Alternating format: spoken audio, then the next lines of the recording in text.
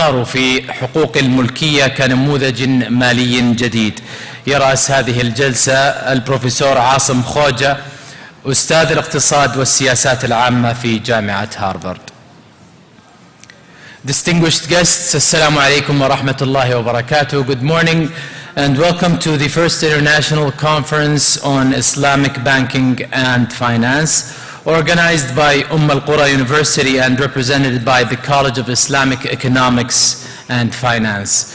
Two sessions will be held this morning, followed by the official inauguration ceremony, which shall take place in the afternoon, and then we'll resume the activities of this day with the final panel session, the third and final session. The first session is titled The Risk-Sharing Economy, Equity as a New Financial Paradigm, and it's chaired by Professor Asim Khoja, Sumitomo Foundation for Advanced Studies on International Development, Professor of International Finance and Development, Harvard Kennedy School. I'm pleased to call Dr.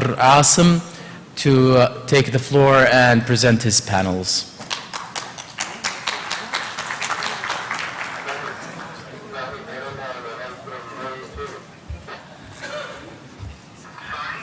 Assalamu alaikum, everyone. It's a pleasure to be here. I spent, along with my panelists, all of yesterday in Mecca, so it's especially a pleasure to be here. But Jazakallah khair for the invitation to Dr. Saleh, Dr. Nazim, Al-Qur'a University.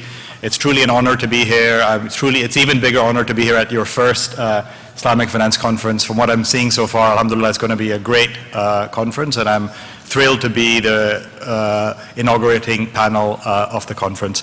So what we'll do is I'm going to introduce the panelists, and as I do, I'd request the panelists to come up and join me on the podium. And before I start the introductions, let me just tell you a bit about the structure of the panel and what we're going to cover in the panel. So the main idea of this panel is essentially to have a discussion on risk-sharing instruments. And obviously, as we all know, risk-sharing instruments are a central tenet and a central feature of Islamic finance. The idea that we really want to focus on in the morning's panel is to explore innovative, constructive ways of coming up with risk-sharing instruments. And one of the themes you'll see in the panel, but in fact not just in the panel but in the conference, is the idea that we're trying to get mainstream finance experts and scholars to sit at the same table or the same podium with Islamic finance scholars and Islamic finance practitioners. The idea being that we want these two fields to constructively combine with each other and come up with better instruments. And in some sense, instruments that innovate not only within the Islamic finance world, but also can add value to mainstream finance. And I think that's going to be one of the important elements in the panel, as well as, I think, the structure of the whole day today. So let me start introducing the panelists. The structure in the panel is going to be each panelist will have 10 minutes to speak. Once the panelists are done, we will open up for a question and answer session from the audience. And typically, there'll be hopefully someone with a mic walking around. When you ask a question, just raise yourself, but I'll sort of help with moderating the Q&A part. The panelists, I'm going to introduce in the order in which they're going to speak. The first panelist is Professor Atif Mia. Professor Atif Mia is a faculty member at Princeton and one of the leading scholars of the financial crisis in the US. Atif, you can start coming up. Atif's main focus in the panel is going to be to start us with a very big picture perspective, to understand what are the implications of having risk-sharing enter an economy from the macroeconomic aspects of the economy. Atif has a book, along with our second speaker, Amir Sufi, called The House of Debt, and Atif will draw on some of the insights from that book. Our second speaker, in fact, the next two speakers are going to take a slightly different approach from Atif's bigger picture approach. They're going to start talking about specific instruments that are prevalent in mainstream finance, or at least ideas that are potentially possible in mainstream finance, about bringing risk-sharing instruments in different aspects of financial systems.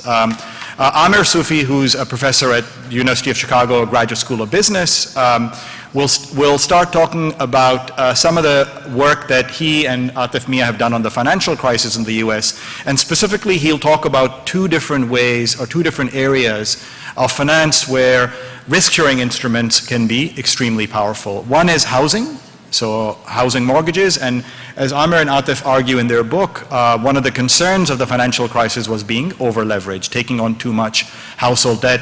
And they'll talk a bit about how if you had risk-sharing as a feature in these housing, these mortgages, you could potentially have had different implications. Amir has also been gracious enough to talk about another exciting area of risk-sharing instruments, which is education financing. So a lot of countries give loans to students, and so the idea is what would happen if instead of loans you had something where you had a more risk-sharing element to the financial transaction in student financing. So Amir will also talk about that. Our third panelist, and I'm extremely honored to have Nazim Martin. Nazim Martin is the CEO and Managing Director of Business Partners. Business Partners is, for me, one of the most exciting ventures in South Africa. It's a venture capital fund, but it's very different from a typical venture capital fund in the sense that it works at a smaller scale than a typical venture capital fund would, and also has a very strong social mission. But what is relevant for us on today's panel is Business Partners has products which are very much risk-sharing products, and I'm hoping Nazim will talk a bit about how his organization, his company, thinks about risk-sharing products and what his experience has been in promoting these products, not just within Islamic finance, but very much in mainstream finance. And so it'll be great to hear from him. Our last two panelists are going to shift gears a bit. So starting from academics to practitioners, we're going to go to Abdulaziz, who is the Chief Business Operating Officer of Bank Al Bilad. And what I'm hoping Mr. Abdulaziz will do is give us a very specific perspective as a very seasoned banker, mashallah, who's got decades of experience in the field, about how we think about introducing instruments like these within banking industry in general, and also drawing examples from Bank Al Bilad itself. And so I'm really excited to hear from him. And at the end of the panel, and I think as is appropriate, we'll have the chief economist of the Islamic Development Bank, Savaş Alpay. And Dr. Alpay is going to talk about the bigger research agenda over here, but more so the potential collaboration between researchers and practitioners in bringing these tools of risk sharing both more proactively within the Islamic finance world, but also in the mainstream finance world. And the idea would be, and I'll let Savaş explain this in more detail, is the Islamic Development Bank is in a unique position in the sense that they can bridge the work between researchers, academy, and between practitioners or bankers. And so I'm really excited. I'm very thankful for all of the panelists for taking the time to come over here. And now, without further ado, let me start with Atif Mia. Some of the panelists are going to be speaking while sitting. We wanted to keep it somewhat more informal. Other panelists have slides or written speeches, and so they're going to come up to the podium. So Atif, why don't you start as I walk?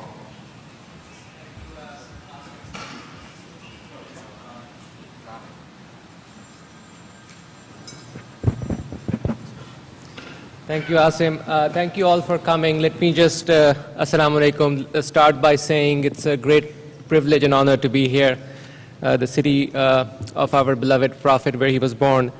I'm going to talk about risk sharing from the perspective of the macroeconomy.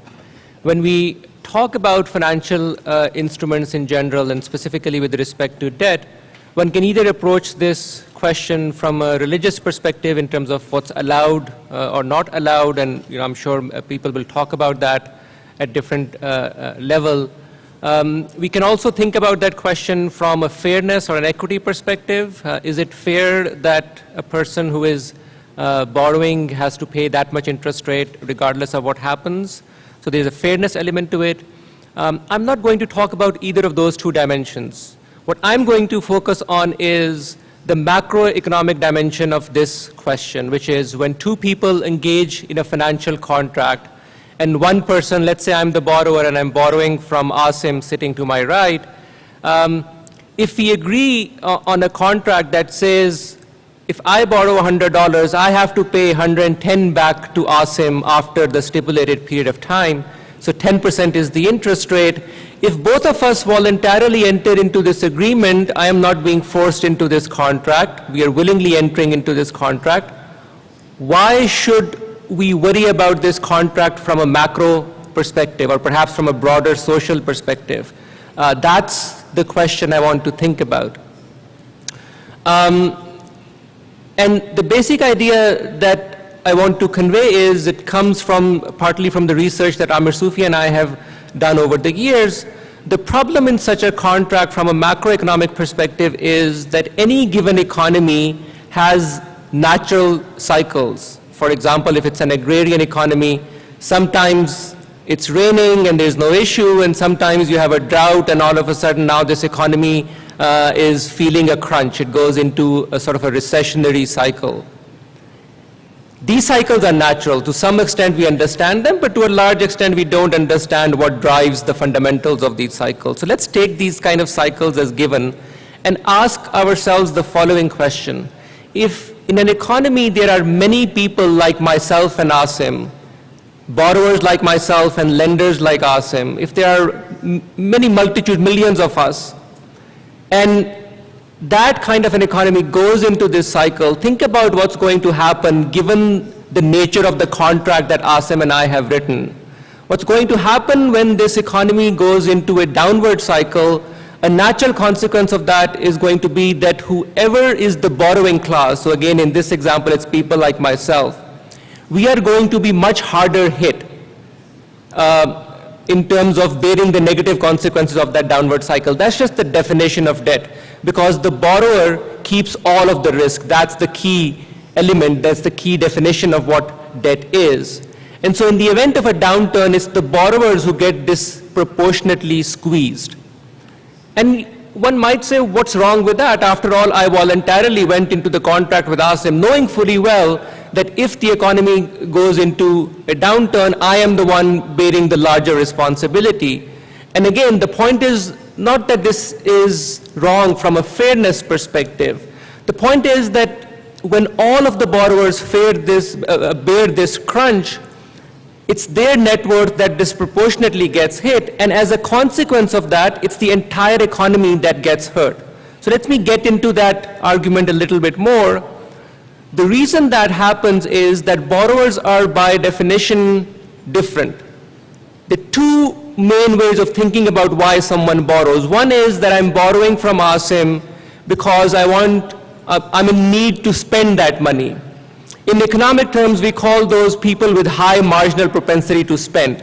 Those are people that typically spend a much larger share of income or cash flows that they receive. The same logic that they have high marginal propensity to spend implies that when I get squeezed in a downturn, I'm going to cut back my spending a lot more. I'm going to react a lot more to this negative macroeconomic shock compared to what would have been the case if Asim were subjected to the same shock.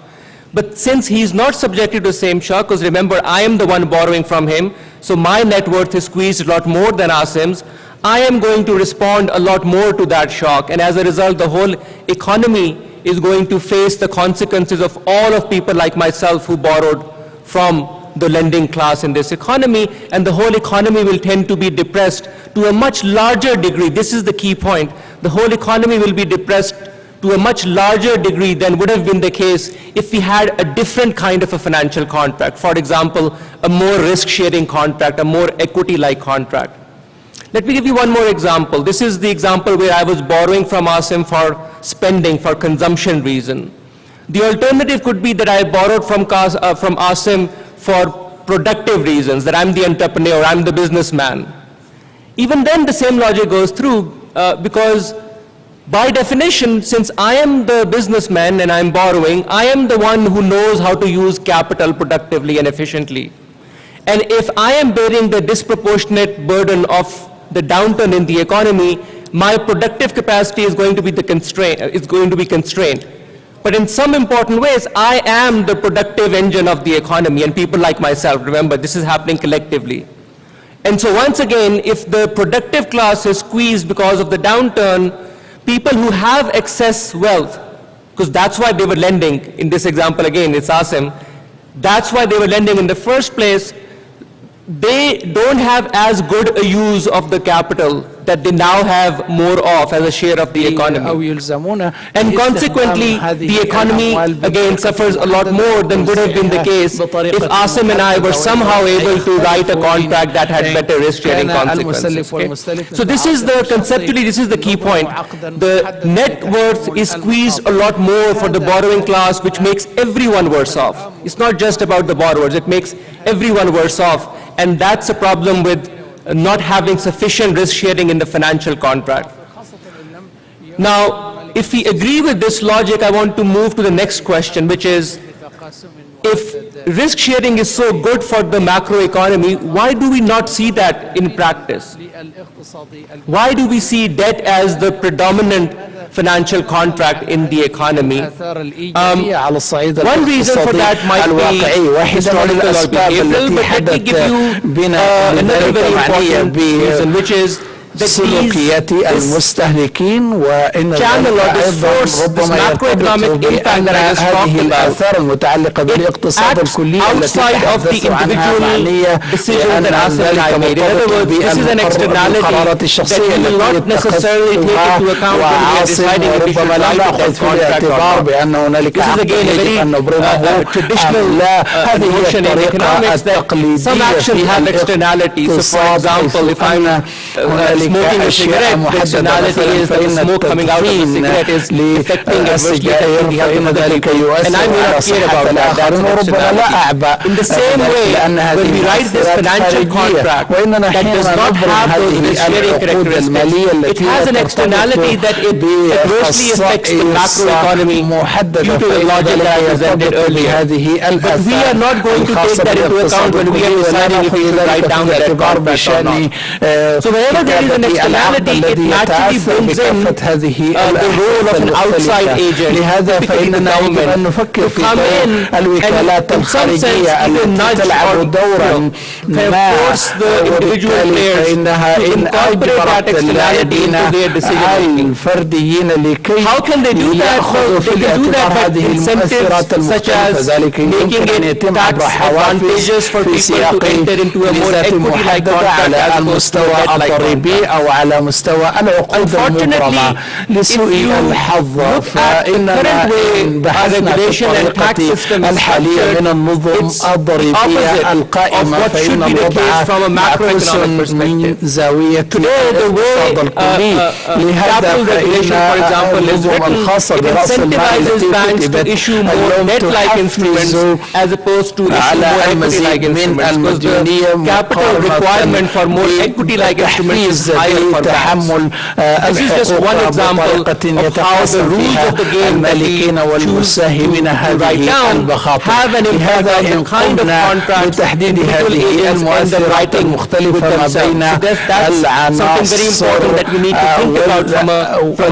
والوكلاء الفرديين فإن ذلك يجب أن يأخذ في الاعتبار. هنالك قضايا أخرى معنية بالابتكار في القطاع المالي وإنني متأكد بأن المتحدثين الآخرين سيتصدون لذلك. إن التكنولوجيا تلعب دورا كبيرا في تقسيم هذه المخاطر بين مختلف أصحاب المصلحة وهو شيء إنني متأكد سيتم الحديث بشأنه لاحقا. إننا حينما نتحدث عن العقود المالية فإن هذه العقود المالية آثارها ليست فقط معنية بالمتعاقدين بل إن الآثار ترتبط بآثار كلية واجتماعية ويجب أن نأخذ في الاعتبار ذلك حينما نصيغ اللوائح والنظم. Thank you, Atif. So, Amir, if you just go straight to you. Assalamu alaikum. السلام عليكم. It's a great pleasure to be here. It's إنه a true يسعدني honor. أن I want أكون to thank the بينكم في هذا organizers of the الاجتماع وأشكر conference منظمي for هذا inviting me here. الاجتماع على I want دعوتي to start with a note للمشاركة of في هذا humility, الاجتماع. which is that في I have no background حديثي whatsoever in بأنه Islamic ليست لدي finance, أي خلفية and في I'm here المالية as much to talk الإسلامية about وإنني the هنا little knowledge I أتحدث have عن as much المعرفة to learn المتواضعة about التي Islamic finance لدي from other بشأن people on ما the panel تعلمته and the other من sessions. في So let me just المالية الإسلامية من extend some of الآخرين. the في هذا points الشأن that فإنني Atif was making. أعلق So if على we بعض think النقاط debt التي has تطرق these لها عاطف dangerous بالحديث. macroeconomic إننا حينما implications نتحدث عن because المضامين it الخاصة focuses بالاقتصاد the losses الكلي associated لأن with an ذلك economic downturn on the debtor يركز happens to على be آثار the party in the financial الاقتصاد على المستوى contract that القاعدي usually is the ولذا most vulnerable in فإن the sense ذلك في that سياق if هذه they العقود experience a loss to يؤثر their على wealth, القطاعات they're going to الضعيفة cut their spending very dramatically and therefore set the فإنها entire ستقلل economy من into a الإنفاق downward وذلك spiral. يؤثر That's basically the بشكل point we made أساسي in our على research الاقتصاد وهذا about the ما United States. توصلنا Let me إليه try to في give بحوثنا concrete عن examples الاقتصاد of في ways in which you أمريكا could potentially try ولهذا to solve فإن this هنالك problem. مختلف That is, الحلول concrete ways that التي we can يمكن move أن away نأتي from debt بها contracts للتصدي لهذه المشكلة toward equity, لتفادي هذه better risk-sharing العقود الخاصة contracts. And بالمديونية again, وذلك there's probably يرتكز a lot على of virtue in تقاسم switching these هذه المخاطر contracts. But وهنالك our focus is الكثير just من that they الحجج have a المقنعة benefit from a macroeconomic للجوء perspective. لتقاسم And that's what we're going to be هذه talking المخاطر about. خاصة So let me give you a very من specific الاقتصاد example, and that is الكلي. in mortgages أعطيكم مثالا or أساسيا home-related هنا وهو مرتبط So in the United States, one of the things we show is that in the في Great الولايات Recession المتحدة from 2007 to في 2010, فترة house الهبوط prices fell الاقتصادي by الكبير 40% in the United States.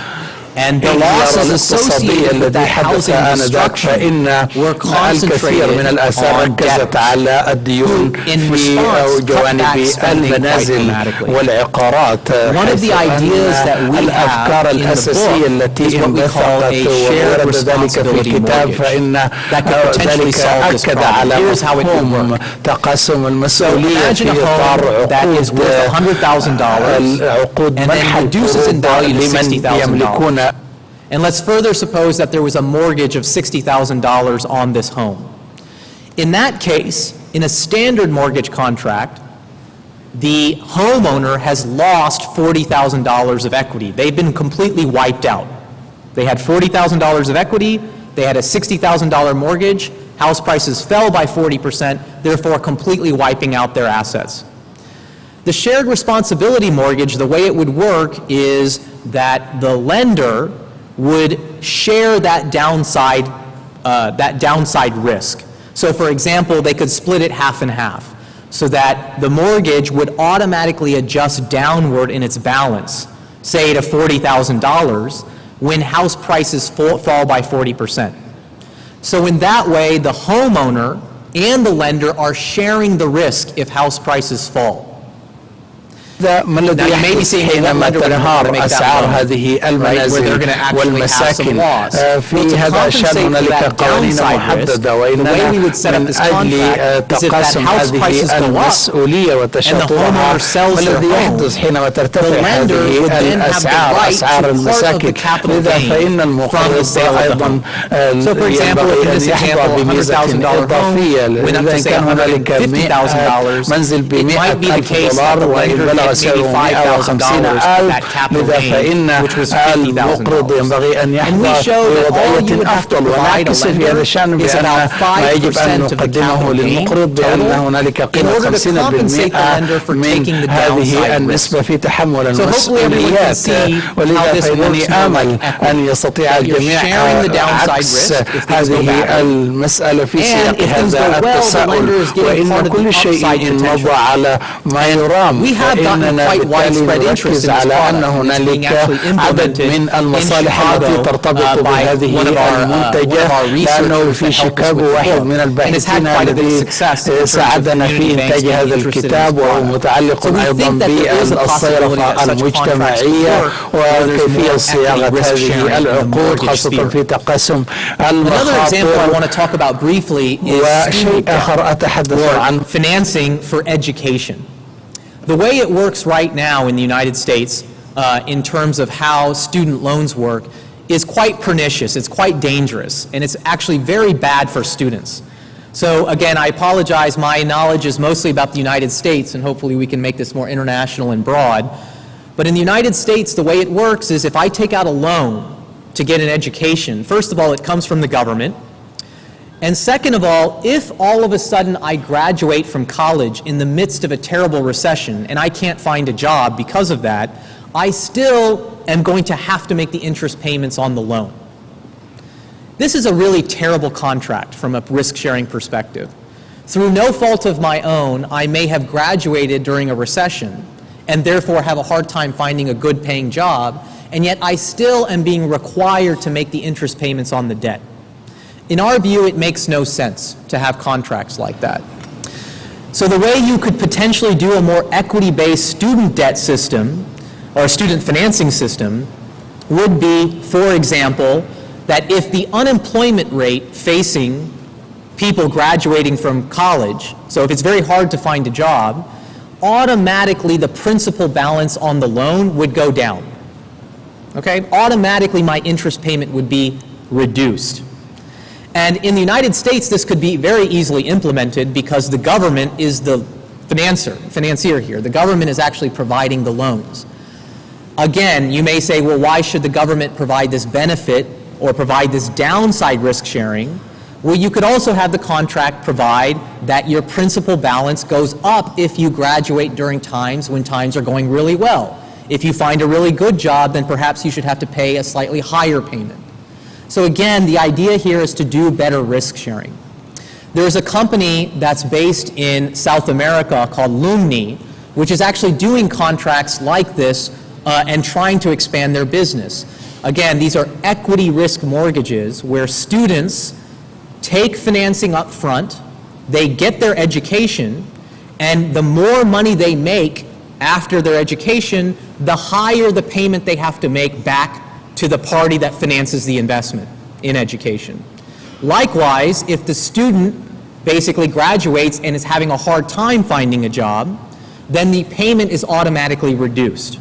Okay? So again, the idea is that the borrower or the debtor should not have to disproportionately bear all of the risk associated with the changes in the macroeconomic circumstances.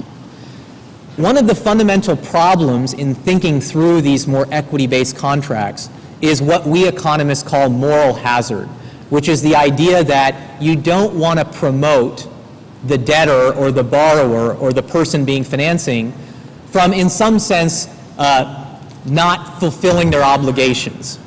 Okay, that's always going to be an issue. And that's an issue I'm very curious to hear from the practitioners about in terms of how that plays out and how we think about that.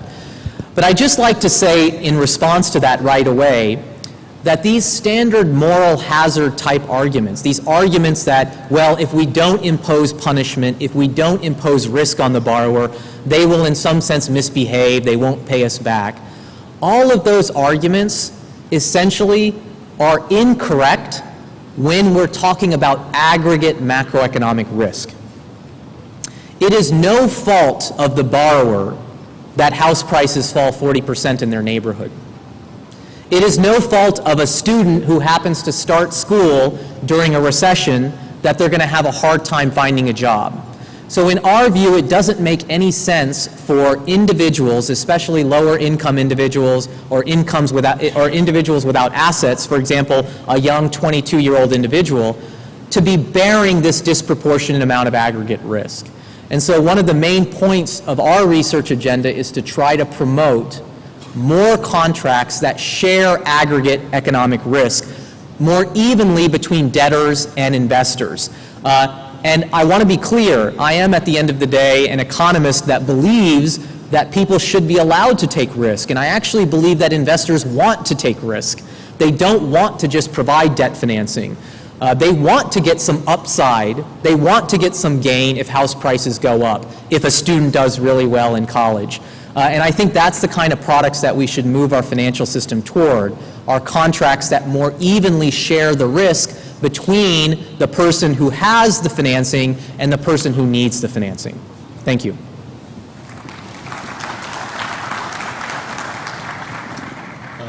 Thank you, Amir. Nazim, if you want to. You want me to go? Please, go ahead.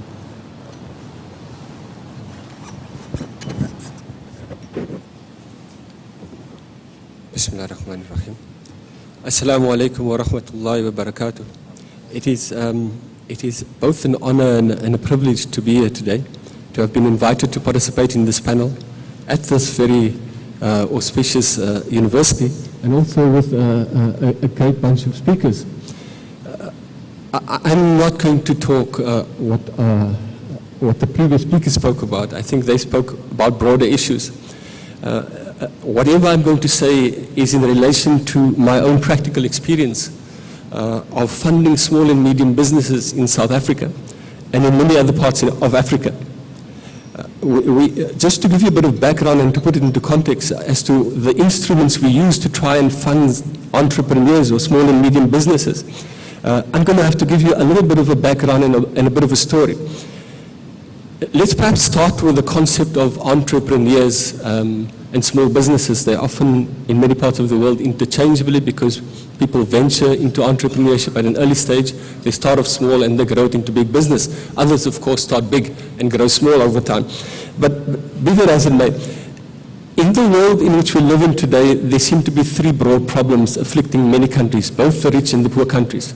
And they are unemployment, poverty, and inequality.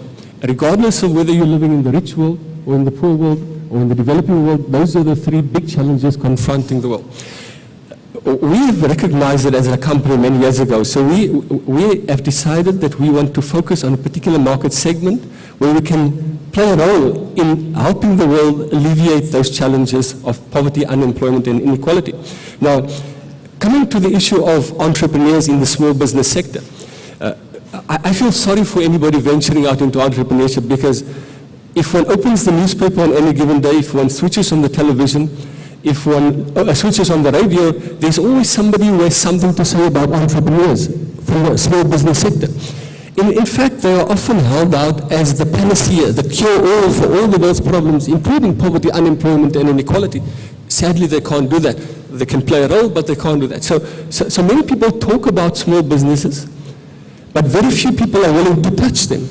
And there are two very good reasons for that. The first one is there are much easier things to do in life than to get involved with small businesses. And secondly, there are much easier ways in which to make money than to get involved with small businesses. So what we've done in South Africa over a period of about 35 years, because that's how long the organization I have the privilege of leading have been around, is we have had this exclusive focus on small and medium businesses. We don't fund micro businesses. That requires a very different speciality and a different set of skills. And we don't fund big businesses. They look after themselves and they obtain their funding from traditional sources. So in the 35 years we've been around, just to give you a bit of background, we have funded, as at the end of January, we have funded in excess of 70,000 small business transactions to about 36,000 small businesses. We have placed $1.6 billion in the hands of small businesses.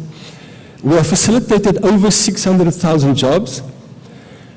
So we've done some good work, we think, but at the same time we've also done reasonably okay for our shareholders, because we have grown their original capital from $17.8 million to shareholders' equity of $350 million and another $100 million under management. And we've paid them dividends over the last 10 years, which equates to about 4 times the original money that they invested. So we have this twin soul. We want to do good. Doing good for us means facilitating access to finance for entrepreneurs in the small business space. The entrepreneurs use the money we provide, the capital, plus the technical assistance or the mentorship, and we often also provide them with business premises from which they operate. They use that and they pursue wealth for themselves, for their family. In the process, they grow the economy of the country in which they operate. In the process, they broaden the tax base, if they pay the taxes, of course. And in the process, they create jobs for many people. That is the good that we intend doing. Simultaneously, our shareholders, when they gave us money 35 years ago, said to us, here's a pot of money, $17.8 million. Please don't come back and ask us for any more money. We have never been required to do that. So we have proven that you can have a positive development impact and you can do it on a sustainable basis as well. And that is really what has driven us as an organization. So in order to do this, we have put together a team of people who have this relentless missionary zeal to only fund small and medium businesses. We have, in the many years, built up a thorough database of all the transactions we've concluded, which serves as a basis for lessons that we learn as we go along into the future as well. We have also developed a whole suite of products which we think are SME friendly. They're not necessarily Islamic financial products, but they could be modified somewhat in order to ensure that they are Sharia compliant. So our funding model ensures that we come up with a suite of products from pure debt on the one extreme to pure equity on the other extreme. And a whole range of other permutations in the middle, including some revenue sharing products. Let's talk a little bit about pure equity. We have found in the small and medium business space, if you're an investor and you're going to invest in a small and medium business, and you do it in the form of pure equity, you run many challenges, or you run the prospect of being confronted by many challenges, one of which is something that was alluded to a little earlier, and that's called moral hazard. If you provide the capital to an entrepreneur who's a dishonest person, then there's a good chance you're going to lose all your money, and you're not even going to get return of capital, let alone a return on capital. There's another challenge. If you invest in a small business which doesn't have great growth potential, then it means that you're setting yourself up for disappointment. It means that you're going to invest a sum of money, call it $1 million, and in 3 or 5 years' time, you're going to expect to exit. And in order to get a fairly decent return, you probably need to get 3 to 5 times the original capital you invested, and not many small and medium businesses have the ability to grow to that extent to provide you with a kind of return that you as an investor will be looking for to get a half-decent return. So equity investment, let me just drink some water.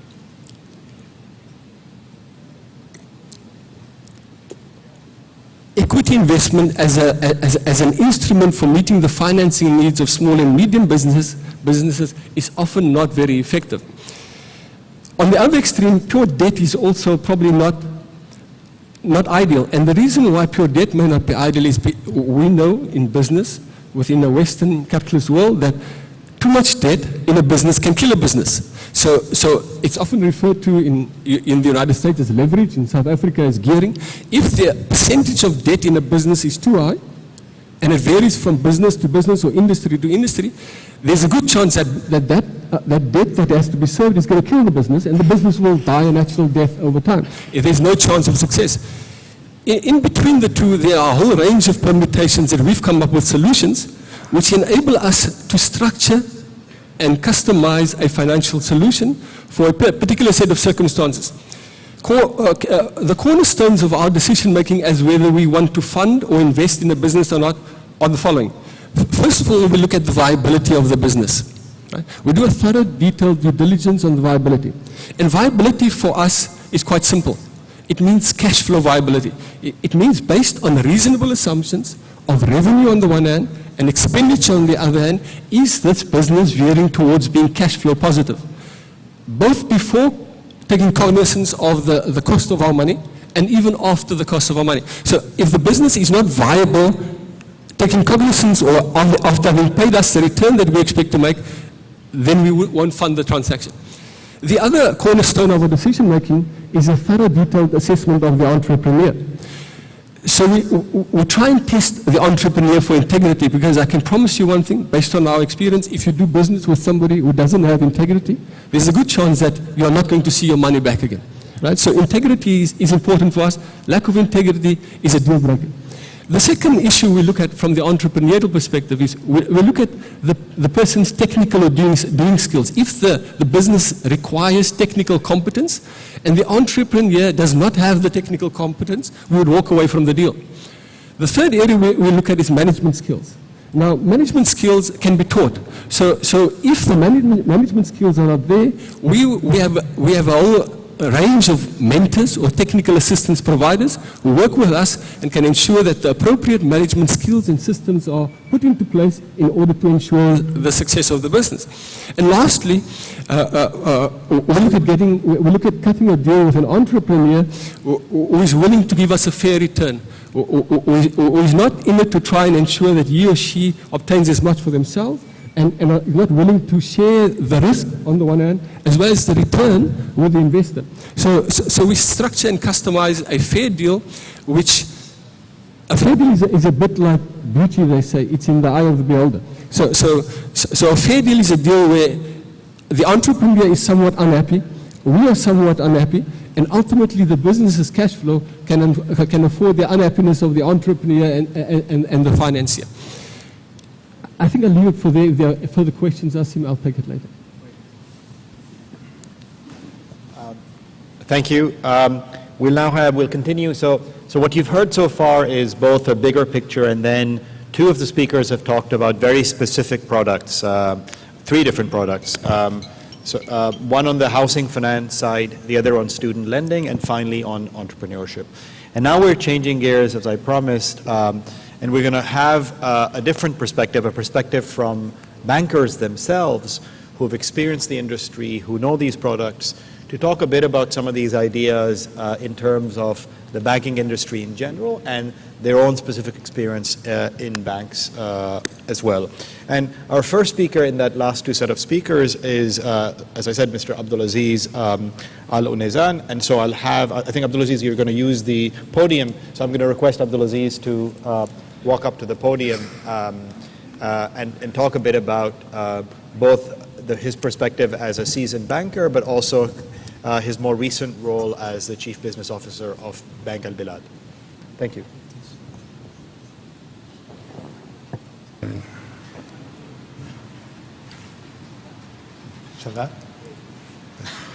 Thank you, Professor Asim. Thank you, Dr. Saleh, for arranging this first conference. I have been asked to talk about the experience of and the role of Islamic banks in developing and implementing risk-sharing instruments. Let me begin by highlighting the facts about the Islamic banks in the MENA region. Based on the MENA region Islamic report of the World Bank, the types of finance assets vary across countries. Unfortunately, Murabaha financing has the highest percentage in Islamic banks in all countries of the MENA region. In some countries, it has reached as high as 90%. In Saudi Arabia, it's about 60%. Leasing or ijara is the second most used in Bahrain, Jordan, Kuwait, and Lebanon. Mudaraba financing is the second largest type of financing in Saudi Arabia, but not as prevalent in the rest of the region. Istisna come in the third. Although Islamic finance is a mature and developed industry in Saudi Arabia, representing about 2/3 of the total banks financing according to the latest report by Fitch Ratings. About 38% of the banking financing come from Islamic banks, and 28% are from Islamic windows of conventional banks. Due to the largely Islamic finance nature of the lending markets in Saudi Arabia, the performance and credit matrices of both Islamic and conventional banks are to a large extent similar. As you know, Saudi Arabia has the largest Islamic bank asset base of any country that allows commercial banks to operate alongside the Islamic banks. On the risk-sharing instruments, the paper adopted risk management for profit and loss sharing financing of Islamic banks underscored the profit and loss contracts, mudaraba and musharaka, which require a multitude of information about the customer. The nature of the mudaraba contract is such that it does not give the bank appropriate rights to monitor the mudarib or the agent, or to participate in the management of the project. which makes assessment and management of the financial risk very difficult. This risk is especially present in markets where information is not always available. Banks are in a better position to choose financial instruments with better risk-return features if they have the proper information. The extent information available allows banks to monitor their borrowers, conduct credit worthiness. Some information is not made accessible to bankers. With information lacking, it sometimes leads to banks into making poor credit decisions, resulting in large non-performing assets. Consequently, in practice, profit-sharing finance has remained negligible in the operations of Islamic banks. Majority of Islamic banks have confined themselves to less risky trade financing assets that tend to be a shorter maturity, such as murabaha, cost plus sale, or the ijara, the leasing. The reasons Islamic banks are averse to go into profit and loss sharing instruments are known to everyone. However, I'll try to shed some light on some of the prevailing issues. The inherent riskiness and the bank's appetite for risk. The second one is the additional monitoring cost associated with such instruments. There is a need for a closer monitoring of the project. Unlike in the murabaha, it's a buy and sell. This requires project monitoring, staff, mechanism, which increases the cost of these contracts. On the liability side, the structure of deposits in Islamic banks is not sufficiently long-term, which is obviously leaving the huge mismatch risk in the bank's balance sheet. As you know, nowadays with Basel III, the LCR and the NSFR are major issues for mismatches in balance sheet, and that's what was actually creating issues for the financial crisis the last time. So if the depositors are short-term, of nature of short-term, it's very difficult to go and engage in the long-term assets.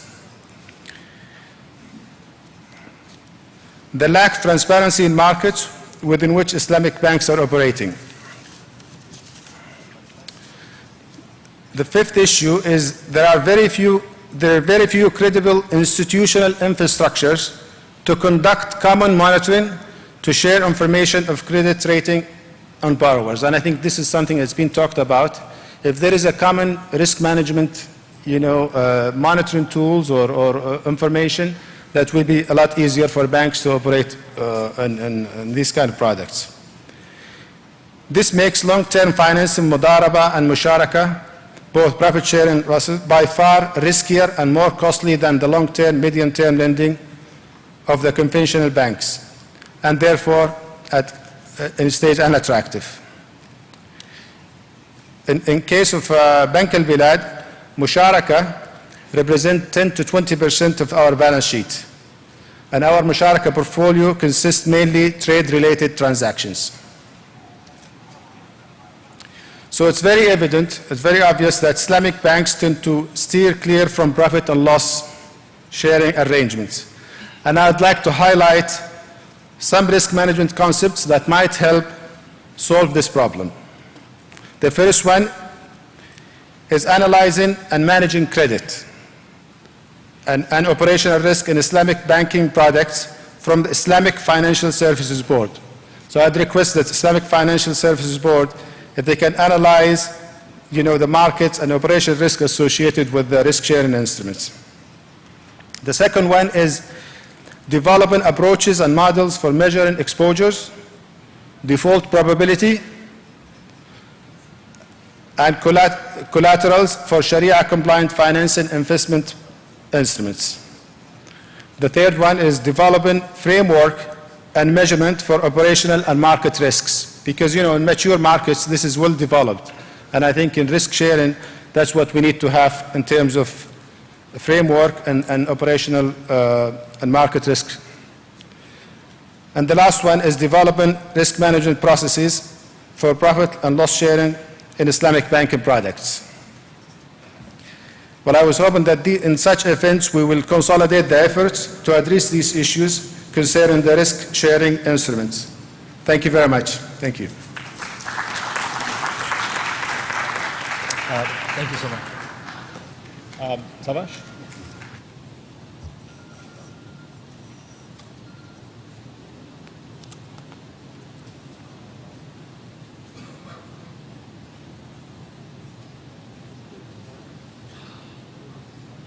I have some slides, so I hope they will be putting the slides on the screen. Let me start. Bismillahirrahmanirrahim. I would like to thank the organizers for having this important event in this beautiful city of Mecca.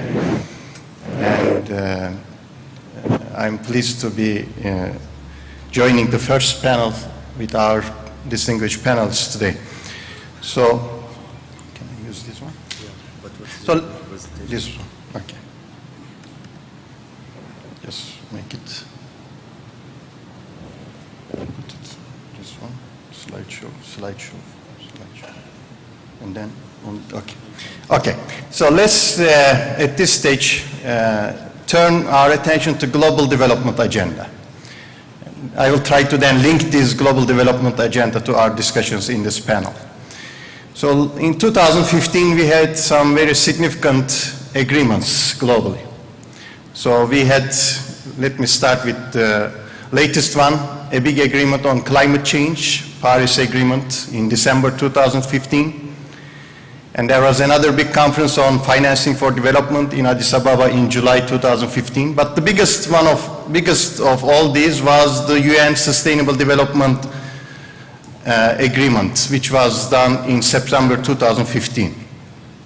As you remember, Millennium Development Goals spanned the period 2000-2015. We had 8 goals and 21 targets. We had mixed results, so we were not successful in achieving all these goals.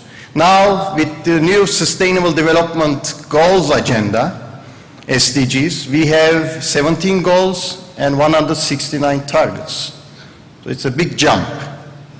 So, of course, all these that I am showing on the screen are very critical, but it requires a lot of efforts to reach these goals by 2030. So let's make this session a little interactive. So I am now putting the goals in more open way. So in the next 1 minute, let me give you 1 minute this time, try to identify the most repeated thematic words in these goals. So this is the quickest vision test that you will ever have in your life, the vision test in all its meanings. So I am giving you like another 40 seconds now to find out the most repeated thematic words here.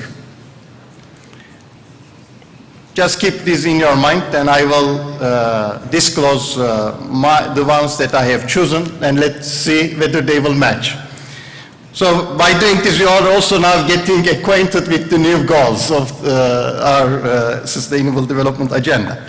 Okay, I think this is, I'm sorry for our friends in the back. Maybe they are not so visible, but it's a test anyway we have to take in this limited time. So now I have highlighted some of these.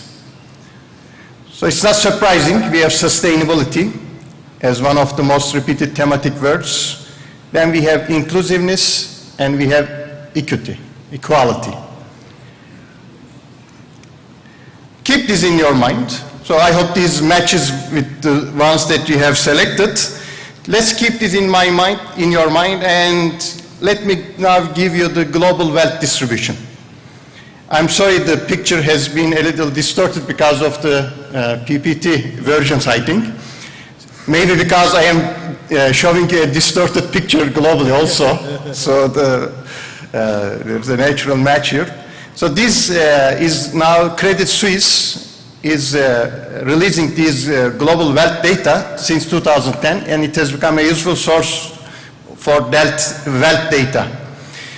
So globally we have around 250 trillion US dollar of wealth, and if we divide this equally across all adults, we will have around $52,000 per adult.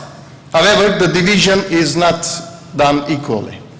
So what we notice, the top, look at the yellow triangle, the top 0.7% of all global adult population owns 45% of global wealth. If you add the next layer, this will jump to 85%.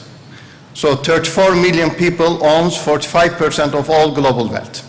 And if you look at the bottom, we have 71% of all global adult population, which owns only 3% of the global wealth. So this is a very distorted picture. Obviously, this is not sustainable, this is not inclusive, and this is not equitable. So the Sustainable Development Goal agenda rightly identified these three key thematic words, but now it is time to implement. So here we make the linkage. So given this distorted picture, who is to blame? There are so many failures, of course, in the system, but one of the biggest challenges we are having now is the unhealthy interaction between the finance and the real economy. The connection between finance and real economy is not at the desired levels. In fact, I remember here a emeritus professor from Harvard Business School, Shoshana Zuboff.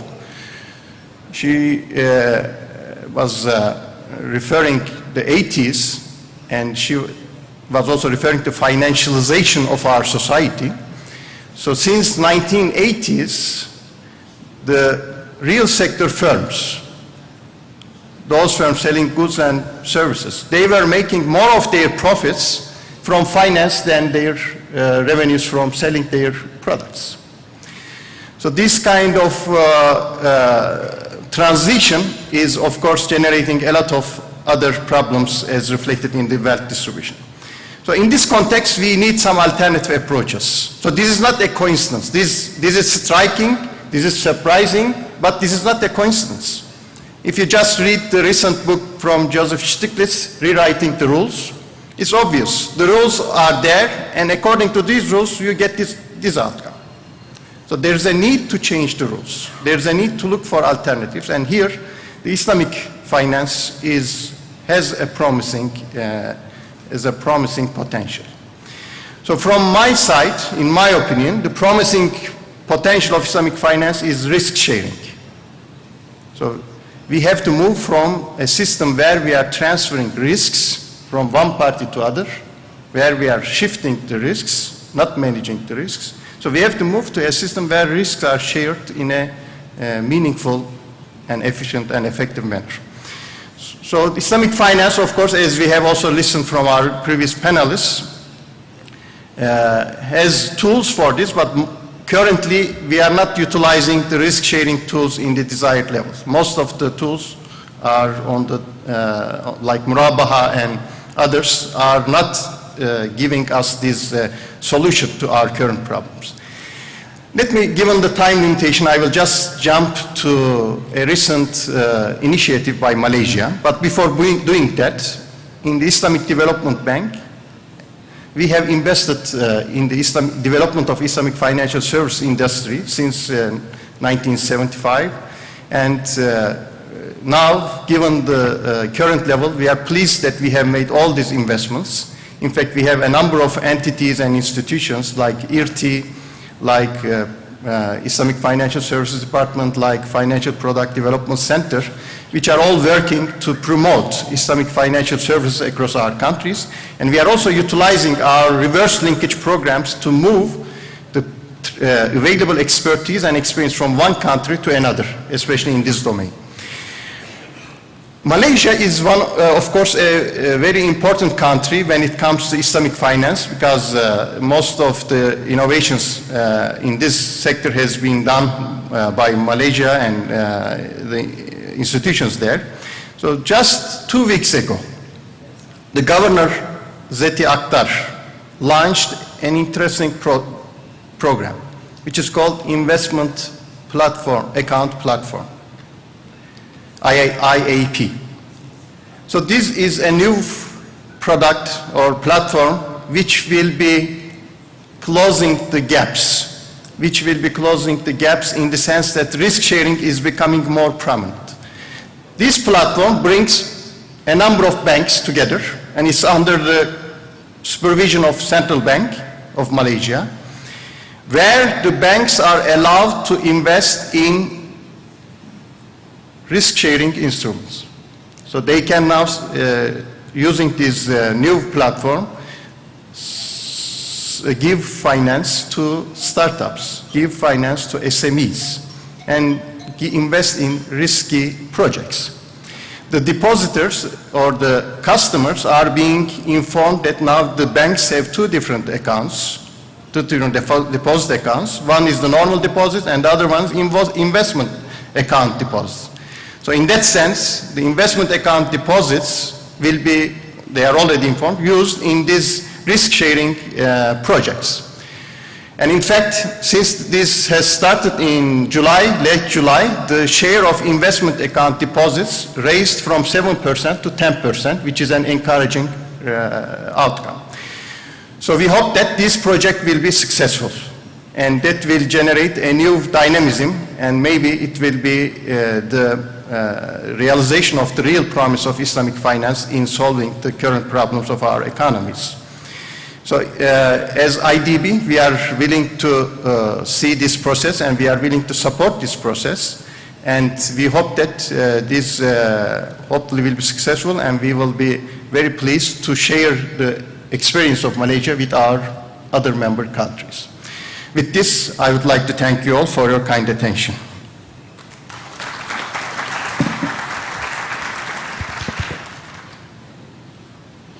Okay, this is great. Thank you. I wanted to thank the panelists for sticking very closely to the 10 minutes. This is great because, alhamdulillah, now we have a good amount of time for questions and answers.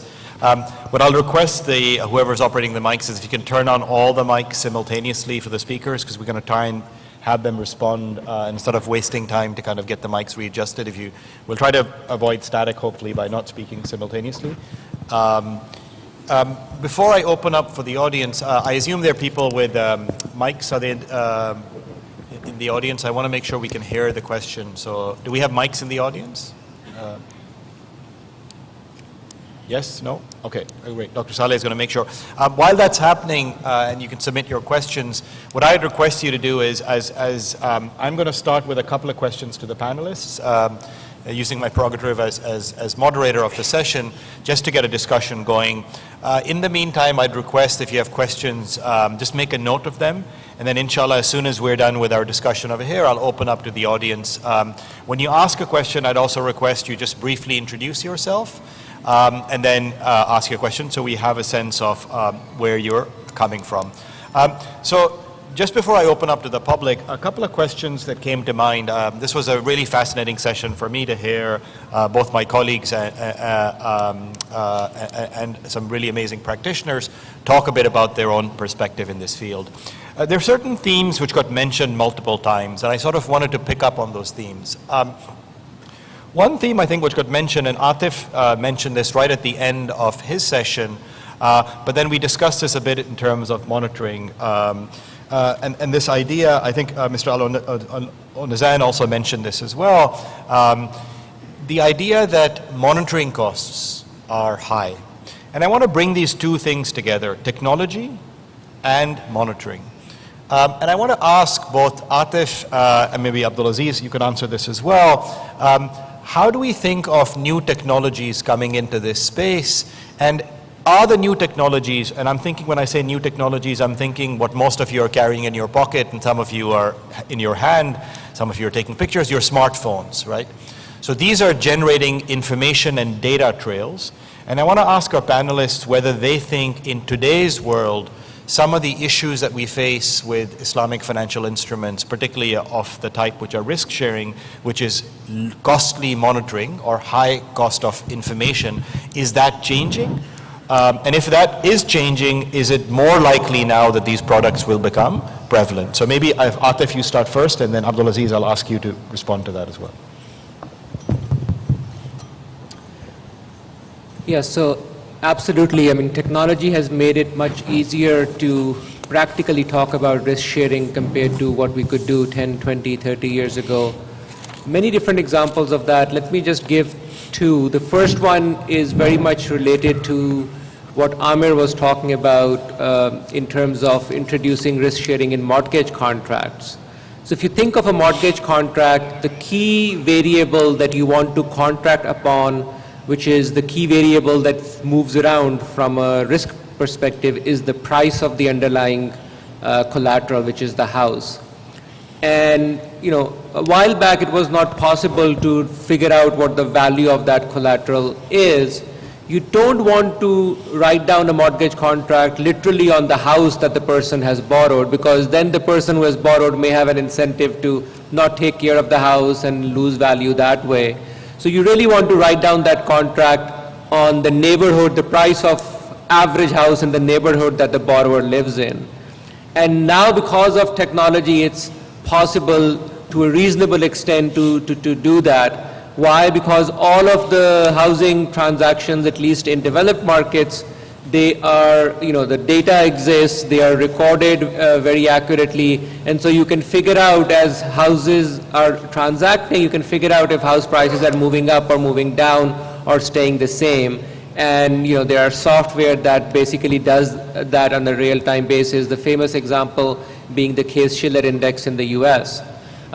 The second innovation that I think has been extremely important is just our ability to record financial transactions.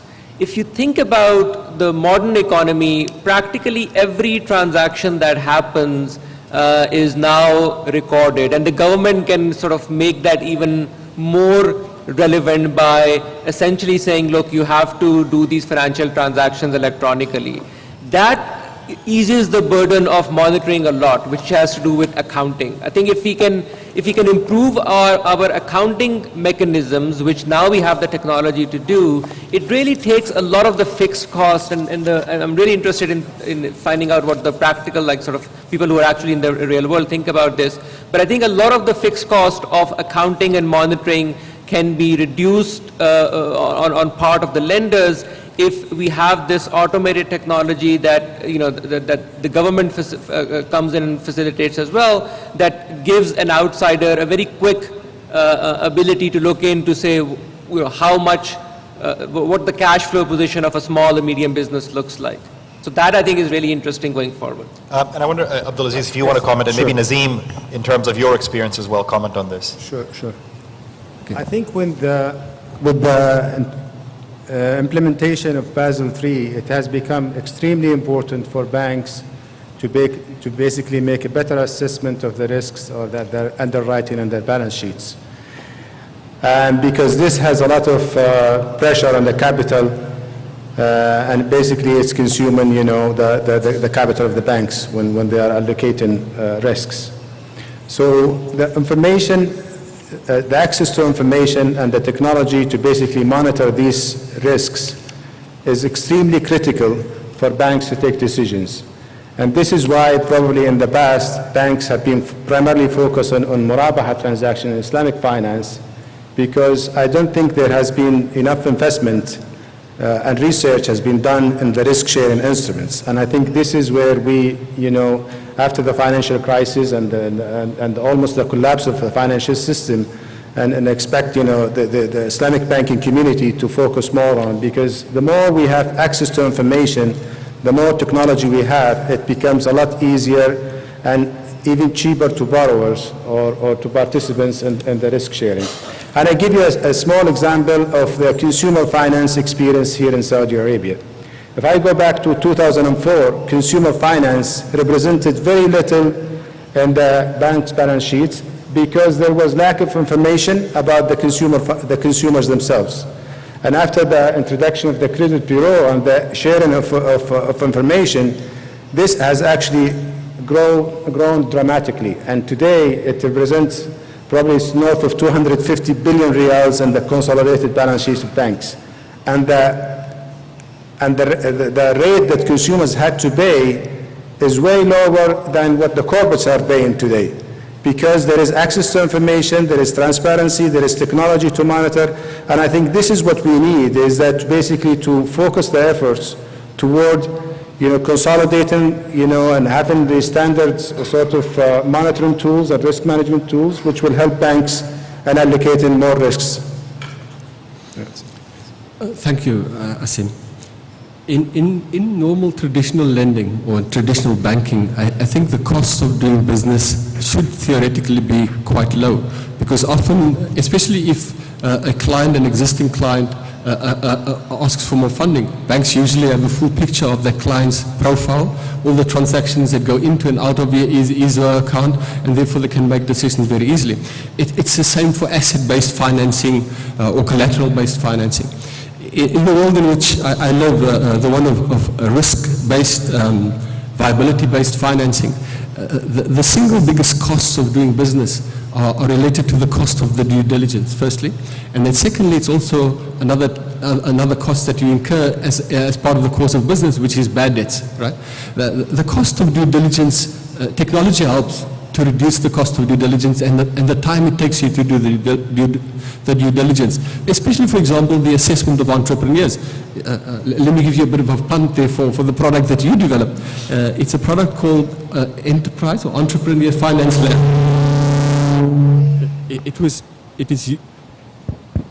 It is used as a basis to assess entrepreneurs to determine their ability and their desire to repay loans. So we've used it in a number of phases in the life cycle of our due diligence. And we're certainly looking at using it a little earlier, which means we get a lot of applications. If we use that as a screening tool, we may spend a lot less time on doing due diligence on businesses which we won't end up funding. So that's one way in which one can use technology or innovative approaches in order to try and reduce the cost of doing business. The other mechanisms that are in place are certainly growing trends in the modern world in which we live in, called fintechs. These are technology companies that are increasingly becoming financiers. They have full pictures of people. They look at people's social profiles on the internet. They look at their repayment records insofar as normal accounts with clothing companies, with municipalities are concerned, and they are therefore able to make their decisions a lot quicker. So it's a combination of using data and technology in order to try and lower the cost of funding businesses, both the cost of doing due diligence and also the cost of losing money in the form of bad debts. And I think one's going to see that more and more of that happening, and more financiers, including banks, relying on modern trends in data utilization and in technology trends. Great. Thank you. I'm going to ask one more question, then I'm going to turn to the audience. There's another theme which emerged, and I want to push my panelists a bit on this. I tend to be slightly provocative sometimes. And we've heard three ideas actually here about actual products which are being tried or being proposed. Two of them were given by Amir. One was the shared responsibility mortgage. The other was student financing. And then the third is the business partners model itself. And what is striking to me about each of these three products is the fact that they're being proposed and in some cases being applied in mainstream finance with no usage right now that I can see in Islamic finance or in countries which are practicing Islamic finance. And so what I want to ask both of these innovators or idea proposers, Atif and Nazim, whether their ideas or they have themselves tried to approach partners in the Muslim world or Islamic banks or Islamic financial institutions. Has there been interest expressed by them? And then I want to turn around that question to both Abdulaziz, sorry, I'm going to put you on the spot again, but also very much Savash. And I'm going to ask Savash, what is the Islamic Development Bank? I'm impressed by the Malaysian example, but I want to push both of you further and say, you've heard three ideas. Have you thought of applying these ideas ever in your context? And if you've not, now that you've heard them in such a persuasive way, are you willing to try them out? Please. So why don't we start first with the idea proposers, maybe start with Amir, you, and then Nazim, back to you again. And then I want to hear from the bankers or the IDB in response to these ideas. And I know you've just heard these ideas, so I'm putting you on the spot a bit, but well, so I don't have any information on whether these products are being tried in the Islamic world or why they might be or why they may not be. You have not been approached to apply them? No, I have not been approached. I think that one of the advantages, I think that one of the biggest challenges by far in the implementation of these risk-sharing agreements is the monitoring and the information collection. I have no doubt that that is a very serious barrier. And I want, as an academic, as a professor, sometimes I often feel like people who actually put these ideas in practice are saying, you have no idea how difficult these things are. I do have an appreciation for how difficult some of these ideas are. That is one reason why we focused in particular on products that you can easily write on aggregate indices, such as house price indexes or as unemployment rate for students. I think those products are much more easily implementable and in fact even more desirable to investors. Now I have a deep appreciation for some of the regulatory barriers for these kinds of products, especially that Basel would have very high capital charges for these equity risk mortgages. In the United States, interestingly enough, the investors that typically have approached Atif and I with interest in these ideas are oftentimes hedge fund and private equity investors, not banks. And I think it is partially because banks are so heavily regulated and that these would have a very difficult time being implemented in the bank.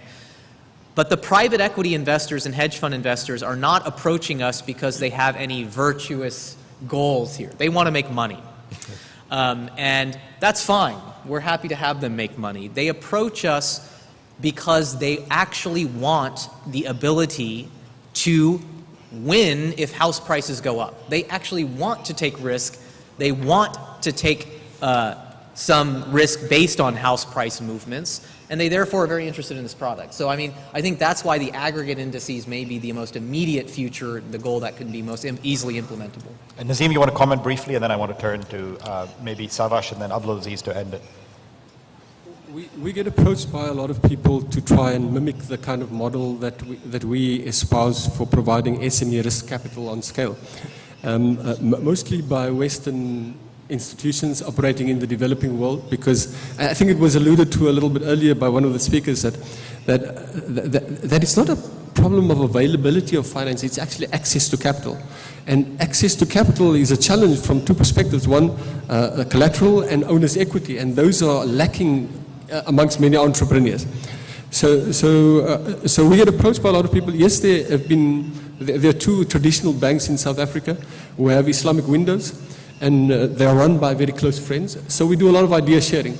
And some of the products that they've designed, especially to fund entrepreneurs in the acquisition of the real estate from which they operate, have been based on some of the work that we have done. But have they copied it or mimicked it completely? I don't know. But we do discuss and share a lot of ideas. Great. Savash? Yeah. In fact... you want to move the mic closer? Is this on? Yeah. Okay.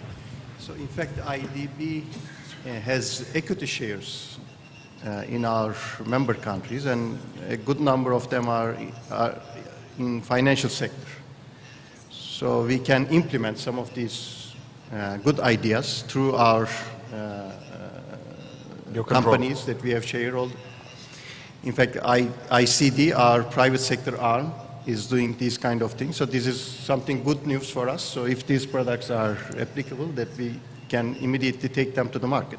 But secondly, we have also our Financial Product Development Center, which is also working on this kind of innovative ideas. And in fact, there is a recent initiative. We have Islamic Financial Engineering Laboratory in collaboration with a university in Morocco. So these kind of ideas are being tested through this process. And in fact, my colleague here, Dr. Sueylem, will be speaking, I think, in the upcoming session. So he may be giving more information on this. So we will be happy to push this forward. Abdulaziz? I think these are very excellent initiatives and great ideas. However, I think we need to see how we can integrate these ideas into the banking sector, taking into account the regulatory requirements and the risk framework. Because it is important for banks, because banks do not manage just only investments. Banks manage two sides of the balance sheet, and it's very important to look at what is on the liability side versus what is on the asset side. Just to give you an example, for example, at Bank Al Bilad, we have come up with a product a few years ago, which is called the Bilad Investment Accounts, which allows customers to basically share the risk-taking activities of our treasury. And that will actually, we have about 20% today, if I could say, if our deposits or liability side is coming through this product as opposed to the direct investments. This allowed us actually to look into the asset side and generate assets to offset that kind of risk. And I think that these ideas, while they are great, I think we need to look how we can integrate them into the banking sector and into the balance sheets, taking into account, as I said, the regulatory framework and the Basel requirements. Great. Thank you so much. So why don't we open up for questions now to the audience. If you can just raise your hands and I will hopefully direct someone with a microphone to you. Again, just briefly introduce yourself and then just ask your question. We might take a couple of questions in a row, just so it'll make it easier to answer them. So the gentleman who's got his hand up over here, and there was a gentleman in the middle, so if the person who has a mic can, if there's an additional mic, maybe walk up to them. The person in the middle over here as well. Please, go ahead. I am Dr. Ibrahim Al-Wufayli from Riyadh Consulting Center. The last development and trend that we hear that the central bank in Japan will introduce a negative interest rate. And also I read that maybe sooner the Fed in the United States will also introduce a negative interest rate. This really highlight how during all these decades, all financial crises in the world, and recently 2008, that how the monetary and banking system, who is dominated by the interest rate as a mechanism of motivating to allocate funds for different areas of economy, how was failed. At the same time, we saw here in the presentation how the wealth in the world is really manipulated by a few people. Most of them may be in the United States or Europe.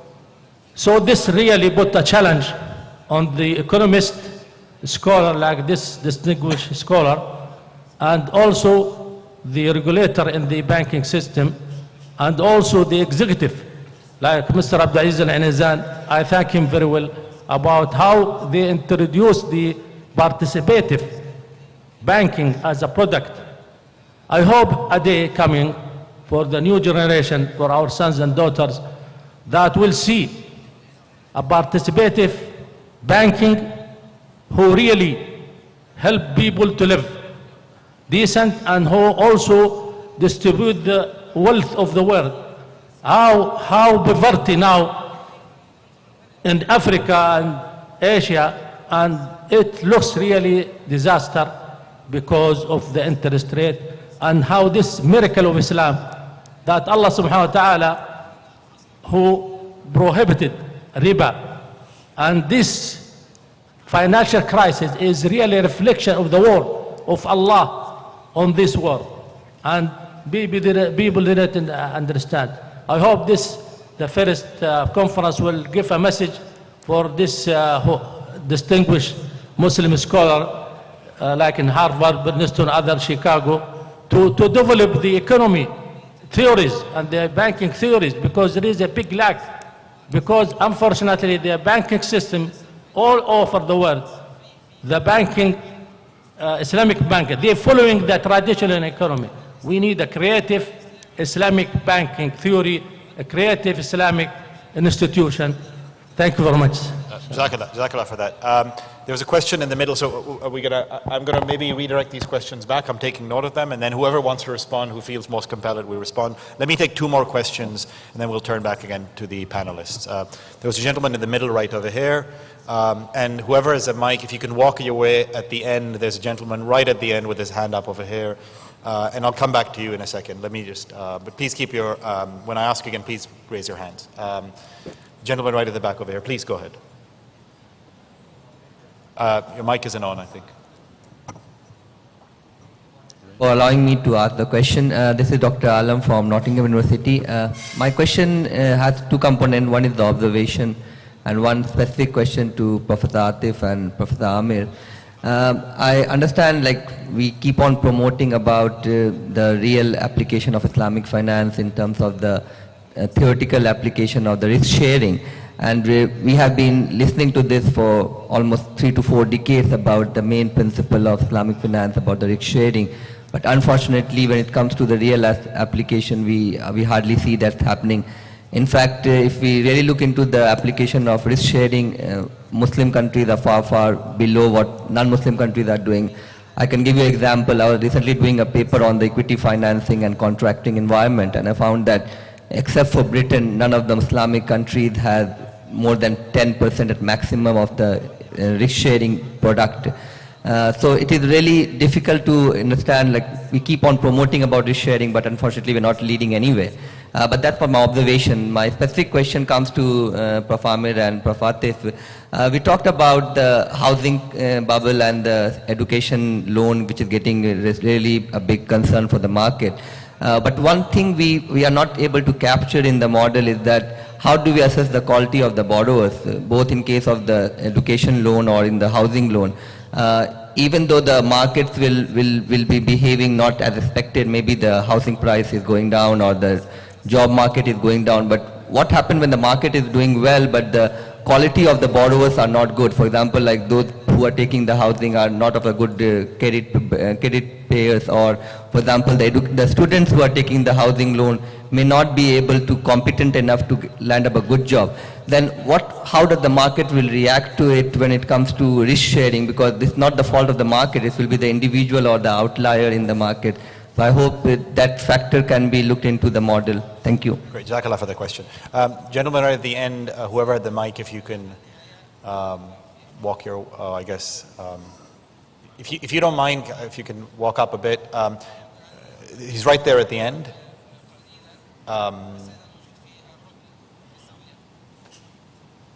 While he's taking the question, if you don't mind, we'll have some of the 2 questions answered. So I'll take your question. Maybe just stay there. I'll take your question. Oh, might as well ask it now. Go ahead. Oh, thank you very much, Dr. Asim. It was a wonderful talk. My name is Jihan. I'm from the Tohoku University of Science and Service in Japan. I'm very passionate, like many others, for our model of finance and banking to work on a global scale, which has taken that speed yet and that magnitude yet. It's very obvious.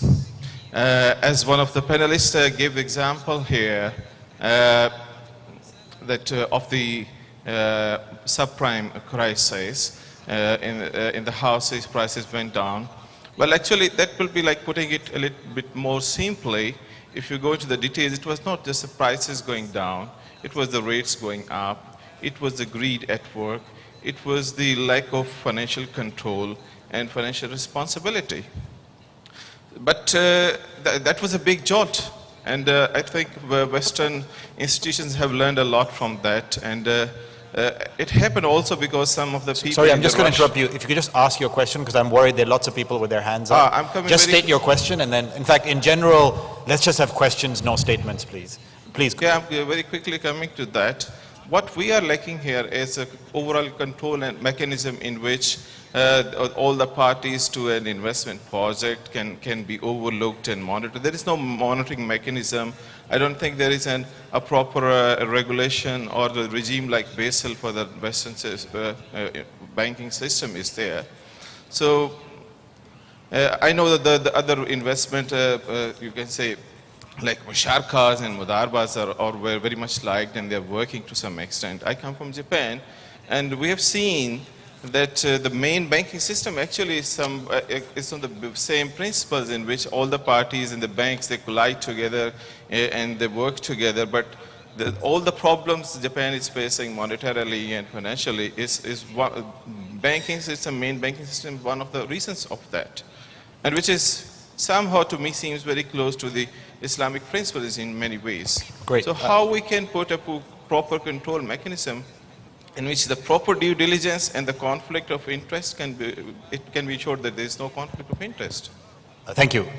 Let's have quick responses to these questions. So there's a question, let me just repeat them very briefly. The question, basically, the first one was about talking about the general idea of sort of inequity in the system, distribution of wealth, interest rates as a mechanism has not been effective.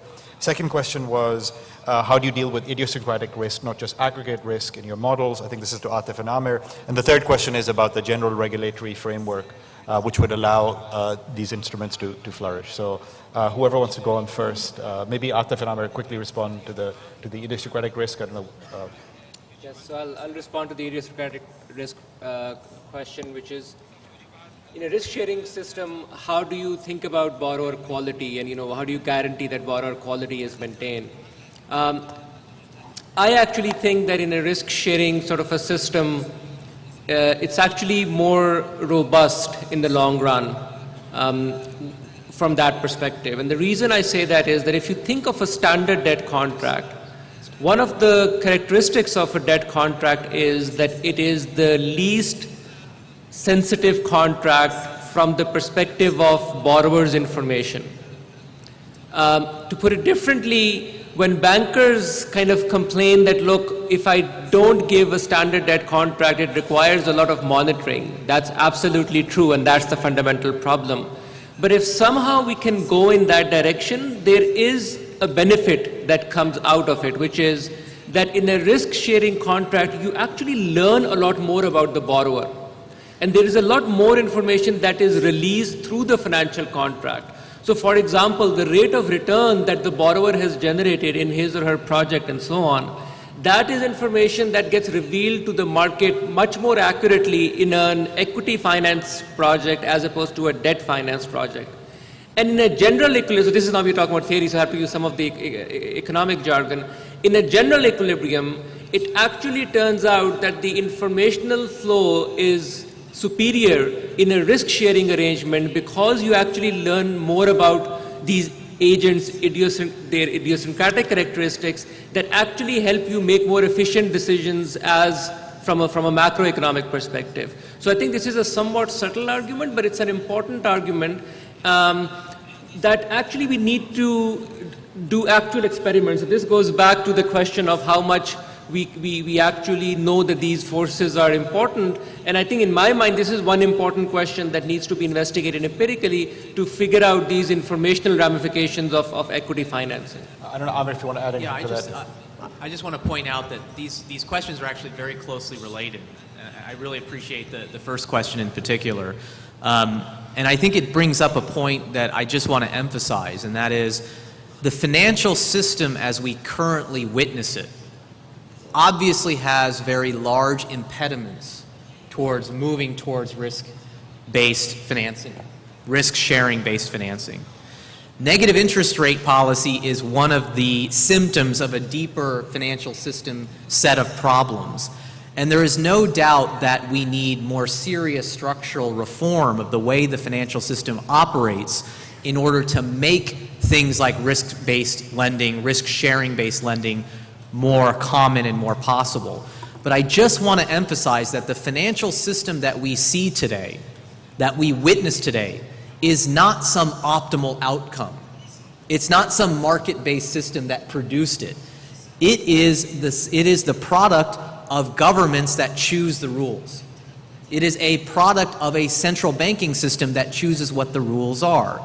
And one, for example, is huge subsidies toward debt financing, providing things like deposit insurance, which obviously is necessary, but that does encourage banks to have a liability structure that makes it very difficult to do equity-based lending.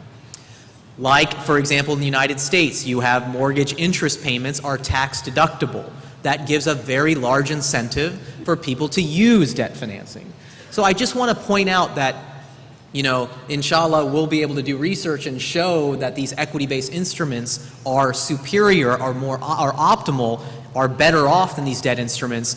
But we don't have the ability to change the underlying structure of the financial system, which currently encourages the use of debt financing. And again, not because it's some solution to an optimizing problem, that it's the best type of contract, but more just because that's the way the rules are set, and we have to live within those rules. And I think that's a valid point, that not any one person can change all of these rules, but it'll take changing the system as a whole. So there's a question about, we keep coming back to this big word, and maybe, I wonder if there's any regulator in the audience, but regulation. And so I know this is going to be a theme we'll come to in our last panel, but I want to at least have the two bankers here respond a bit to the idea of regulation and how much of this regulatory system is conducive, particularly in Muslim countries. Should we be changing the kind of regulation we do to at least promote these instruments so that we can better, a lot of you are critical of Muslim countries are far behind in developing the instruments or applying them. So maybe Abdulaziz and Savash, you can quickly respond to that. I think the role of regulators is very important, especially with the new instruments that have been introduced to the market, and especially with new concepts where risk sharing is there. And I give you an example here in Saudi Arabia, when the government started focusing more on SME business, and banks were very much reluctant to engage with SME, small businesses, because of the risk associated with lending to SMEs, because of information available and everything, and level of disclosure. So the government, through the Ministry of Finance, has introduced the Kafala program, in which 80% of the principal is actually guaranteed by the government. And that has encouraged the banks to make actually huge investments in the SMEs. And you can see now in every bank's balance sheet, the SMEs represent a significant amount of the corporate financing. And I think here we could do the same, and I think here where the regulators could come into play. If the risk sharing concept is the one that the way forward, then I think a step from the regulators for risk sharing, which will help banks, have more appetite for this kind of risk. It will build the infrastructure, and then there will be more and more thoughts around these products, and then it will get mature as any other products. So I think this is where the role of the regulators can add a lot of value. Sabash? Yeah, just regulation is of course critical for all financial systems. Can you move the mic closer? But it's more critical, I think, for the Islamic financial services industry, because this is something in progress, and we don't want to have a big financial crisis because of the misalignment of the system. So in that sense, the recent G20 meetings in Turkey, for example, had Islamic finance as one of its agenda items, and now the World Bank, IMF is also moving into this domain, and they are having, in fact, World Bank had a center in Istanbul on Islamic finance, which is now operating. And therefore, the international organizations are also working in this area, and we have to make sure that we have a sound regulation system while we are developing this industry to solve some of the problems we are having. So I'm looking at Dr. Saleh now. We're officially out of time, but I'm wondering, since we started a bit late, do we have a bit of time we can take to get one last round of questions, or?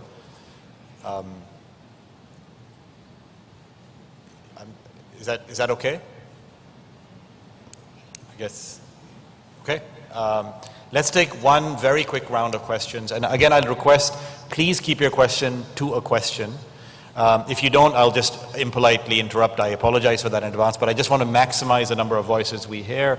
I'm seeing a lot of questions on this side, so why don't we, if you walk from the back of the room to the front, and end up right in the front.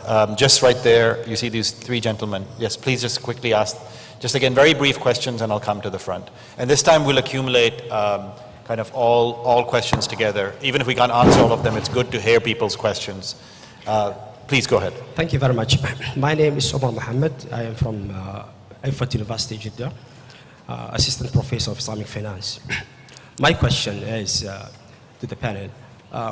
Long we have been hearing about the roles of Islamic finance in poverty eradication, and also in the harmonization of Islamic banking and finance products. But how far in the 30 years of Islamic finance, what are the achievements of those roles? we see that now the Islamic finance is more towards the investments, more towards the developments of the banking system, of the Okay, great. And so what are the roles? How can we see these roles in the poverty eradication and in the welfare of the society? Perfect. If you just move forward to the gentleman who's hand up right in front. Again, keep your question very short, and then I want to move in the front. My name is Abdullah Al-Mansour from King Fahd University of Petroleum and Minerals. I want to make advantage of someone who's Paul Krugman referred for macroeconomics of debt, namely Dr. Atif Mayin and Amin Sufi. The question is about the notion of too much debt. And also it has some implications to the notion of integrating of real sector and financial sector. From the research of macroeconomics of debt, what is the right size of when we or let me put it this way, when could we say we live in too much debt? What is the critical point? I think we get the point. Move forward. And then there's a gentleman here, I'll ask, and then I'll switch back and forth. If you just go forward a couple, and then why don't you move to the front of the room, because there have been people patiently waiting over here as well. Please go ahead. Go ahead. Okay, thank you. My name is Mausam Farooq. I am working for Central Bank of Oman. I see that there are already a lot of risk-sharing avenues for investors, for savers, like stock markets in US. They are quite big and efficient and liquid. So why do we want banks to have risk-sharing products? Like as a saver, I don't want, like I have a low risk appetite. I don't want my bank to share in profit and loss. So why banks should have risk-sharing products? When, like, if I want to take more risk, I can invest in mutual funds in stock markets. Thank you. Thank you. Why don't you move forward to the front of the room? And there's a gentleman here while we take their question right there. Please go ahead. Assalamu alaikum. First, I am sorry because my word would be with the Arabic language.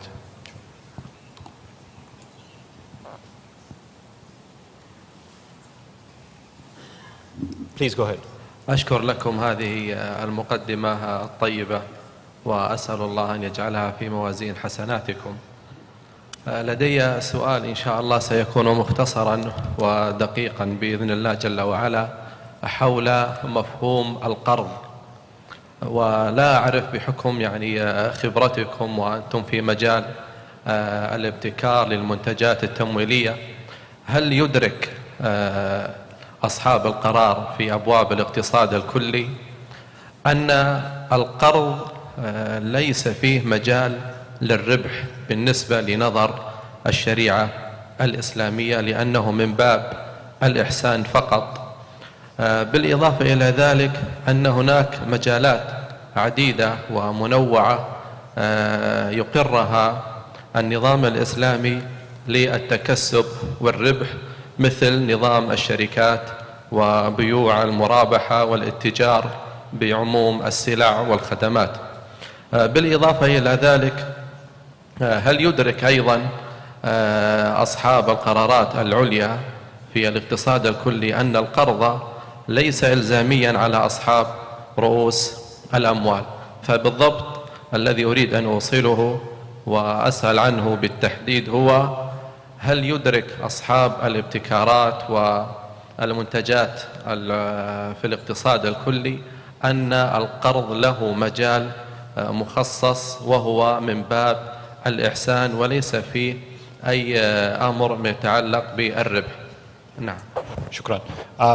So we'll just take maybe 3 more right in front, and then unfortunately we'll have to end. Sorry, 11:05? Oh, okay.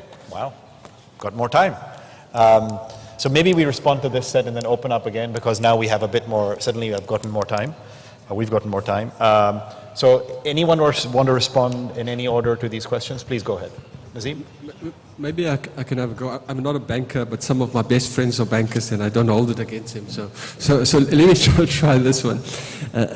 It's about the role of Islamic banks or banks in general in poverty eradication. we adopt a slightly different approach, and I think I'm not going to speak on behalf of the banks, but I speak more as a private equity investor or as a venture capitalist. And we have, as I said in my introduction, the Stone Soul, which says that we want to assist in ensuring access to finance for entrepreneurs who, in any country, will mobilize their resources plus the finance and create a business, create wealth, broaden the economy, pay the taxes, and at the same time also create jobs for many people. We think if more and more people are able to get jobs, that will be one way to eradicate poverty. Also, if businesses pay their fair share of taxes, that money will be used as a social wage to help alleviate poverty in some way or the other. So we think in an economic way, by facilitating the flow of funds, access to funding for entrepreneurs, one can, whether you're a bank or an equity investor, ensure that you play a meaningful role in eradicating poverty in any country in which you operate. Perfect. Anyone want to take a question about what is the optimal level of debt, too much debt, or risk sharing on the savings side? And the last question, which I guess is a bit more fiqh related, and so I don't know if someone wants to take a response to that. I can just quickly say what our research says about the optimal level of debt. So what our research is about is it varies from country to country in terms of what the optimal level of debt is, or I won't say optimal level, but in terms of the safe level. But what we show pretty systematically across almost every country over the last 40 years is what's particular dangerous, is whatever your level of debt is if you start seeing a sharp rise in that level of debt in the household sector, that usually means bad things are going to happen. And so it could start from a low level and go up, but any time the specific measure we use is the household debt to GDP ratio in your country, if that starts to rise significantly, for example, in the US, it went from about 0.8 to about 1.2 in just 4 or 5 years, that usually means very bad things are going to happen. The other quick question I want to respond to is this question about, well, maybe we don't want our banks to take risk, other investors can take risk. That's of course true.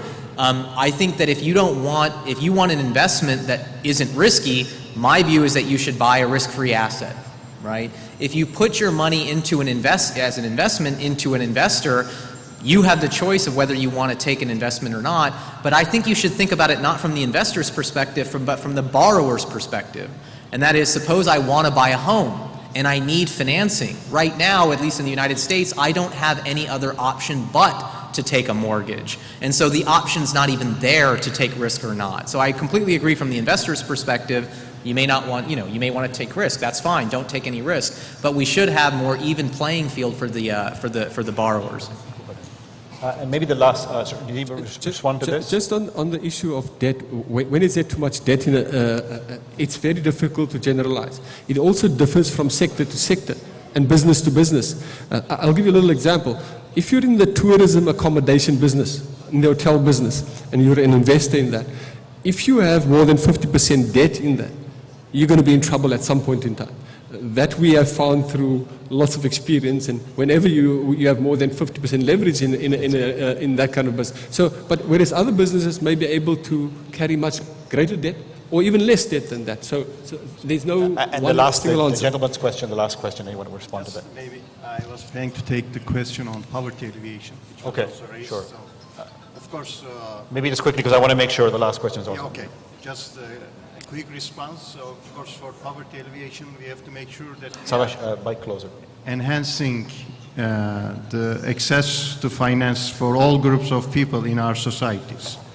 So in that sense, especially the SMEs play a critical role for as the engine of employment generation and income generation in our countries.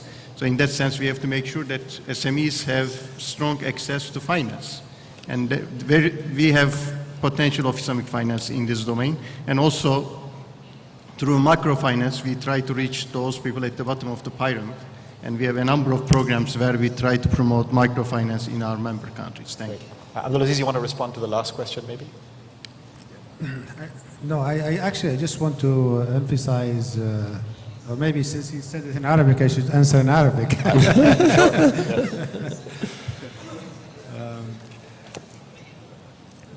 أنا سمعت سؤالك طال عمرك، فأعتقد أنا الآن بالنسبة للبنوك الإسلامية أو حتى اللي هي البنوك التقليدية اللي عندها مثلا ويندو للبنوك المنتجات الإسلامية، ما بالنسبة للتمويل دائما يتم عن طريق المرابحة أو المشاركة أو الإجارة. يعني مثلا عندنا في بنك البلاد الآن تقريبا نسبة كبيرة من التمويل سواء بالنسبة للشركات أو الأفراد يتم عن طريق المرابحة أو عن طريق الإجارة أو عن طريق المشاركة. وشفنا نمو كبير جدا الحقيقة في هذا النوع من التمويل. يعني الآن يمكن ذكرت بداية حديثي إنه 38% من التمويل اللي في السعودية في الملوك الإسلامية يتم عن طريق هالمنتجات الثلاثة هذه، و28% من التمويل يتم عن طريق البنوك التقليدية عن طريق المنتجات هذه. ففي الآن تقريبا نسبة قليلة جدا اللي تتم عن طريق التمويل التقليدي بالنسبة للقروض وكذا. فيما يتعلق في القرض الحسن، في عندنا احنا منتجات للقرض الحسن ويمكن طرحناها في السابق، منتجات تتعلق في تمويل التعليم، تتعلق في الحقيقة في الآن أغلب المدارس تعتبر مدارس خاصة والجامعات الأهلية وكذا، فطرحنا منتج للمساعدة في التعليم يتم عن طريق القرض الحسن ويكون باتفاق مع الجهات المعنية. فأتمنى أنه رديت على سؤالك. شكرا لك. جزاك الله. So I've now been told that the target is 11. So we have 3 more minutes. Let me just take very quick. You have to phrase your question in about 20 seconds or so. So just very quick questions. Please, gentlemen, right in front. Okay. I am Munzir Kaf. I have a couple of questions. One to Dr. Atif, please. You mentioned about loans to consumers and propensity to consume and its externalities. Keeping in mind that Islamic finance, all of it, is asset-based. That means it is based on ownership. How would you apply the ownership concept in financing consumer expenses, as you mentioned? The other question is to Dr. Amir. The additives you suggested to the loan contract for mortgage or for education, these additives do not reduce the quantity of debts in the society or loans. Do you have any suggestion that from the beginning reduce the indebtedness in the economy? Thank you. Great. So you really have 5 seconds to respond because then I'm being shut down. We really need to move to the next thing. And so I don't know if you either want to respond to that or you can take it offline if you prefer. It's a more detailed response. It's a detailed response. If you don't mind, Dr. Kaf, if we can take it offline, because I think I've now been told we really should end. So the panelists are being presented with, I guess, some shields to Yes, they are. They're going to be presented with some shields, so please stay where you are. We're just going to wrap up the session. Thank you so much for this enlightening session. Just to summarize, we had the risk-sharing economies, and Professor Atif Mian spoke about macroeconomics effects of debt-based financing in recessions. Professor Amir Soufi talked about risk-sharing instruments used for house financing and student loans and how these are fairer. And then Mr. Nazim Martin talked about his company's success in using risk-sharing instruments to finance small and medium businesses. Then Mr. Al-Naizan spoke about the practice of Islamic banks and suggested how risk-sharing can become more attractive to banks. And finally, Dr. Savaz Alpay talked about the development agenda and how the real economy is more important than financialization. Thank you so much again. The university wishes to honor the panelists today participating in this panel. And that's going to be Dr. Asim. You're going to hand them the shields.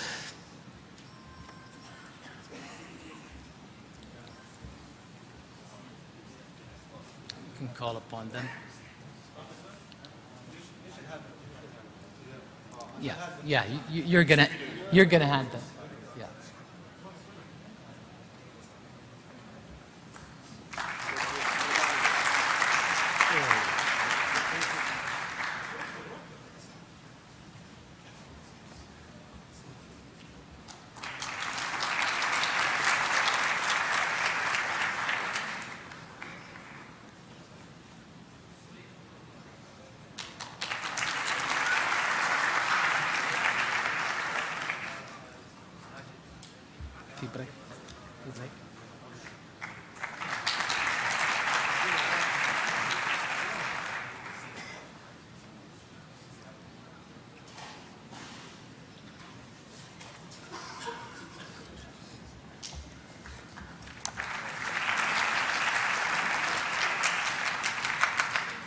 And Dr. Asim, you'll be honored by the University President, Dr. Bakri Assas.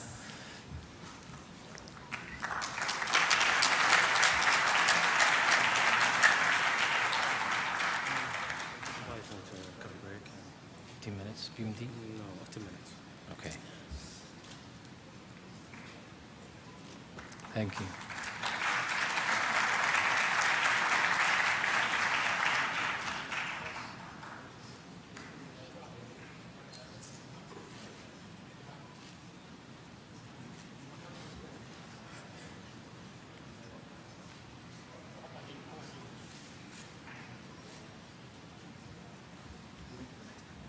We're going to have a 10-minute 10 minutes break. Sorry, we're... It's all right. Yeah, it happens. I couldn't interrupt Dr. Kahf at the end because he's one of Yeah, our of course. speakers, Yeah, of so course. No problem. I thought I'd let you. It was a great session. Yeah, I exactly. really enjoyed it. Yeah, Jazakallah. It was your idea to set the whole thing up, so we're just executing your plan. Thank you. Thanks a lot. We have a 10-minute coffee break. It was cut short from 15 to 10. استراحة قهوة لمدة 10 دقائق إن شاء الله بعدها نبدأ في الجلسة الثانية.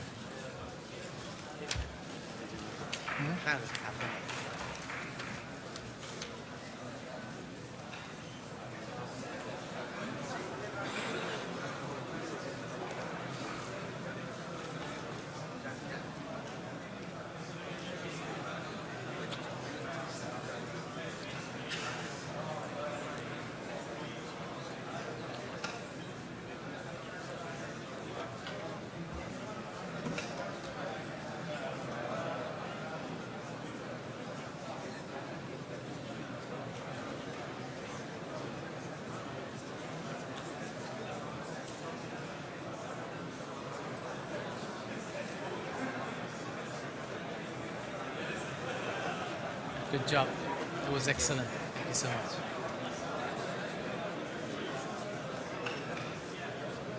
Good job. That was great. Thanks a lot.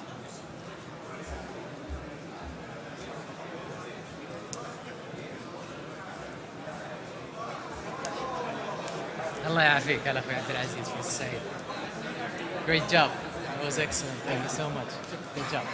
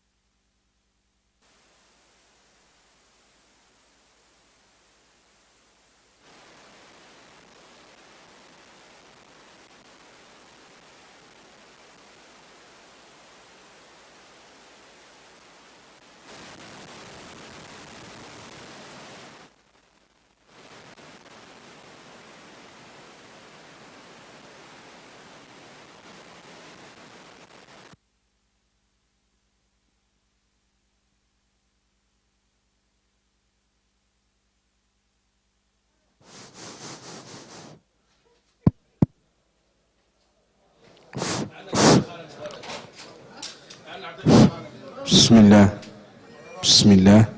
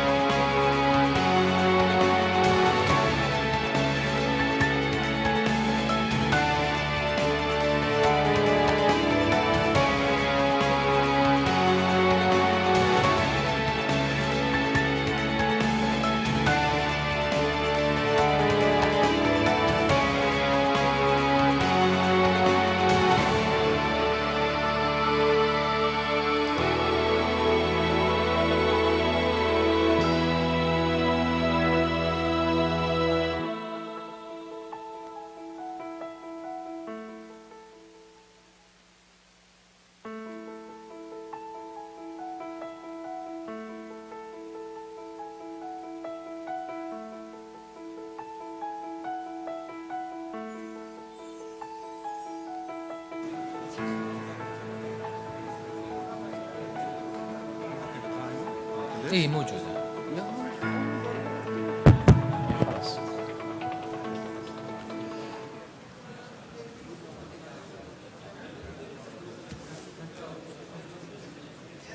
ما نقدر متأخرين.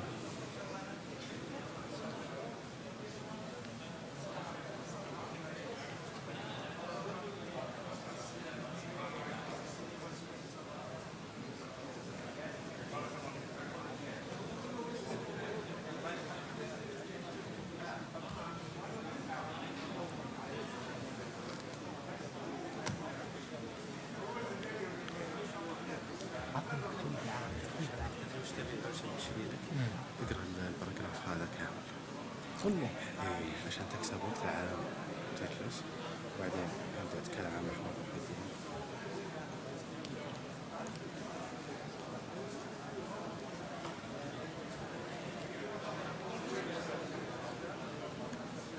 Welcome again. We're going to start the second session titled Efficiency and Financial Stability of Islamic Banking and Finance.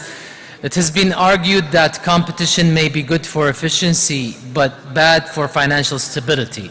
It has also been argued that greater concentration may be good for stability but bad for efficiency.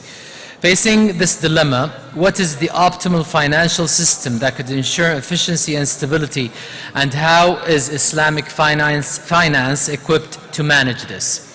This session aims to explore the post-crisis call for efficient and stable economic and financial systems with special regard to Islamic finance. Islamic financial institutions may have shown greater resilience to the global financial crises, but how deep is that resilience?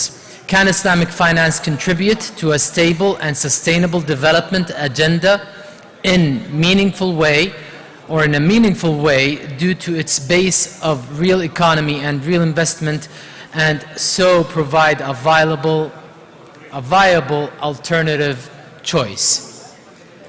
The second session is chaired by Dr. Mahmoud Muhyiddin, who is a Senior Vice President of the 2030 Development Agenda, United Nations Relations and Partnerships, the World Bank, United States of America. So I welcome him. Ahlan, Doctor. Assalamu alaikum. كيف الحال؟ الحمد لله. Please introduce the panelists.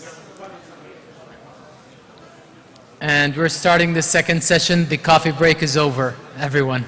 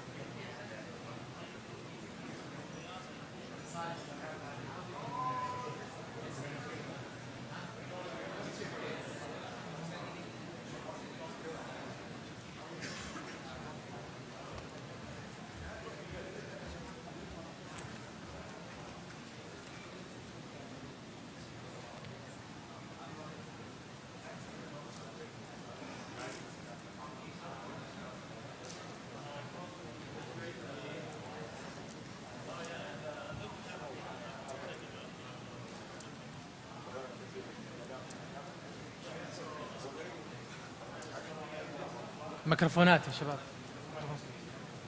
هنا لا هذا كلهم يقفلون هذا. اي هذا يقفلون.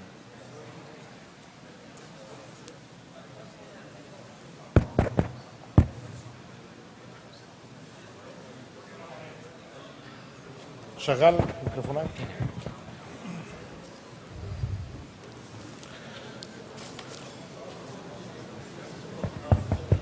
بسم الله الرحمن الرحيم.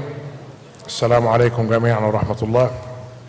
اسمي محمود محي الدين وأتشرف بتقديم هذه الجلسة مع عدد من المتحدثين ذوي الباع في التخصص عن موضوع الاستقرار المالي والكفاءة المالية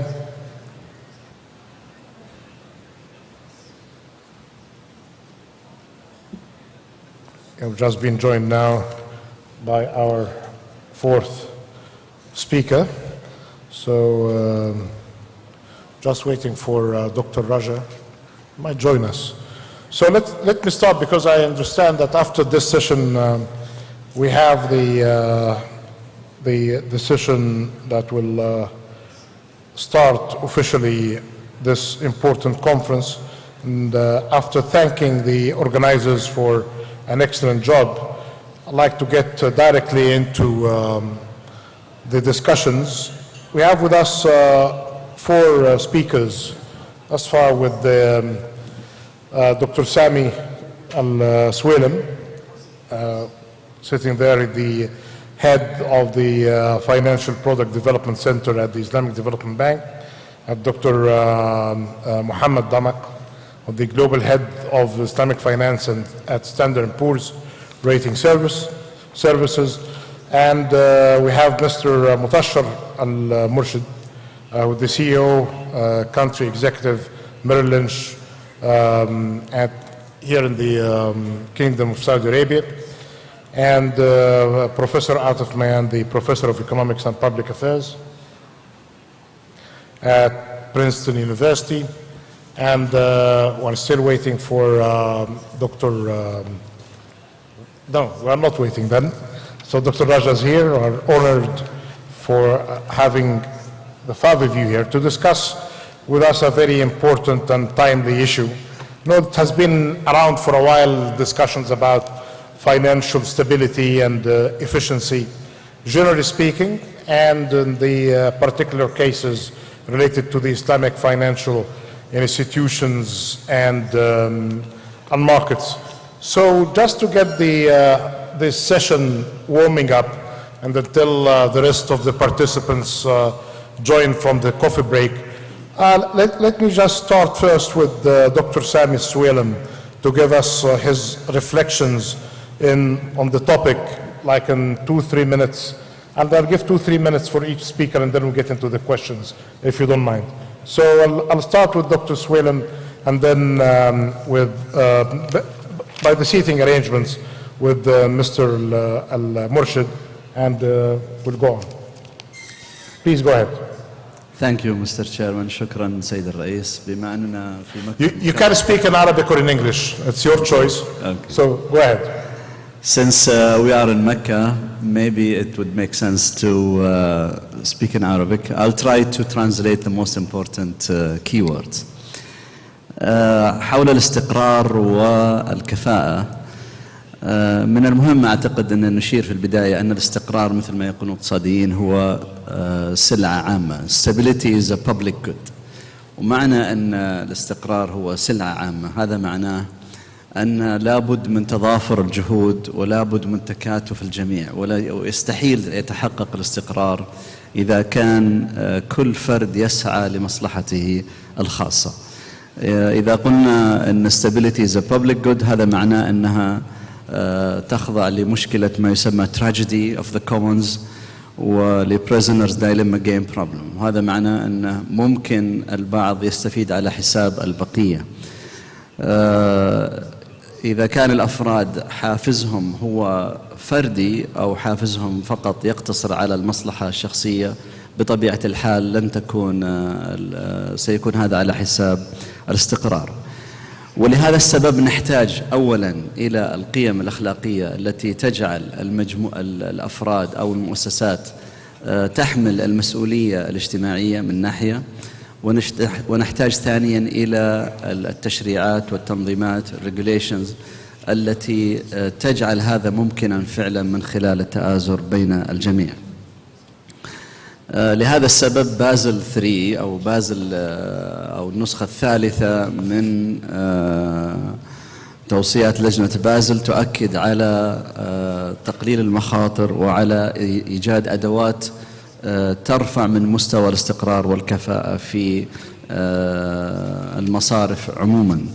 نعرف مثلا أن لجنة بازل أضافت أو وضعت شروط إضافية لمستوى رأس المال سواء من حيث تير 1 أو المستوى الأول أو تير 2 كابيتال المستوى الثاني.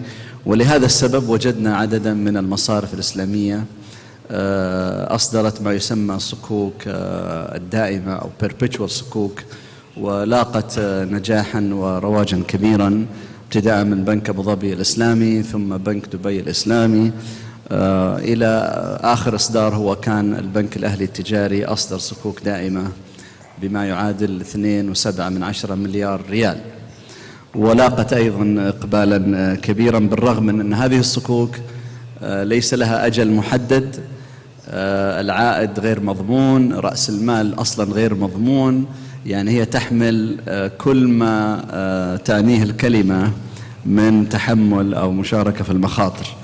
والإقبال الكبير على هذه الصكوك سواء صكوك بنك أبو ظبي الإسلامي أو دبي الإسلامي أو البنك الأهلي أو غيرها يدل على أن هناك استعداد كبير لتقبل المخاطر طالما كانت المؤسسة نفسها المصدرة هي مؤسسة تتمتع بالأداء الجيد.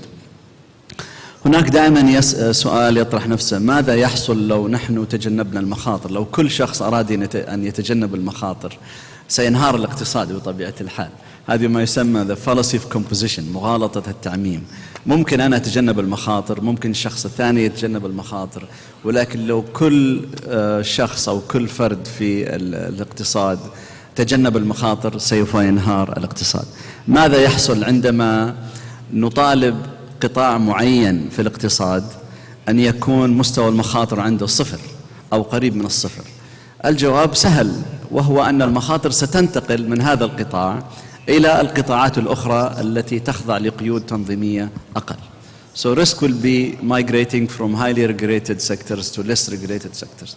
Risk will not disappear. المخاطر لن تختفي، وإنما ستنتقل إلى المناطق المظلمة إن صح التعبير في الاقتصاد والتي لا يمكن كشفها بسهولة، ثم تتراكم شيئا فشيئا إلى أن تحدث لا سمح الله الكارثة.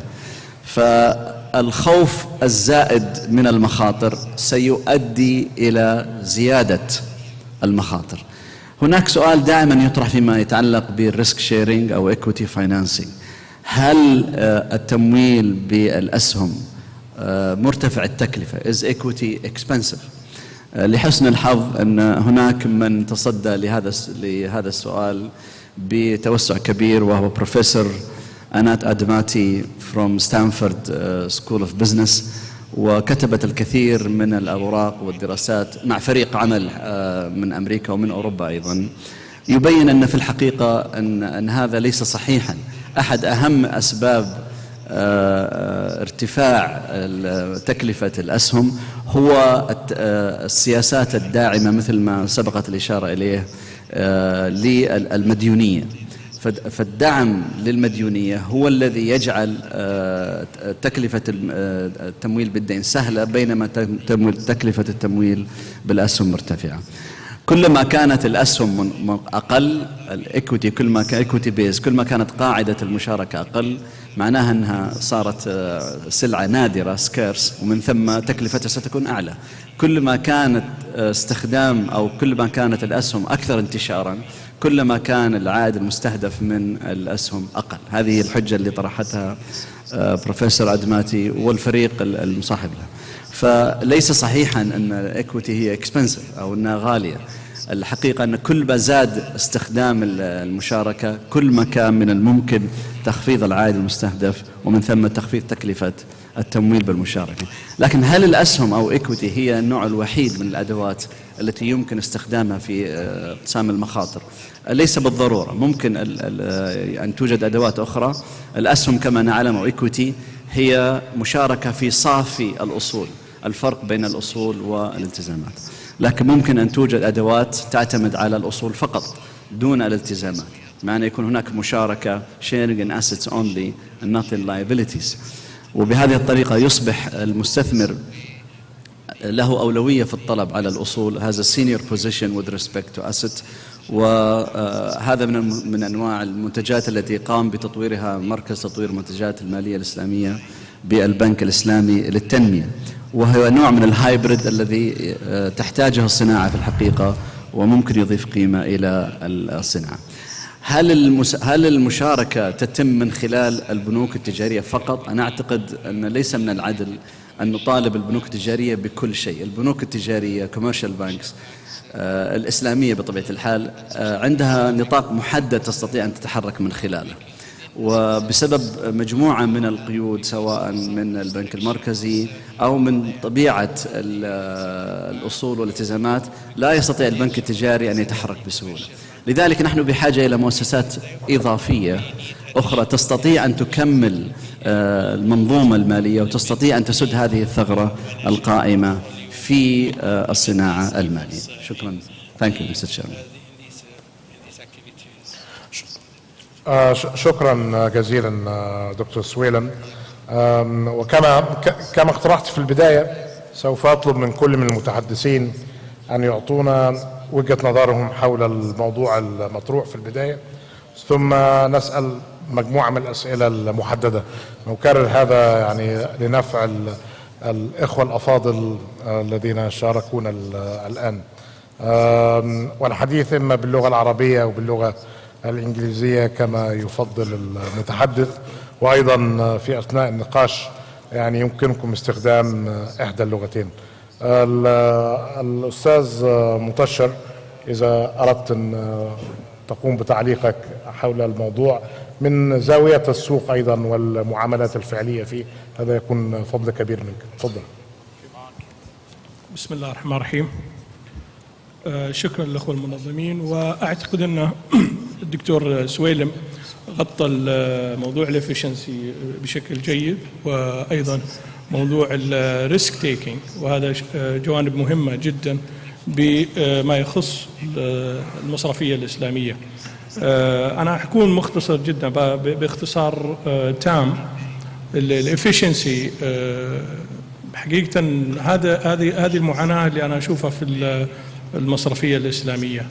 الافشنسي تتعلق في أمور الكليرنج، ما في سنترلايزد كليرنج في المصرفية الإسلامية. يعني الكليرنج بلاتفورم مش واضح، حتى برغم تعاملي في هذا القطاع عشرات السنين أرى أن المشكلة الكبيرة والتحدي الكبير في تنقل رأس المال الإسلامي أو الشريعة compliant activities هو الكليرنج سيستم. ما في سنترال بانك، ما في centralized entity اللي actually is taking care of the clearing and monitoring the transfer of ownership and capital, etc. The conventional banking is so clear. They have clearing platforms. They have efficiency when it comes to transferring. Time value is there. Everything's there. The efficiency is very important to focus on how to unify and centralize from fatwa to actually the transfer of ownership of capital versus the underlying asset. So I think to move away from market risk and what happened in terms of the discrepancies that took place during the financial crisis between 2008 and 2009, that actually happened, everybody knows, because of the exaggeration in debt usage and derivatives that actually were overblown in terms of multiplying the capital, trying to trade debt for debt, and that actually created the problem. The efficiency that we should be focused on in the Islamic banking world is the platform that needs to be there. The fatwa should be centralized. We need to have more of IUFI activities where we have global Islamic standards that should be followed, monitored, and that will probably bring us to a full-fledged activity in the Islamic. Ironically, Western central banks are actually leading in this front, and that actually should put the burden on the regional central banks, GCC and namely Saudi Arabia. Mecca and Medina, it is actually the platform that should push towards making the Islamic banking unify and making the fatwa unify, and also be the platform to make sure that we have some sort of clearing system in place to help Islamic banking. Conventionally, we had, or historically, we had the LME, London Metal Exchange, that was actually used for many years, and then we moved to Malaysia. We have the palm oil, we have other commodities that have been used, and as you heard in the previous session, we talked a lot about the underlying assets in real estate. We need to make sure in all these activities we have a clearing platform. Thank you. شكرا جزيلا. Now it's your turn, Professor. Please go ahead. Thank you very much for the invitation to be on this panel. I am at a disadvantage relative to my other panelists in terms of practical knowledge of both Islamic finance and what it takes to actually run a successful financial institution. So I'm going to try to stick to what I know, which is just in general terms my thoughts on how a financial system should work ideally. And I think it's useful to sometimes take a step back and just ask that question, how should a financial system really work? And I think then I often view Islamic finance and other products from that perspective. So let me agree very strongly with two of the points that Dr. Sami was making. One, that the world is a risky place. There are risks in the economy. There are real risks. House prices go up and down. Real estate values go up and down. Think about an agricultural economy. Sometimes it rains, sometimes it doesn't. Think about education financing. Sometimes the job market's strong, sometimes it's not. And so in that world, there is risk, and there's no taking away that risk. That's the way the world works. The question is, how should the financial system relate to that risk? And one of the central themes of our research, my research with Atif Mian, is that we should have a financial system that helps people bear that risk, and that it shouldn't encourage uneven risk sharing. It shouldn't be the case that those who don't have money, those who need financing, should be forced to bear all that risk. our current regulatory architecture oftentimes tells banks that they shouldn't take any risk, that they should keep very safe assets. But we have to remember that if we encourage banks not to take risk, to only invest in safe assets, to only provide straight debt financing, somebody else is bearing that risk. Okay? If the bank's not bearing the risk, somebody else is. And oftentimes the people who we're asking to bear that risk are not in a position to bear it effectively. Oftentimes they have lower resources, they have less financial assets, and so we're imposing risk on exactly the group of people that are least positioned to actually bear that risk. Now there are some practical considerations. First, we have to think about who invests in banks and what type of financing. This came up in the last panel.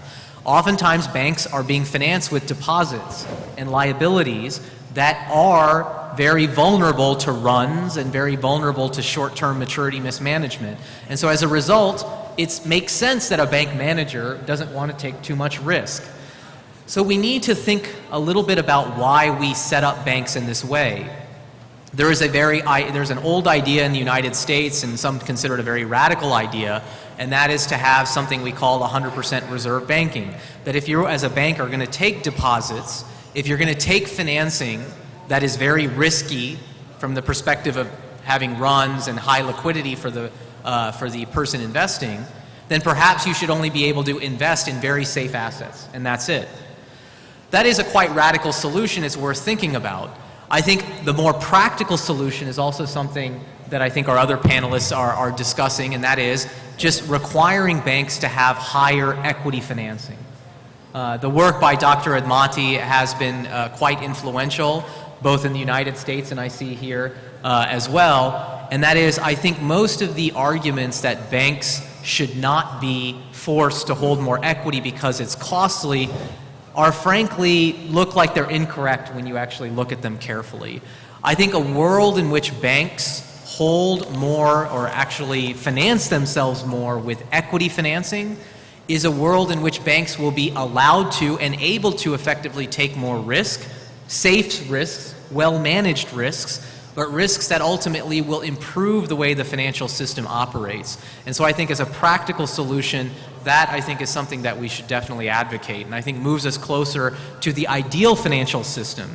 And the last point I'll make, and then I'll allow others to speak, is that we have to remember, as was brought up in the last panel, that most of the financial assets in the world economy are held by the wealthiest individuals. So that really means when we talk about banks, we shouldn't think of banks as independent entities. As I often say, banks aren't people, they're owned by people. And the people who own the banks tend to be the highest wealth individuals. And so we should think about what those individuals actually want. And my perspective is that high net worth individuals, high wealth individuals, actually want to take some risks. They actually want to have investments that are exposed to these aggregate risks, because in good times they make more money, in bad times they may lose some money. But I think that's the way the financial system should operate, is allow people who want to take risks to finance the investments of people who need money for education, for a mortgage, for a business loan, who may not want to bear all of the risk that's associated with that financing. Thank you. Right, thank you so much. I may come back to you with that question. The idea of the 100% reserve banking had been around for a while. I think very soon we'll be celebrating something like a century or so from its inception as an idea. Why don't you see it in practice? And if there is any kind of an experiment, if you can share that with us as well. Dr. Raja. بركز على الثيم حق الموضوع، العلاقة بين التنافسية واستقرار القطاع المالي، والنقاش حولها طويل، يعني حتى ما فيه لحد الآن أي اتفاق سواء من الناحية النظرية أو في الدراسات التطبيقية بين هذه العلاقة. وبدأت الكلام على أن يجب أن نجعل في بعض الطروحات أن نجعل التنافسية في القطاع البنكي أقل لتحقيق الاستقرار في القطاع المالي، وهذا سيجعل القطاع البنكي يحقق أرباح أكثر باستقراره. البعض الآخر يرى بأهمية التنافسية لأنها سترفع الكفاءة الاقتصادية، ورفع الكفاءة الاقتصادية بينعكس إيجاباً على الاقتصاد وينعكس إيجاباً على المقترضين وعلى قدرتهم على ترجيع هذه القروض وعدم ضغطهم بمعدل فائدة مرتفع. أنا فقط حبيت أقدم هذه المقدمة لأن أبي أذكر الحل لهذه المشكلة. إلى حد الآن في الطروحات النظرية والدراسات التطبيقية ما في حل إلا تقليل المنافسة وجعل البنك أكثر احتكاراً للاستفادة من العائدات لتفادي الانهيار القطاع المالي لأهمية القطاع المالي. وإحنا لازلنا للأسف نفكر في نفس النموذج زين من دون ما نطلع خارج هالصندوق ونفكر هل في نموذج آخر. فالعلاقة اللي نتكلم فيها الآن هي علاقة بين قطاع مالي وقطاع حقيقي. القطاع المالي يضع كل المخاطر على القطاع الحقيقي لحد كبير، وهذا اللي يؤدي في كثير من الحالات إلى الحركة أو الهزات الاقتصادية الكثر. بل في دراسات كثر لما أنها ذكرت أو حاولت أنها تراك الهزات الاقتصادية وجدت أنها من أهم أسبابها هو الديون. طيب وش الحل لهذه المشكلة؟ بنرجع للقضية الأساسية. يمكن في السيشن الأول اللي تكلموا الزملاء على المشاركة. المشاركة حقيقة هو أهم حل قد يساعد هذا الأمر. هذا واحد. ثانيا نواجه كذلك البنوك الإسلامية اللي تعمل الآن هي تعمل تحت مظلة البنوك المركزية، والبنوك المركزية تطبق بازل 1 و2 والآن بازل 3 مثل ما ذكر الدكتور سامي.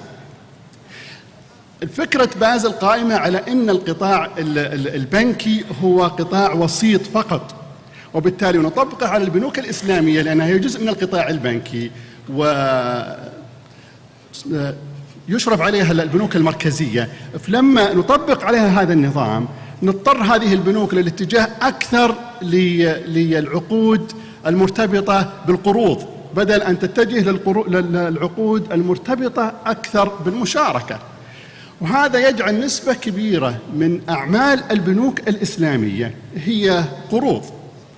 إذا اتجهت للمخاطرة إلى المشاركة بتكون المخاطرة عليها عالية. هذا يحتم علينا حقيقة النظر في وجود تنظيم أو ريجوليشن خاصة للبنوك الإسلامية تساعدها للاتجاه أكثر للمشاركة بدل وضعها الحالي اللي تتجه أكثر للديون وينعكس سلبا على نسبة الديون في الاقتصاد. فإحنا صح أنها ديون مختلفة إلى حد ما، مخاطر فيها مختلفة إلى حد ما، لكن تبقى ديون. هذا واحد. ثانيا نضطر هذه البنوك أن تكون أقل كفاءة من البنوك التقليدية لأنها طريقة عقودها مختلفة، وتضطر هذه الطريقة أنها تكلف الاقتصاد تكلفة بسيطة مقابل شراء الأصول وبيعها ووجودها الكونتراكتس وينفولف كذلك المحامين لتحويل هذه العقود. كل هذه القضايا تنعكس سلبا على كفاءتها. حتى بعض الدراسات الاقتصادية اللي عملت وجدت أن الكفاءة الاقتصادية للبنوك الإسلامية أقل من الكفاءة الاقتصادية للبنوك التقليدية. الاستقرار المالي في دراسات أخرى وجدت أن البنوك الإسلامية أكثر استقرارا من البنوك التقليدية. احنا عملنا دراسة حاولنا أن نقارن بين أو ندرس الاستقرار المالي مع هذه المتغيرات، وكان في العينة كلها دول البنوك الموجودة في الشرق الأوسط، ونسبة لا بأس بها يمكن تقريبا 30% منها هي بنوك إسلامية. حاولنا كذلك ندرس هل يوجد فرق من هذه الناحية بين البنوك الإسلامية والبنوك التقليدية. لم نجد فرق يذكر حقيقة في هذا الأمر. شكرا. شكرا جزيلا. دكتور محمد دمر. Thank you very much.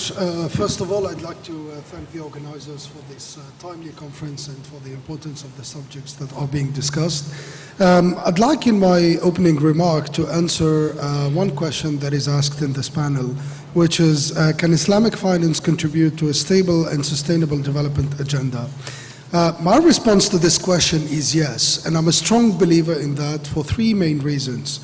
The first reason is that Islamic finance is anchored in the real economy. One of the principles states that all the transactions have to be backed by an underlying asset, which makes really finance and the real economy really anchored together under the Islamic finance umbrella. The challenge here is that the size of Islamic finance today is still small compared with the world economy and even compared with the OIC members' economy. The industry today is $2 trillion. The size of the GDP of the OIC country is almost $7 trillion. Total sukuk issuance is something around $60 billion after the decision of the Central Bank of Malaysia to withdraw, and the infrastructure financing shortfall in Africa alone is $50 billion. The second reason why I believe that Islamic finance can contribute in a meaningful way to the sustainable development agenda is that Islamic finance has a built-in feature that allows for profit and loss sharing. Unfortunately, this principle has not been applied stringently in the past, but we're seeing a gradual transition toward this instrument. We've seen sukuk that are eligible for Tier 1 capital instrument. We've seen Tier 2 sukuk with loss absorption at the point of non-viability. And I think as the conventional world is moving toward loss absorption, additional loss absorption, capital and resolution regime, this is something that already exists in Islamic finance, but it has just to be applied more stringently. The third reason why I believe that Islamic finance can contribute in a meaningful way to the sustainable development agenda is that Islamic finance by nature is ethical. One of the principles of Islamic finance prohibits speculation, and sometimes the limit between speculation and risk-taking is very thin. If you look at, for example, financial speculation that does not contribute to the sustainable development, such as the speculation on some of the commodities or food or currencies, and place at the opposite risk-taking or that is supposedly should be applied in Islamic finance. And I think if risk-taking is applied toward productive areas of the economy, such as infrastructure financing, SMEs, then the world economy could benefit from Islamic finance. Thank you. Right. Thank you so much. So we have very good introduction by the 5 speakers so far. And I'm trying just to get something in common. The discussion had been very much about efficiency, about stability, about the role of competition, issues related to the fragmentation in the system, challenges when it comes to clearance and settlement, matters related to stability as a public good and the role of regulations, and some good issuance based on the regulations. Then had a variety of ideas about how the financial sector could be optimized, and the interesting old and new idea of the 100% reserve banking. Then we got into the issues related to competition, stability, and then again we touched upon it by different approaches to the matter by Dr. Damak at the end. So let me first get into this idea, because it has the theory and it has something to do with the possible implication, which we haven't seen it so far.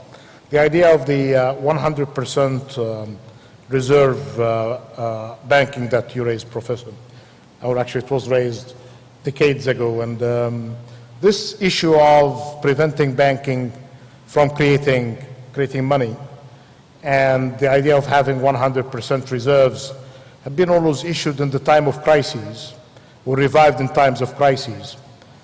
And then there was a worry that if this is being imposed even on current account or check accounts, that may push the business outside the regulated entities into unregulated entities, following some sort of Goodhart's law in that matter. So if you can just share, because we are very privileged today to have many of the students and scholars with us, the idea of the 100% reserve banking, why it's not there in practice, and what can we do about it if it has a value.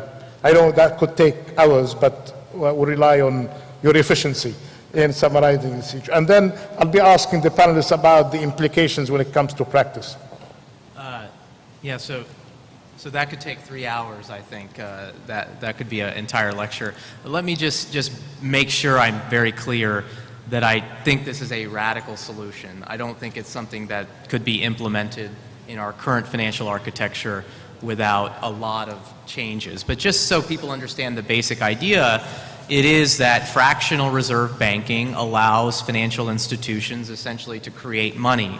And it does so because when you put your deposit in the bank of course does not keep all of that money, but they take a large fraction of it and they can make loans.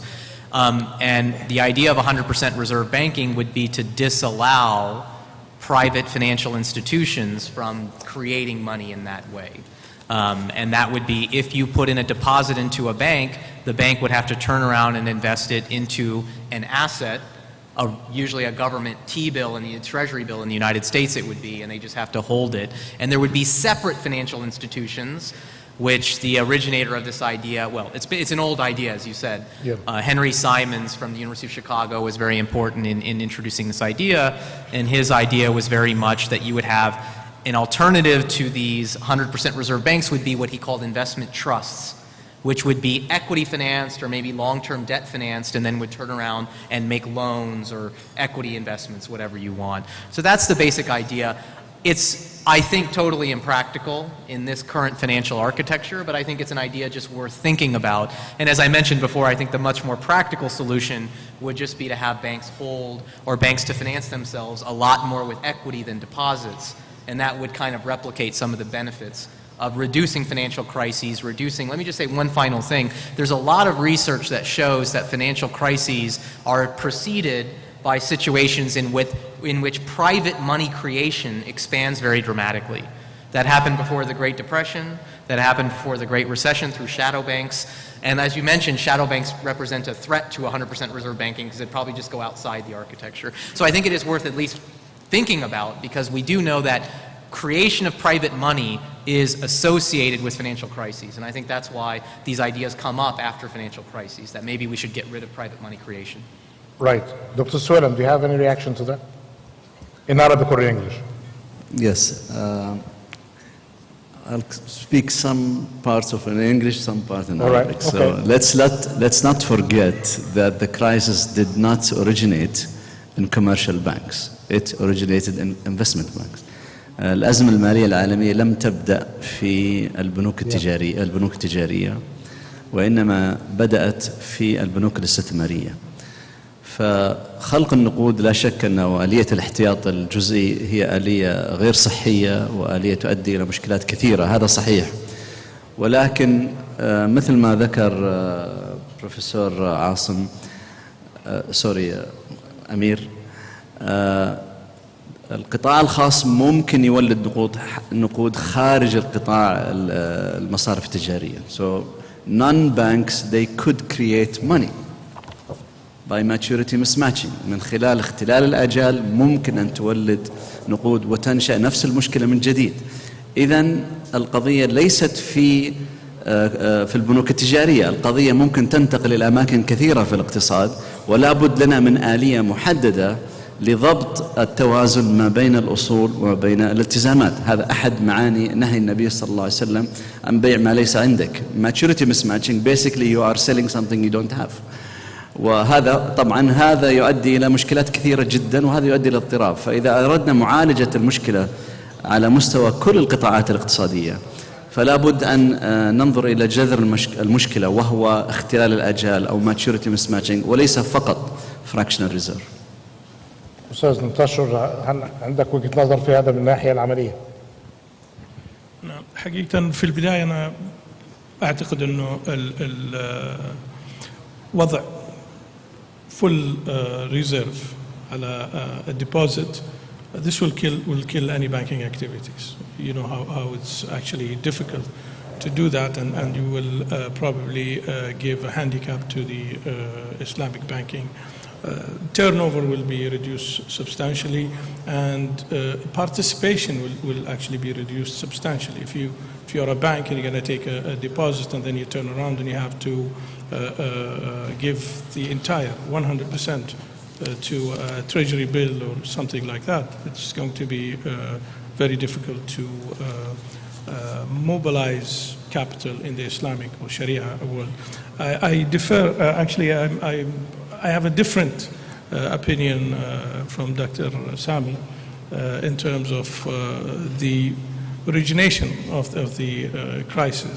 It's not only Islamic investment banking, It's actually the leveraging that commercial banks, investors, everybody was actually jumping on the train when the investment banks created the structures and the product developers went overboard to develop and create instruments for leveraging debt. And that actually, it's a snowball that started at the, let's say, the kitchen of the product creators, and it actually went and exploded in the faces of everyone. I don't actually feel that it's only investment banks, but everybody participated in the leveraging party.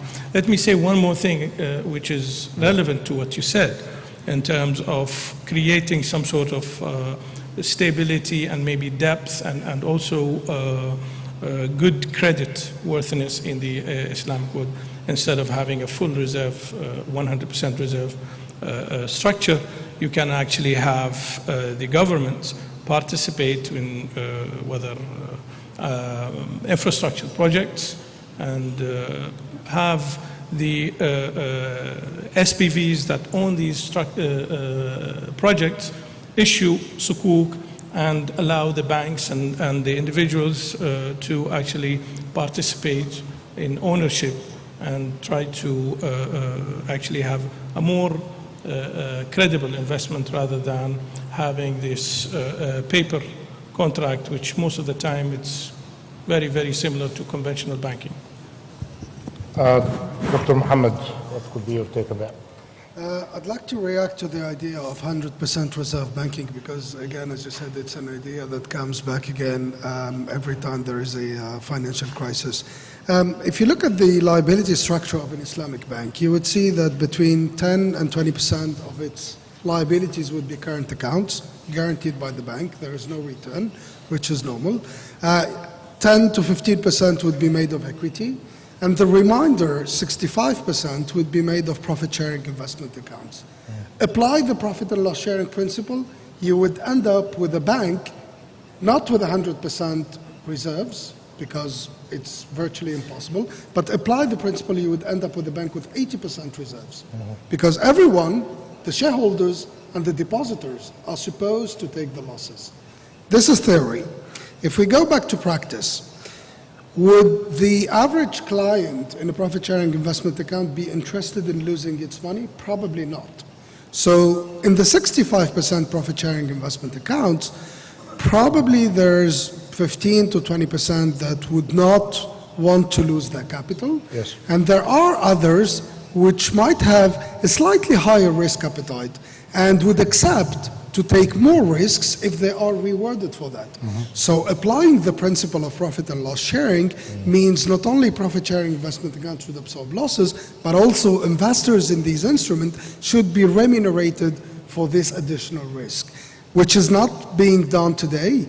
And why I think this can be successful in Islamic finance, if you look at the appetite that Tier 1 and Tier 2 sukuk with point of non-viability write-down has attracted in the market, it clearly demonstrates that there is appetite for more profit and loss sharing, but for the right combination of risk and reward. Very good. Thank you so much. Dr. Raja, any reactions? I think if we allow banks to create money, then we allow it to expand beyond the need of the real sector. And if it's expand beyond this need, that's what, if it's too much, then this is what creates sometimes the crisis. If we link it through a profit sharing and cost, then this will put a limit on it and help to not allow the financial sector to go beyond the need of the real sector, avoiding such kind of bubble to happen in the financial sector, like what happens in 2008, and what Dr. Swell mentioned, specifically in an investment bank.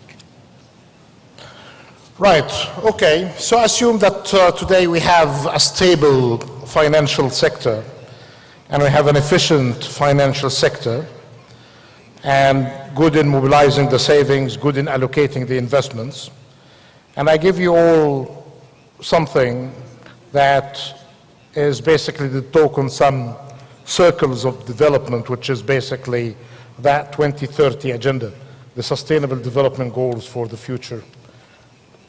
Variety of goals dealing with fighting poverty, enhancing education, providing health services, promoting inclusive growth. These goals were agreed upon in a leaders' meeting or a summit in September in New York. They are called the Sustainable Development Goals. There are 17 of them, and they have 169 targets, more than 200 indicators. Actually, the number of indicators, we'll know about them sometime this month. It's all about economic development, social development, and full consideration of the sustainability of the environment.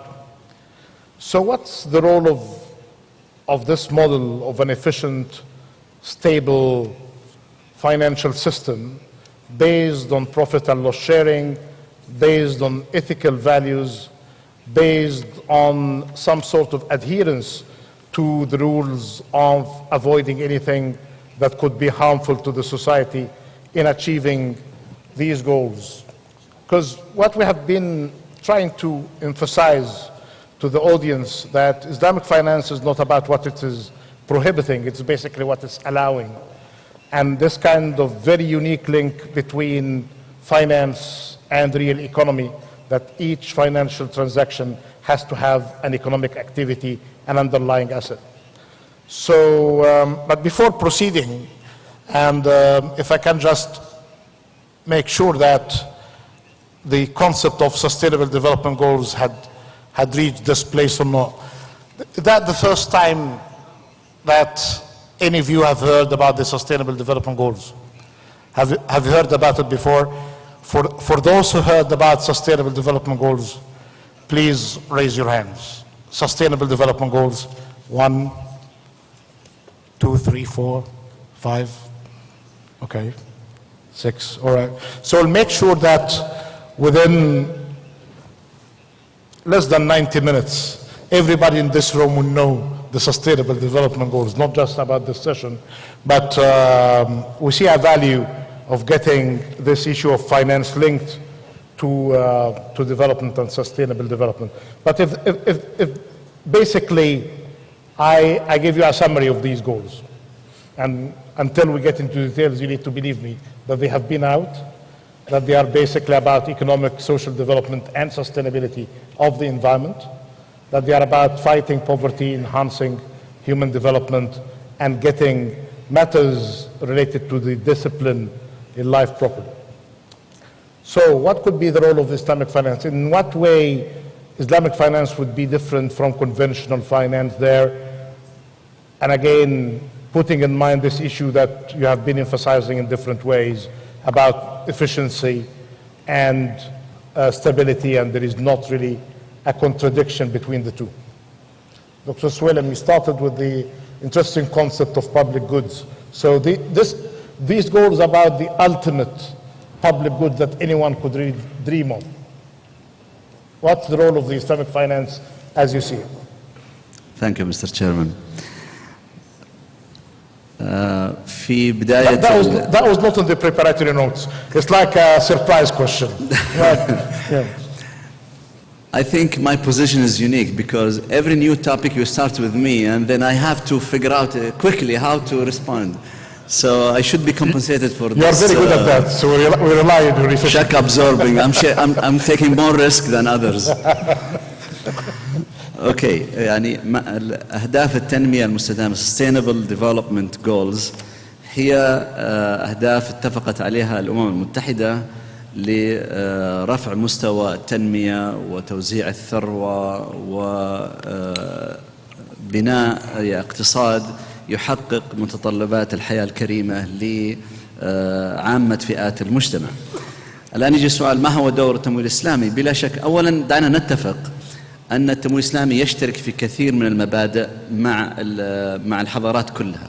يعني عندما نتحدث عن التمويل الإسلامي نحن نتحدث في الحقيقة عن نظام هو أساسا عالمي وليس خاص بالمسلمين فقط، فليس بالضرورة أن يكون هناك اختلاف بالعكس الأصل هو الاتفاق. الأديان السماوية كلها اتفقت على تحريم الربا وعلى تحريم الميسر. قاعدة أن تحب لأخيك ما تحب لنفسك قاعدة عالمية كل الحضارات والثقافات تتفق عليها. فدعنا نتفق أولا أن هذه المبادئ تلقائيا طالما هي كانت مبادئ أخلاقية ومبادئ تنموية فهي بطبيعة الحال ضمن النظام الاقتصادي الإسلامي. لكن ما الذي ممكن أن يضيفه الاقتصاد الإسلامي والتنمو الإسلامي هو عنصر القيم الأخلاقية. مثل ما ذكرنا في البداية الاستقرار هو سلعة عامة أو سلعة خدمية للمجتمع public good، وهذا معناه لكي نحافظ عليها نحتاج إلى مبادئ وقيم أخلاقية، بدون هذا ما حنستطيع نحافظ عليها. فالقيم الأخلاقية تقوم بدور مهم جدا في تحقيق هذه أو في توجيه في تحقيق الاستقرار من ناحية وفي الوصول إلى هذه الأهداف التنموية من ناحية أخرى. النقطة الثانية هي أن نحتاج إلى مؤسسات مالية تغطي كل الطيف ما بين المؤسسات غير الربحية إلى المؤسسات الربحية.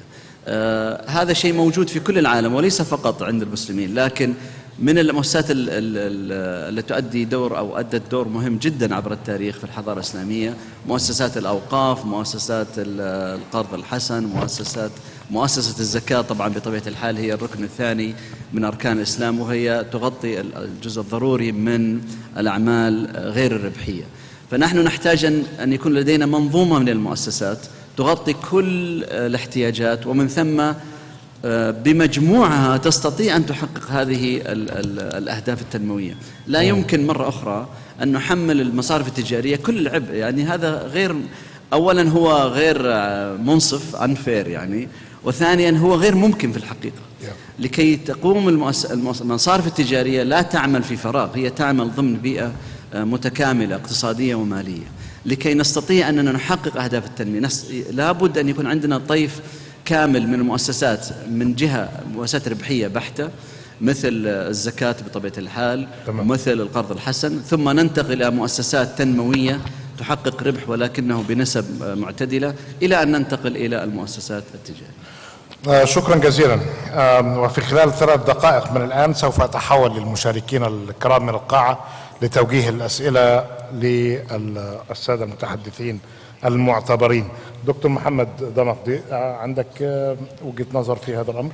Yes, I think if you apply the principles of Islamic finance, you would definitely contribute to the sustainable development goals. And let me explain why. First principle of Islamic finance, prohibition of interest or riba. Riba was defined in some school of thoughts as being the excessive interest. Yes. If you prohibited equity, okay? Second principle of Islamic finance, profit and loss sharing. Again, equity. Third principle of Islamic finance, asset backing, financing infrastructure, financing the real economy, financing the productive sectors of the economy. Again, here, sustainable development and sustainable economy. Fourth principle, prohibition of speculation, sustainability and equity.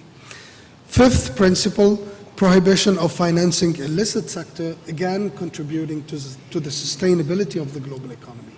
So applying the principle, in my opinion, would definitely help reaching the sustainable development goals. Right. What about fully concessional loans at zero interest like Qard Hassan? Do you see all of that? They can contribute to the development of the countries that are in need. And in Islamic finance, there is a concept for that, zakat or al-waqf. They can be used as the international financial institutions like the World Bank and the other multilaterals are doing concessional funding. I think in Islamic finance, zakat and waqf could be used for this kind of concessional funding and helping to the make them poor zero with the interest. Yeah. All right. Dr. Mushattar. Ustaz Mushattar and then Dr. Raja. Please, Todd. I think it's one thing to talk about principles and read the principles in books, and I totally agree with Dr. Sami here that all the religions of the world actually share these ethical and social responsibility aspects in any capital movement. But it's actually one thing to talk about the principles and to practice them. You need the instruments, you need the products, you need the regulation that actually make sure that you're moving that way. At the current state we have, we have instruments in the Sharia compliant banking, participation banking, which is the ijara mawsufa bid-dhimma, leasing, lease to own. We can do that at all levels, whether the underprivileged, people who have actually no income or low income, how you can actually provide them with affordable housing. You can do that through the ijara mawsufa bid-dhimma, and so what I'm trying to highlight here is it's there, the principles are there, the ethical rules have actually covered the entire world. You find them in New York, you find them in Kuala Lumpur, you find them in Riyadh, but I think you need to practice them, and to practice them you need the instruments, the products and the regulation. Very good. Dr. Raja and then Professor Amir. بالإضافة إلى ما ذكره الزملاء،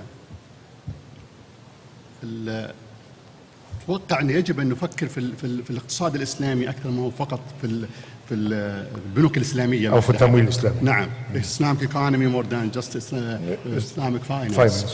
فإذا فكرنا فيها بهالطريقة وخلنا نفوكس على البنوك الإسلامية. البنوك الإسلامية إذا دخلت في البروفيت اند شيرنج مور ذان الديت كونتراكت بينعكس إيجابا على رفع كفاءة الاقتصاد ككل، لأنها بتصير جزء من تقييم المشاريع، لأنها هي جزء من الربح وبتدخل في المشاريع كمشارك وليس كمقرض وعنده كولاترال بيضمن أمواله ترجع له، وبيضغط على الشركة أن ليكويديتد إذا كان الطلب انخفض الآن، وهذا يسبب الهزات الاقتصادية.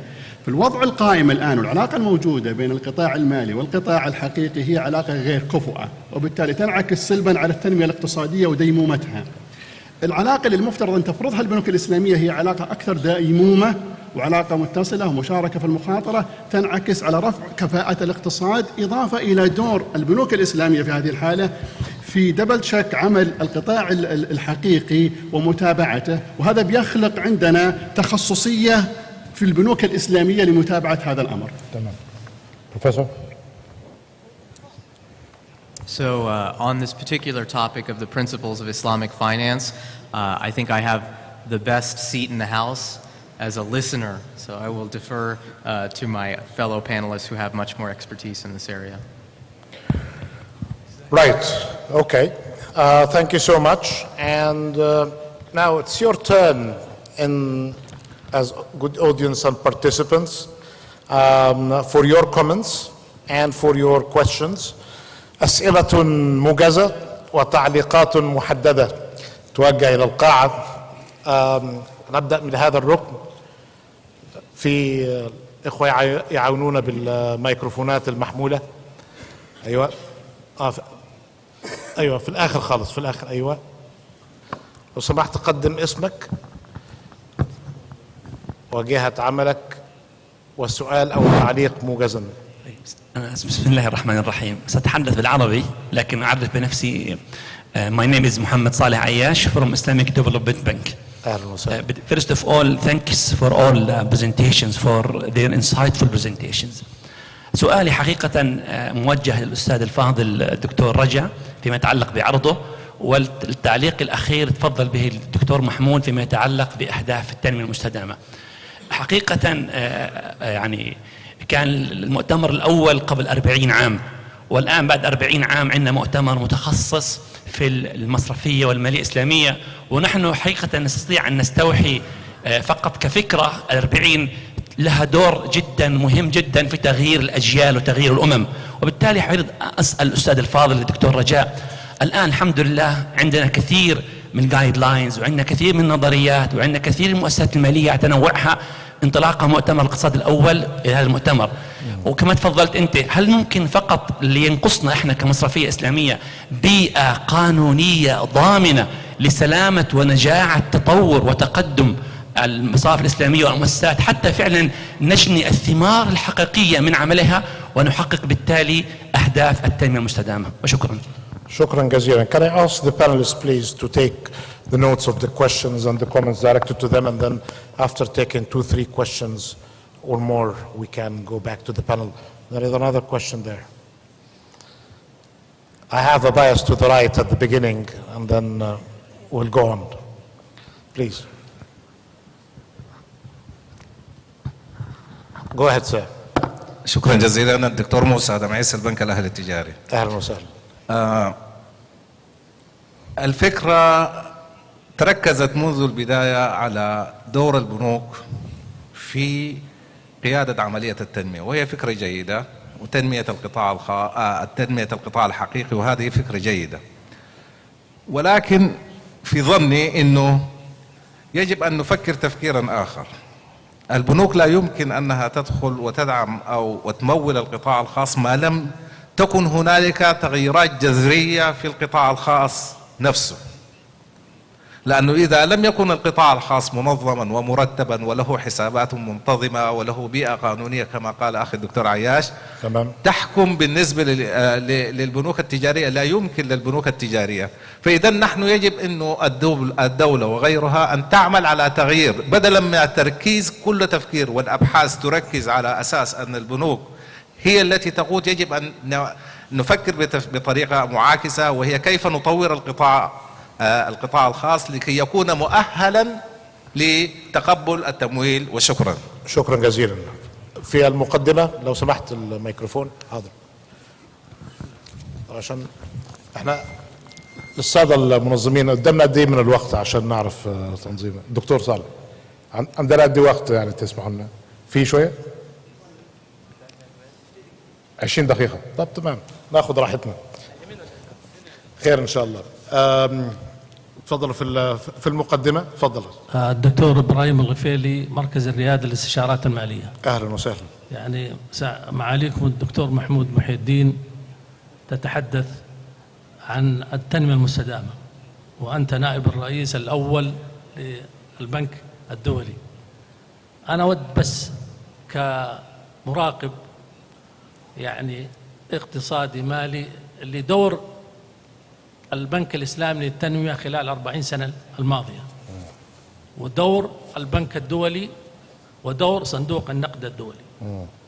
لو قارنا بين إنجازات البنك الإسلامي للتنمية الذي أسسه الملك فيصل رحمه الله في نداء لجميع زعماء الدول الإسلامية في ذلك الزمن، تجد أن البنك الإسلامي للتنمية ركز على تنمية الرأس المالي الاجتماعي اللي هي المدارس، مراكز التدريب، العيادات البسيطة، المزارع الصغيرة، ودخل معها في إما مشاركة، إما مضاربة، إما مرابحة في تمويل معداتهم. وهذا فتجد أنه القيمة المضافة والتنمية التي حدثت في هذه الدول أفضل بكبير من ما يسمى ببرامج البنك الدولي والصندوق الدولي، لأنه يضع شروط قاسية ويضع سياسات ويمول مشاريع ضخمة كبيرة تستفيد منها الدول الغربية وأمريكا،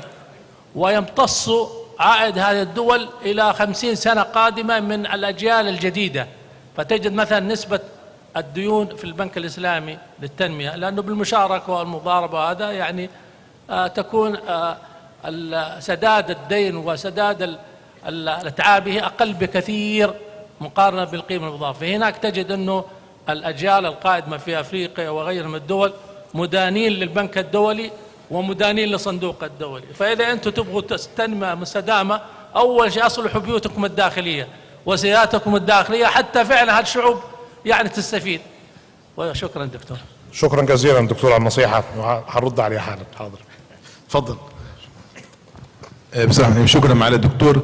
والسؤال دكتور محمد البلتاجي، مدير الرقابة الشرعية بنك مصر. اهلا وسهلا. سؤال لمعالي الدكتور محمود.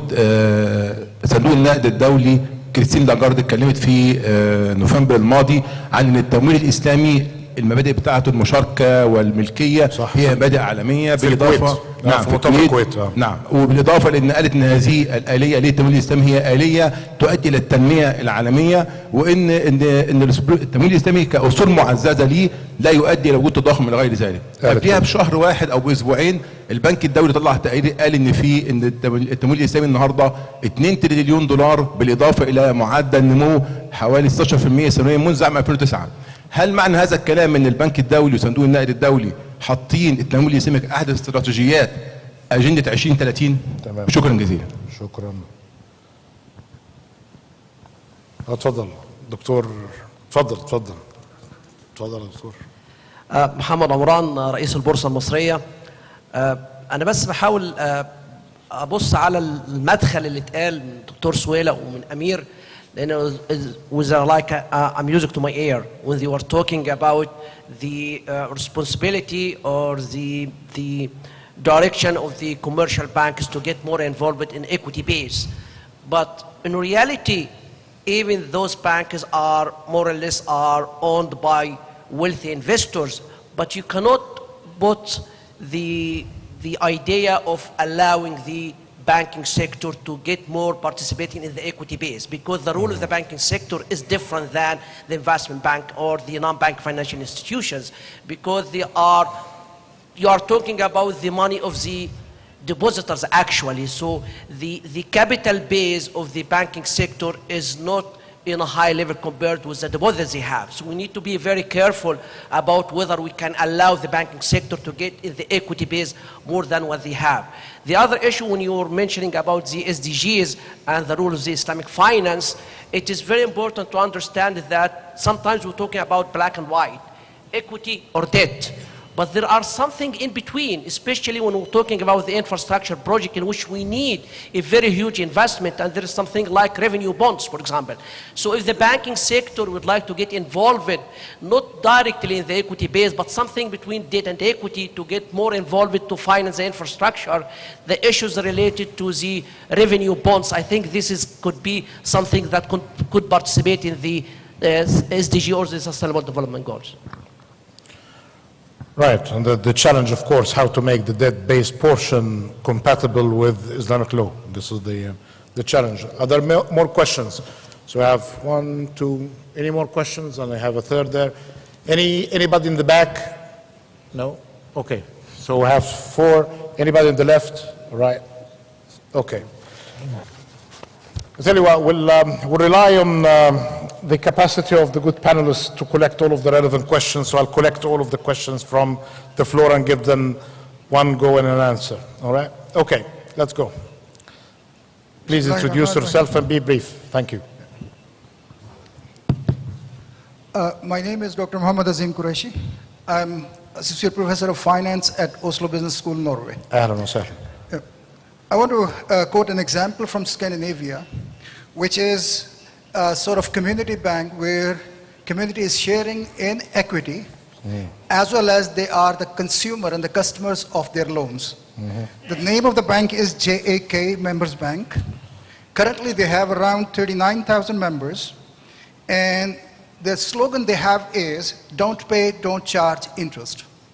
So they neither pay on their investments, nor they charge on their loans. However, the operational expenses are jointly borne by the members. So this bank, which is based in Sweden, they say in their website that it is borrowing the principles of Islamic banking and finance. So that may be a case study for us to see what community banking may help us in terms of sustainable development at local levels. All right. Thank you so much. All right. Please go ahead. تفضل. Assalamu alaikum. Alaikum salam. My name is Muhammad Nurul Azam. I am a statistician and financial econometrician. I work in King's House University. This is not, I don't know theory of whatever you are saying here.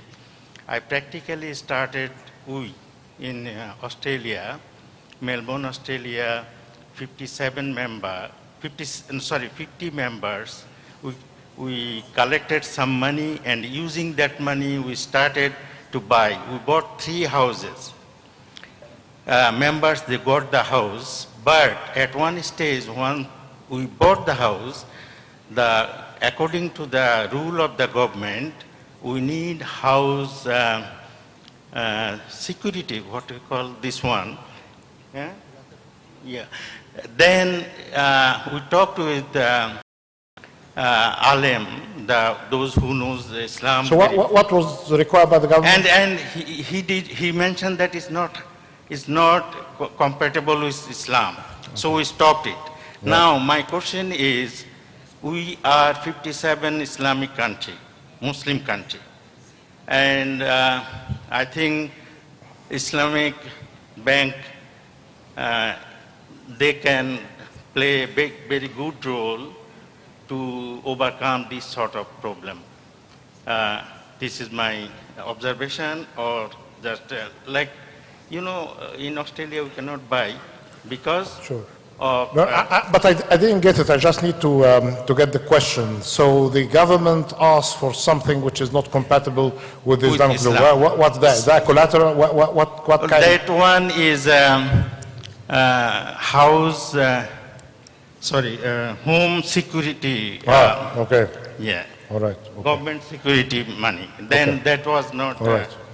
Thank so you. in that situation, what should we do? Yeah. Thank you very much. Thank you so much. All right. So, all right. Anyone from this side? On the left here, at the back, please. Yes. Please go ahead. تفضل. Yeah, here. To your left. Yes. Yeah. تفضل. بسم الله الرحمن الرحيم. أخوكم الدكتور جزاع العنزي، أستاذ مساعد بالفقه المقارن من جامعة حفر الباطن. أهلا وسهلا. أهلا بك والسامعين. سؤالي تحديدا، البنوك عموما الإسلامية والتقليدية لها صفة احتكارية في كونها الملاذ الوحيد لقبول الودائع، وكذلك أيضا في إيداع رواتب الموظفين في سائر الدول، وكذلك توفر هذه البنوك خدمة تسديد الفواتير والالتزامات المالية لكافة العملاء. سؤالي تحديدا من وجهة نظر السادة الخبراء في تقييمكم لهذه البنوك وهذه الميزة الاحتكارية التي فيها، هل تم استخدامها بما يتوافق مع أهداف التنمية المنشودة أو فيها شيء من الاستغلال لهذا المركز؟ وشكرا. شكرا جزيلا. طيب عندنا 10 دقائق، هناخد 3 أسئلة، كل سؤال في نصف دقيقة والباقي للبانل. تفضل. اسمي عاطف إبراهيم إسماعيل، مستشار تدريب في مجال المالية الإسلامية وباحث في الاقتصاد الإسلامي، وعملت في القطاع المصرفي 30 عام، وأعمل الآن مدير تنفيذي لشركة طلائع الرياضة للاستشارات والتدريب. أهلا وسهلا. أهلا بحضرتك. أولا أنا سعيد جدا بالاستماع إلى جميع المتحدثين، جزاهم الله خير على كل الأطروحات القيمة اللي أثرت المؤتمر. لي مداخلة بسيطة بسؤال، وهو فيما يتعلق بالتنمية المستدامة أو الاستقرار المالي والاقتصادي. السادة المتحدثين تكلموا على عدة مجالات. سؤالي، هل هذه المجالات تحتاج إلى تفعيل وتطوير في أدائها لتحقيق التنمية المستدامة؟ من ضمنها على سبيل المثال مجال الوقف، وهو من أغزر وأفضل الموارد المستمرة التي دعمت الدولة الإسلامية على مدار قرون عديدة في الأزمات والتقلبات الاقتصادية. فهل هناك نظرة واقعية منطقية لإعادة النظر في إدارة الوقف بطريقة احترافية تحقق نوع من الاستقرار المالي لدعم الكثير من المجالات والمشاريع، سواء في الصناعات الصغيرة والمتوسطة أو قطاعات التعليم أو الصحة أو ما إلى ذلك؟ الأمر الثاني وهو الاهتمام بصناديق الزكاة، وهو من أغزر المصادر التي تحقق إيرادات ثابتة داخل المجتمع الإسلامي. وربما في بعض الإحصائيات تتكلم على أنه 35% من القوى الشرائية في المجتمع على المنتجات والسلع تتوفر من خلال آخذي الزكاة. شكرا جزيلا، جزاكم الله خير. بارك الله فيك، شكرا جزيلا. في سؤال هنا، تفضل. بسم الله الرحمن الرحيم. My name is Omar Mohammed. I am an assistant professor of Islamic finance at IFAT University in Jeddah. My question is talking about sustainable development and microfinancing. How can we use the Islamic banking and finance industry in ensuring the roles of zakat and waqf institutions in the development or in the enhancement of microfinance and sustainable development? Thank you so much. So this is, well, this is the same question that was raised from the left. It's the same. You mentioned zakat and waqf and their role in economic development with emphasis on the SMEs. Okay, the last question from the floor, and then I'll go back to the panel. And apologies to you all for those who asked for the questions, because don't have time. Yes, my name is Asad Zaman, and Islamic finance was launched with the vision of providing justice and getting away from all of the known harms of the Western financial system. However, over the past 30 years, the financial systems of the West have also, there has been financialization as widely recognized, and the move away from real sector to financial sector is very strong. The inequality has been strongly increasing. The Islamic finance started with the idea that we will start with the compromise, obviously, because you have to live in the real world, but we will move towards Islam. However, exactly the opposite has been happening. Islamic finance has been moving towards Western models more and more, and there doesn't seem to be any way to stop this, or even the fact that I think about 75 to 80% of the industry is in the hands of Western bankers, who obviously don't have the intention of promoting Islamic social goals, is something to worry about. How can this trend be reversed? Right. Thank you so much. It's a very interesting comment. And let me again thank the organizers and Jami'at al-Qurra for getting us all here, and indeed inviting all of those distinguished scholars, the leaders of our understanding of Islamic economics and finance, including, of course, Professor Asad Zaman. I see Professor Munzer.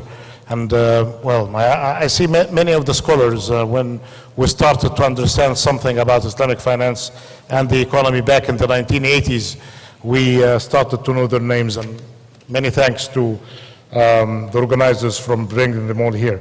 Well, 1 minute each. We see this is the utmost efficiency to try to select 1 or 2 questions and to answer them in less than 60 seconds. So as always, I'll start that challenge with Dr. Sweden.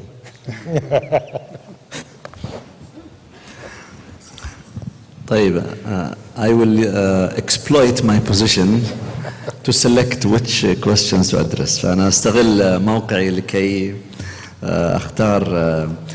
أنا أؤيد ما ذكر من أن البنوك التجارية لا يمكن تحميلها كل المسؤولية. إذن يأتي السؤال: ما الذي نحتاجه لكي نطبق المشاركة، ومن ثم ما يأتي بعدها وهو التمويل. تكلمنا عن المؤسسات وقلنا نحتاج إلى منظومة متكاملة من المؤسسات المالية المكملة لأعمال المصارف، ولا نقتصر فقط على المصارف. نحتاج إلى تقنيات تقييم الجدارة الإنتاجية وليس فقط الجدارة الائتمانية. نحن الآن في التمويل، سواء كان في المصارف التجارية أو غير التجارية، في تقنيات لتقييم الجدارة الائتمانية، كريدت ديبارتمنت يسوي كريدت سكورينج، كريدت ايفالويشن. ولكن كيف نقيم القدرة على الإنتاج وعلى تحقيق الأرباح من زاوية منظور المشاركة؟ حسب علمي لا يوجد تقنيات كافية، وإن كان أظن أن السكورينج سيستم developed by Entrepreneurial Finance Lab could be a very good tool، ولكن نحتاج إلى تطوير منظومة واسعة من هذه الأدوات التي تعين الراغبين في التمويل بالمشاركة أن يستخدموا هذه التقنيات للتقييم. ثم ننتقل إلى الأدوات. ما هي الأدوات المالية؟ Revenue Bonds هي أحد الأدوات، ومثل ما ذكر أن لا نقتصر فقط على الإكويتي، هناك هايبريدز ما بين البيور ديت والبيور إكويتي، ونحتاج إلى تطوير هذه الأدوات لكي نسمح بطيف متكامل من المشاركة. شكرا سيد الرئيس. شكرا. الآن يعني من قبل المنظمين نصف دقيقة لكل متحدث. اتفضل. شكرا. في حقيقة أنا حبيت أعلق على موضوع استغلال واستخدام الأمثل لأموال الوقف والزكاة. احنا بنرجع للمربع الأول. إذا استخدمنا أموال الوقف من خلال القائمين على الأوقاف ووضعها مرة أخرى في ديبوزيتس مع البنوك، ففي الحالة هذه ما أعطينا الوقف حقه من المشاركة في التنمية وتنمية قطاعات عدة في المجتمعات. ذلك أنا أعتقد أن قطاع المصرفية الإسلامية يحتاج إلى private equity plus، وأعني بذلك الشركات الملكية الخاصة تصبح إدارات أيضا، ليس فقط تأخذ رأس المال من المستثمرين ووضعه في المشاريع، تحتاج أنها تشارك في تطوير المشاريع. الأوقاف ممكن تبني مدارس، تبني مستشفيات، تبني الكثير من مشاريع البنية التحتية، ولكن في وضعها الحالي أتفق مع الأخوة الذين سألوا بأنها تستخدم بنفس الطريقة التي تأخذ فيها البنوك التجارية والبنوك الاستثمارية كما ذكر الدكتور سامي، أنها فقط ديبوزيت سواء مرابحة أو مشاركة، ولا يكون هناك مجهود لجعل تلك الأوقاف تعمل فعليا على بناء مشاريع بنية تحتية.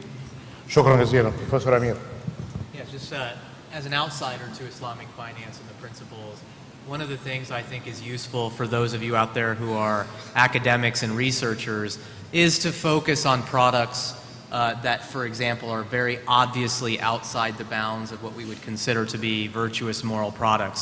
So, for example, in the United States, we have this thing called payday loans, which is just a terrible instrument that people get addicted to, and they have to pay every 2 weeks, and they get their paycheck, and they immediately give it to the creditor.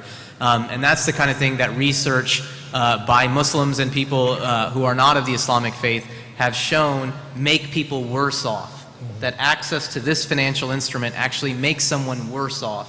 And I think that should be something that we should have as a goal as researchers, is to point out when we see products that are clearly worse for the people taking them on, that we do research, we effectively show that they are making people worse off, and therefore try to eliminate them from the financial system. Thank you so much. Dr. Rajab. إجابة على السؤال على هل ينقص فقط التنظيم أو لا، أنا أؤمن بقوة بأنها دور الحكومات ودور الريجوليترز أن يضع التنظيم المناسب، ولا يسوي اضطراب الماركت بأنه والله أوفر ريجوليتد الماركت ولا أنه يتركها بدون أي ريجوليشن. فانطلاقا من هذا الأمر، لو في الدول الإسلامية حاولت أن تضع نظام منطلقا من مقاصد الشريعة للبنوك الإسلامية، بناء عليه وضعت التنظيمات اللي تخدم هذه المقاصد، وتركت البيئة للتنافسية بين هذه البنوك، في النهاية سنجد بأن هذا التنظيم سيساعد في خدمة هذا القطاع لأنه بيضع الحد الأدنى. كذلك هذا الأمر القطاع الخاص. أما تدخل الحكومات مباشر اللي توجيهها، فأتوقع أن هذا ديستورشن كبير للاقتصاد غير مناسب، ويبعد الاقتصاد عن درجة عن نقطة التوازن اللي الكل فيه. شكرا. شكرا جزيلا دكتور محمد. I think what the industry really needs in order to be able to contribute to the sustainable development goals is, number one, human resources. The industry needs people that understand the principle in order to be able to apply them. Secondly, the industry needs the innovation. Today, most of the participants, like scholars and investment bankers, are spending their time structuring transactions that have been used numerous times. They should standardize the most accepted structure and probably focus on creating the next generation of instruments.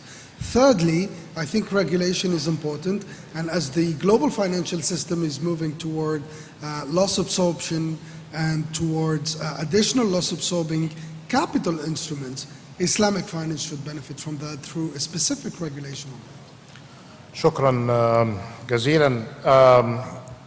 أتصور أنه يعني أخذنا من الوقت ما أخذناه، وهناك ما زال من الأسئلة والتعليقات المطلوب الكثير، ولكن على مدار أعمال المؤتمر عدد من الأسئلة التي طرحت سوف يتم الإجابة عليها.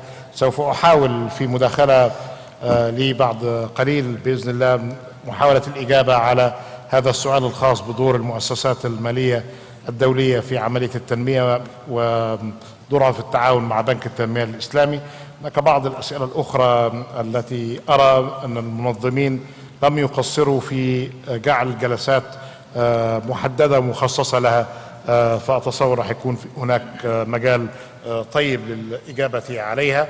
أرجو من حضراتكم جميعا مشاركتي في تحية السادة المشاركين في هذه الجلسة، الدكتور سامي السويلم والأستاذ منتشر المرشد والبروفيسور أمير صوفي والدكتور رجل مرزوقي والدكتور محمد دمق، وشكرا جزيلا.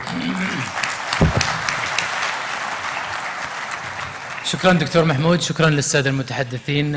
رجاء البقاء بعد قليل للتكريم من الجامعة، لكن التلخيص قبل ذلك. Just to wrap it up and summarize what's been said in this session on efficiency and financial stability in Islamic finance.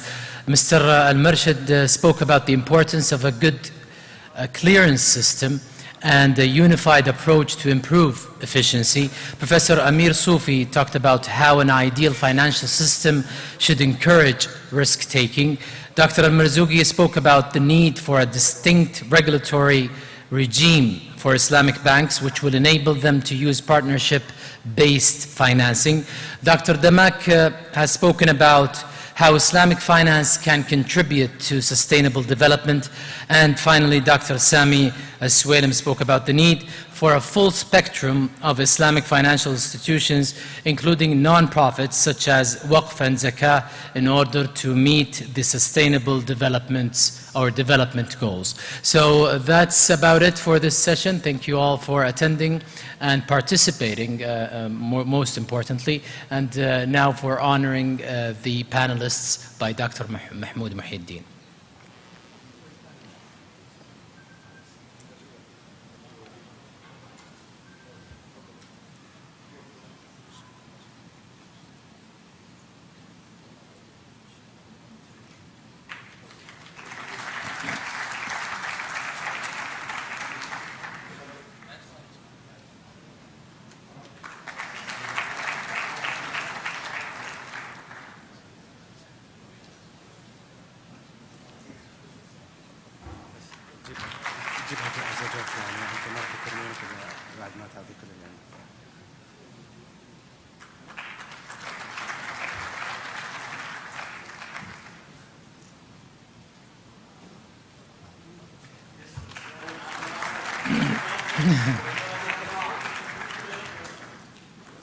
دكتور محمود، هم قرروا ما يكرموك الا بعد ما ياخذوا كل اللي عندك.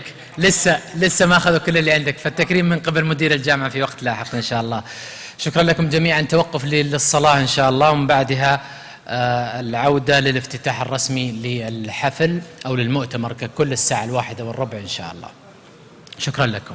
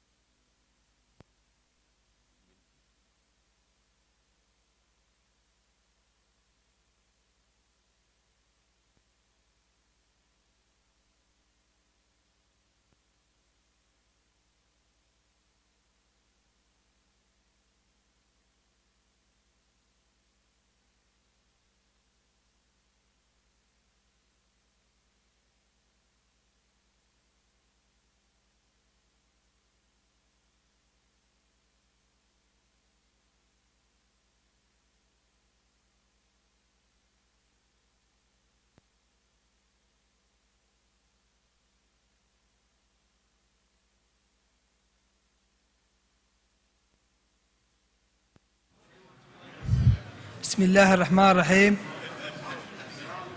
تجربة الصوت 1 2 3 4 5. بسم الله الرحمن الرحيم. 1 2 3 4 5 6 7. بسم الله. خلاص؟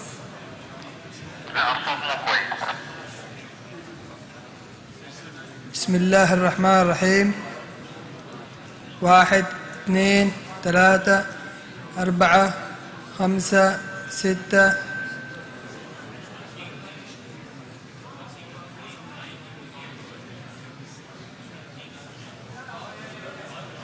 بسم الله الرحمن الرحيم. الحمد لله رب العالمين. بسم الله. تجربة الصوت 1 2 3 4 5 6. بسم الله الرحمن الرحيم. تجربة الصوت 1 2 3 4. 1 2 3 4 5 6.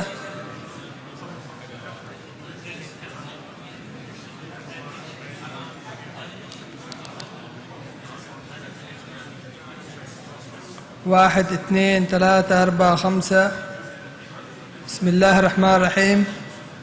1 2 3 4 5 6 7 8 9 10. بسم الله الرحمن الرحيم. الحمد لله رب العالمين. بسم الله.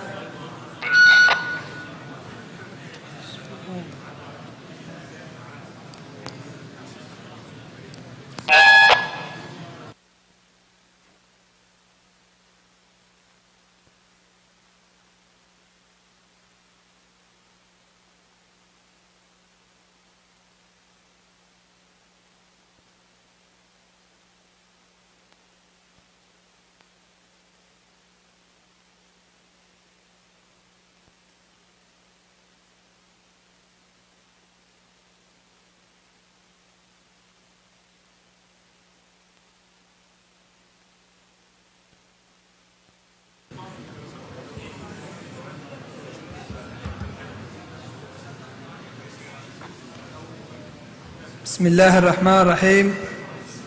الحمد لله رب العالمين. بسم الله. تجربة الصوت 1 2 3 4 5 6 7. 1 2 3 4 5 6 7 8 9 10. 1 2 1 2 3 1 2 3 4 5. بسم الله الرحمن الرحيم. 1 2 3 4 5 6.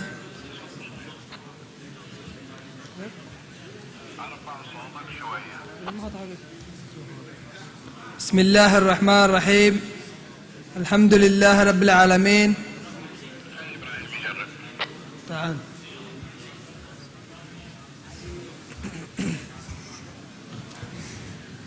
بسم الله الرحمن الرحيم.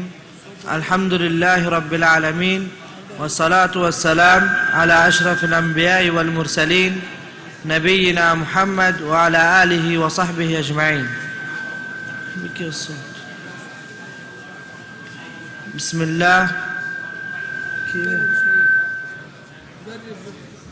بسم الله الرحمن الرحيم.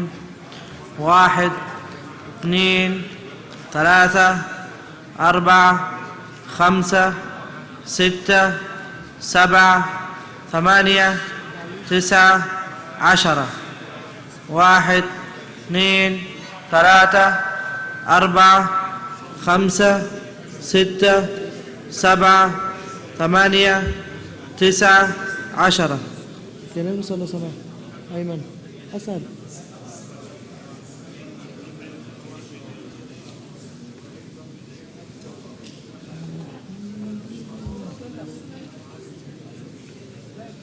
خويا ما هو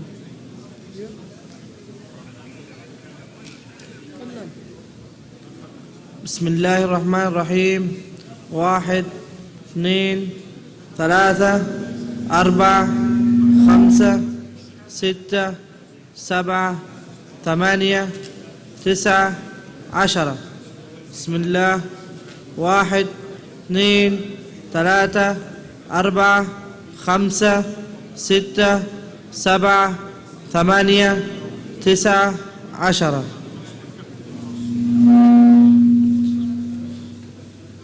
بسم الله الرحمن الرحيم الحمد لله رب العالمين والصلاة والسلام على أشرف الأنبياء والمرسلين نبينا محمد وعلى آله وصحبه أجمعين بسم الله بكي الصوت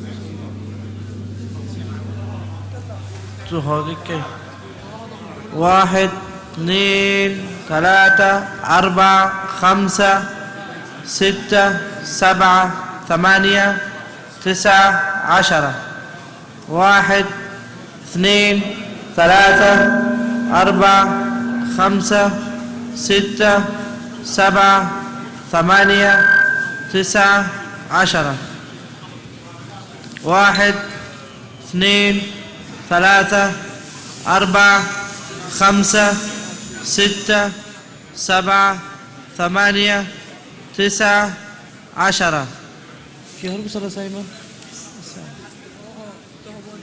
1 2 3 4 5 6 7 8 9 10 بوتك كتير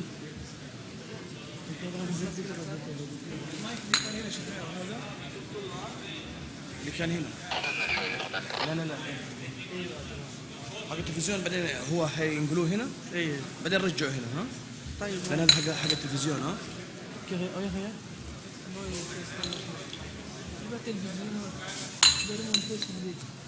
لا ما هذا ده هلا ما ميلا ما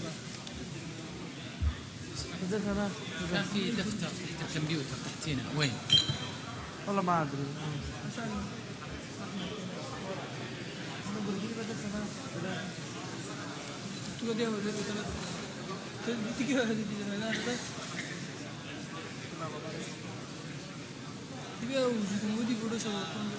ما أعرف كيف يدرس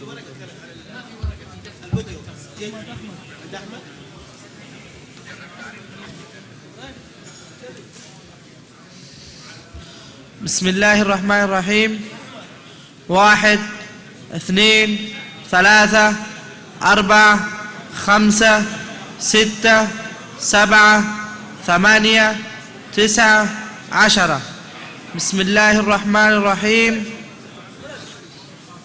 أيه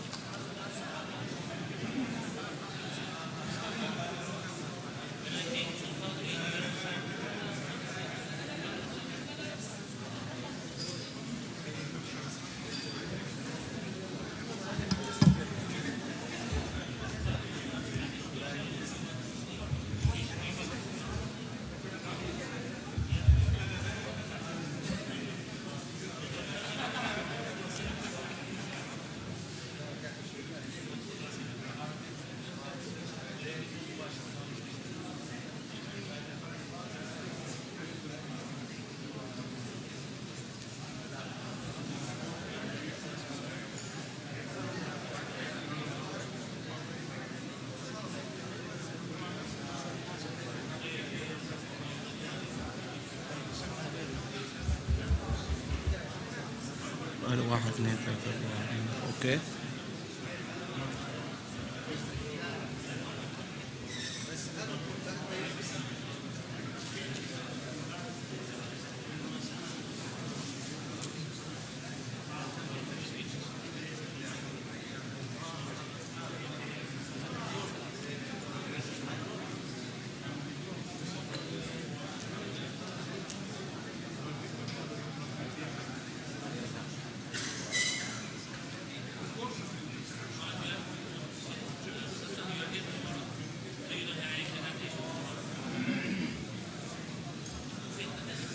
بسم الله الرحمن الرحيم. 1 2 3 1 2 3. خلاص.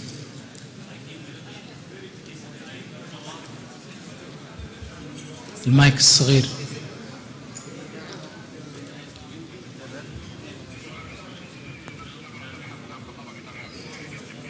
نفس الطبقة يا دكتور، نفس الريتم اللي انت ماشي عليه بس كده. نعم نفس طيب. بسم الله الرحمن الرحيم. بسم الله الرحمن الرحيم. 1 2 3. بسم الله الرحمن الرحيم. بسم الله الرحمن الرحيم.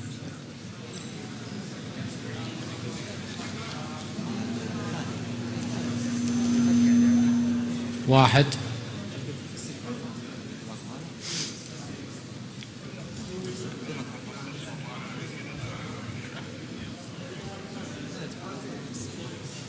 انت اول كان صوتك عالي صح؟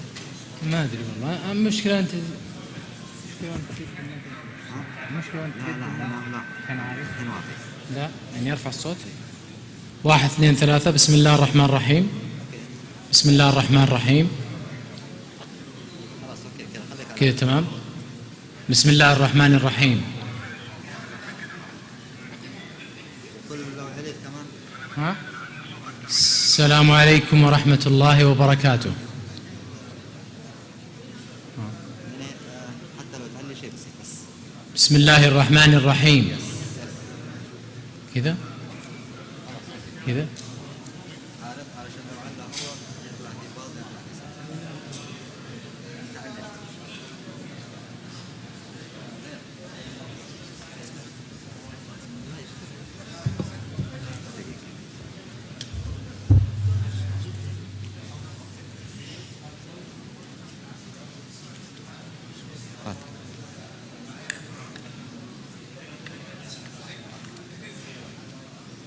كلمت الدكتور صالح عليها؟ تكتب مباشر. ما عليها علاقة بس كلمت الدكتور صالح والله يقول شيلوها كلها ما يهمني.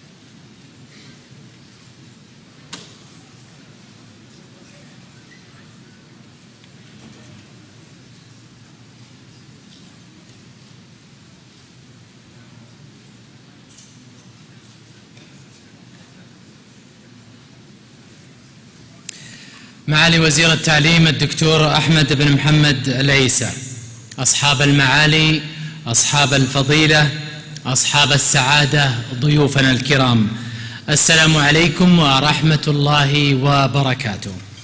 في أم القرى، في مهبط الوحي، حيث أوحي لأحمد بإقرأ، اجتمعتم من أكثر من 58 دولة لمناقشة الاقتصاد والتمويل الإسلامي الذي أصبح محط أنظار المعنيين في كل دول العالم.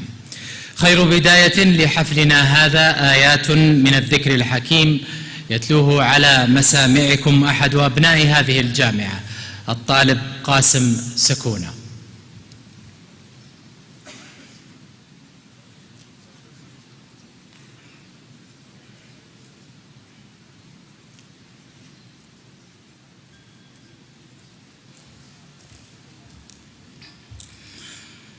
أعوذ بالله من الشيطان الرجيم.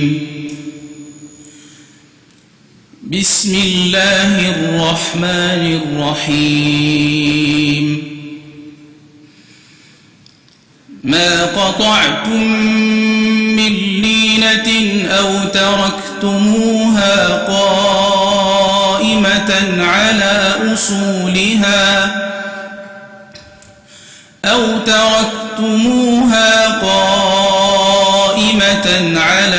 أصولها فبإذن الله وليخزي الفاسقين. وما أفاء الله على رسوله منهم فما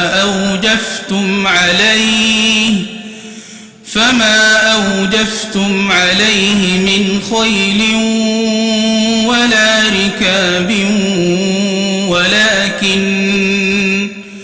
ولكن الله يسلط رسله على من يشاء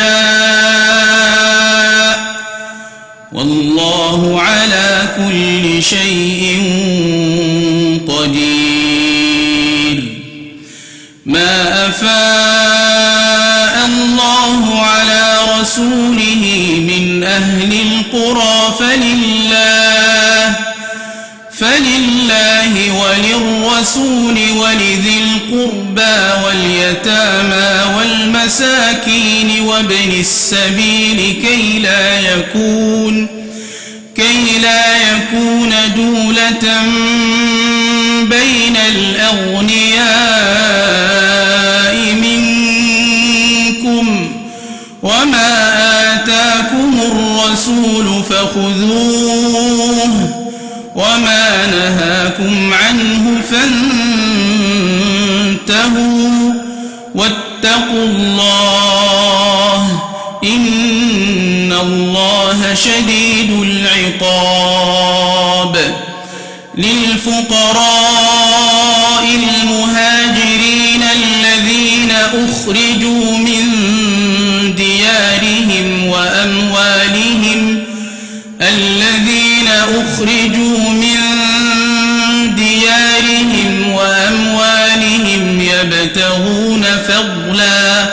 يبتغون فضلا من الله ورضوانا وينصرون الله ورسوله أولئك هم الصادقون. والذين تبوأوا الدار والإيمان من قبلهم يحبون من هاجر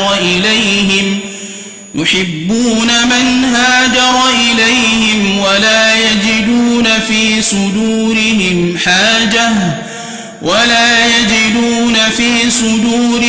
حاجة مما أوتوا ويؤثرون على أنفسهم ولو كان بهم خصاصة ومن يوق شح نفسه فأولئك هم المفلحون والذين جاءوا من بعدهم يقولون ربنا اغفر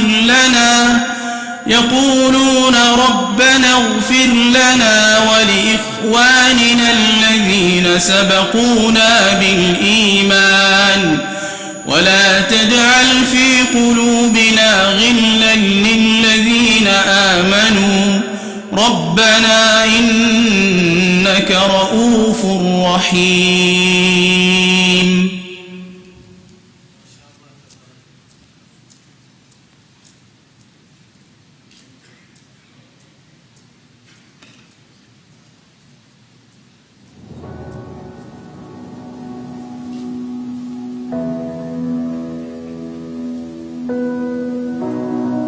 من هنا من مكة المكرمة منبع الرسالة خرج نظام الاقتصاد الإسلامي للبشرية قبل أكثر من 1400 عام وانبثق من العقيدة الإسلامية السمحة والأخلاق والمبادئ الإنسانية العالية التي تحكم سلوك البشر في الحياة كلها من خلال إعطاء المسلم تصورا كاملا وشاملا للتعاملات الدنيوية. وبعدما يقارب 13 قرنا قامت المملكة العربية السعودية بإعادة تصدير هذا النظام العادل للعالم من خلال إطلاق مجموعة من المبادرات الرائدة كان لها عظيم الأثر في لفت أنظار العالم للاقتصاد الإسلامي. منذ تأسيس المملكة العربية السعودية وامتدادا لكونها تستمد أحكامها من كتاب الله وسنة نبيه صلى الله عليه وسلم جعلت من نظام الاقتصاد الإسلامي مظلة رئيسية لمجمل تطبيقاتها وتعاملاتها المالية والتجارية.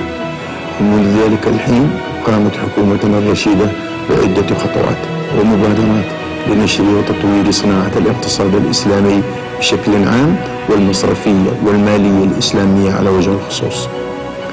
أصبح من خلالها نظام الاقتصاد الإسلامي مرتكز أساسي للاقتصاد الرئيسي للدولة ونظاما عالميا قابلا للتطبيق في أي زمان ومكان.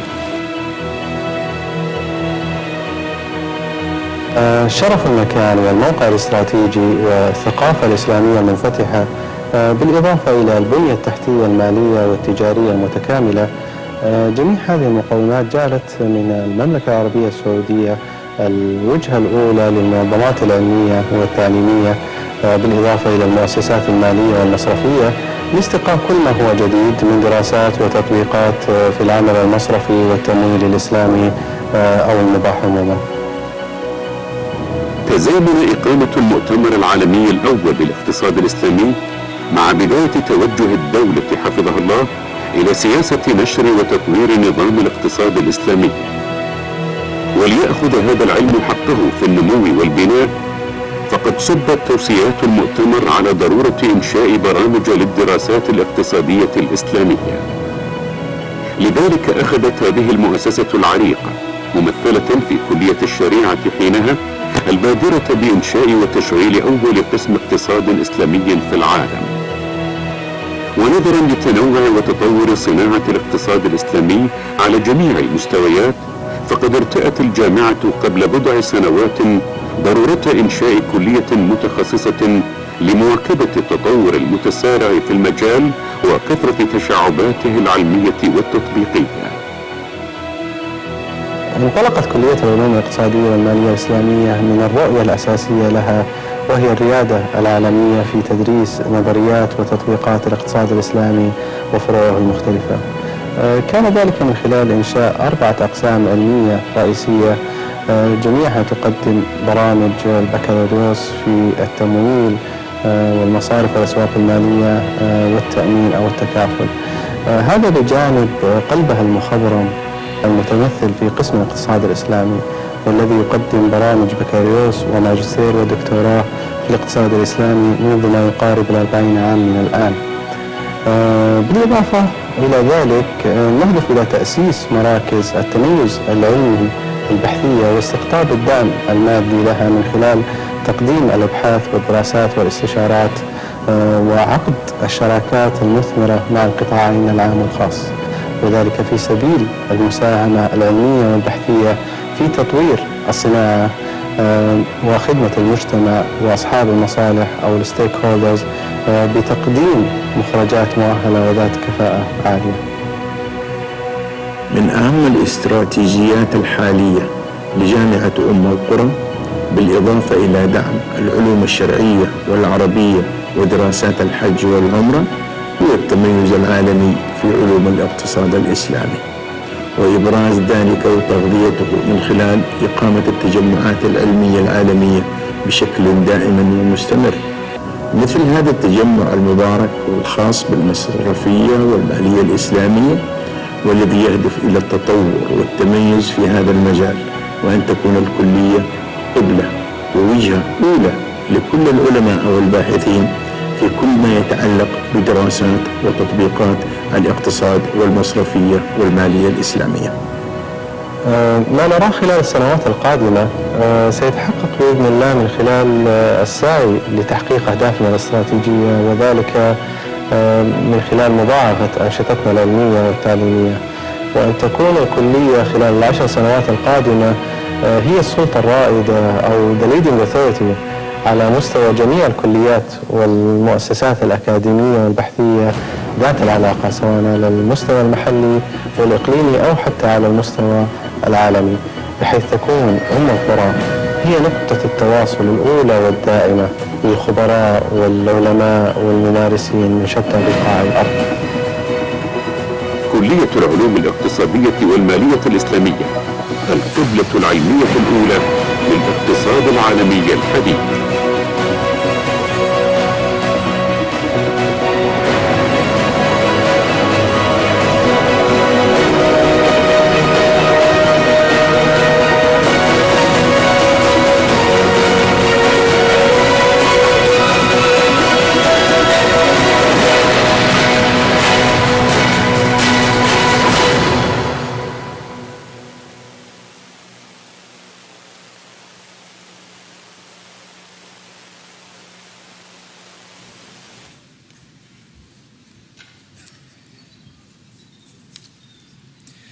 طموح من هنا يبدأ بأن تكون مكة عاصمة للصيرفة الإسلامية، وما هذا المؤتمر إلا نواة لذلك الطموح. كلمة الدكتور صالح بن علي العقلة، عميد كلية العلوم الاقتصادية والمالية الإسلامية، رئيس اللجنة المنظمة.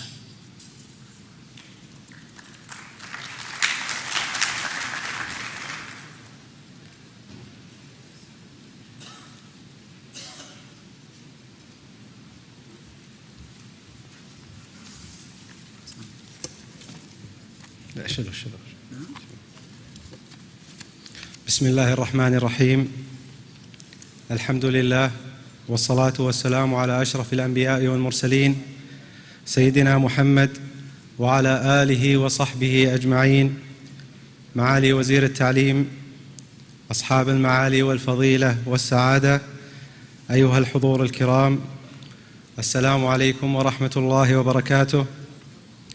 يشرفني بداية أن أرفع لمقام خادم الحرمين الشريفين الملك سلمان بن عبد العزيز وولي عهده الأمين ولي العهد حفظهم الله ورعاهم أسمى آيات العرفان والامتنان على دعمهم الدائم للعملية التعليمية وعلى كل ما قدموه ولا زالوا يقدمونه لأبنائهم الطلاب ومنسوبي التعليم العام والجامعي في بلادنا الغالية. حفظ الله لها قادتها وحفظ لها أمنها وأمانها وحماها من كل سوء ومكروه. كما يسرني أن أتقدم بجزيل الشكر والتقدير لمعالي وزير التعليم الدكتور أحمد بن محمد العيسى على رعايته الكريمة للمؤتمر العالمي الأول للمصرفية والمالية الإسلامية ودعمه لجوانبه التنظيمية وحضوره اليوم لافتتاح فعالياته، إيمانا من معاليه بأهمية دعم الجوانب العلمية والبحثية في الجامعات السعودية. والشكر موصول لمعالي مدير الجامعة رئيس اللجنة الإشرافية العليا للمؤتمر الدكتور بكري بن معتوق عساس على توجيهاته المباركة ودعمه اللامحدود منذ اليوم الأول في العمل على أوراق هذا المؤتمر، حرصا من معاليه أن يحقق المؤتمر أهدافه وأن يكون حلقة جديدة في سلسلة نجاحات جامعة أم القرى في تنظيم المحافل المحلية والعالمية المؤثرة. كما أوجه خالص شكري وامتناني إلى جميع أصحاب المعالي والسعادة المشاركين من متحدثين وباحثين وضيوفنا الكرام من الداخل والخارج على بالغ حرصهم واهتمامهم وقطعهم المسافات من مختلف دول وقارات العالم لمشاركتنا اليوم في هذا الحدث.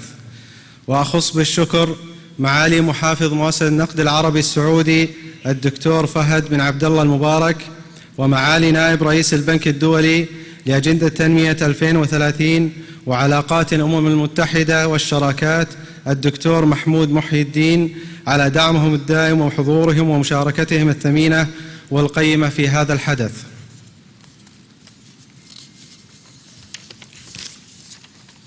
شكر خاص وعميق أود تقديمه لأولئك الذين شاركونا نتاجهم العلمي خلال فترة استقبال الأوراق العلمية، حيث استقبلت اللجنة العلمية للمؤتمر 1034 ورقة علمية قدمها 863 باحثا يمثلون 58 دولة من مختلف دول العالم، الأمر الذي قد يمثل رقما قياسيا جديدا وردة فعل غير مسبوقة على مستوى المؤتمرات والملتقيات والندوات العلمية ذات العلاقة بالاقتصاد الإسلامي.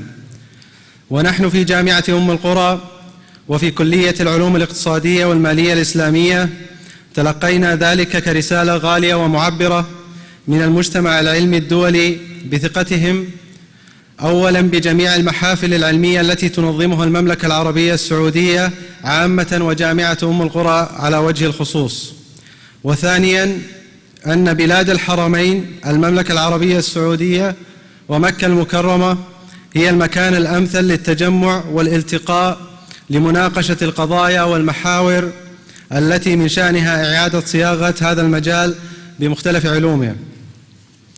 وبدورنا ومثلما تلقينا هذه الرسالة بكل ود وتقدير نعيد إرسالها ببالغ الحرص والاهتمام لجميع المنظمات والجهات ذات العلاقة على جميع المستويات المحلية والعالمية بأن أم القرى المدينة والجامعة ممثلة في كلية العلوم الاقتصادية والمالية الإسلامية وبكل ما تملكه من قدرات أكاديمية وعلمية عالية المستوى ترحب بدعم جميع المبادرات والشراكات التي من شأنها المساعدة على تطوير هذه الصناعة وجعلها نظاماً عالمياً وبديلاً ناجعاً قابلاً للتطبيق في كل زمان ومكان. أخيراً وليس آخراً، لا يسعني إلا أن أتقدم بأسمى عبارات الشكر والتقدير لرعاة المؤتمر لثقتهم الغالية في جامعة أم القرى ولمساعدتنا في إنجاح المؤتمر وإخراجه بشكل يعكس تطور وعراقة الجامعة في التنظيم. وأشكر جهود جميع زملائي أعضاء لجان المؤتمر وزملائي منسوبي كلية العلوم الاقتصادية والمالية الإسلامية وطلاب وطالبات الكلية على جميع ما قدموه من عمل رائع ومبارك بإذن الله ومساهمتهم الكبيرة في إنجاح الفعاليات. وفي الختام نسأل الله أن يبارك الجهود ويسدد الخطى وأن يوفق جميع المشاركين للخروج بتوصيات تحقق الأهداف المرجوة والمأمولة من هذا اللقاء المبارك بإذن الله. وآخر دعوانا أن الحمد لله رب العالمين.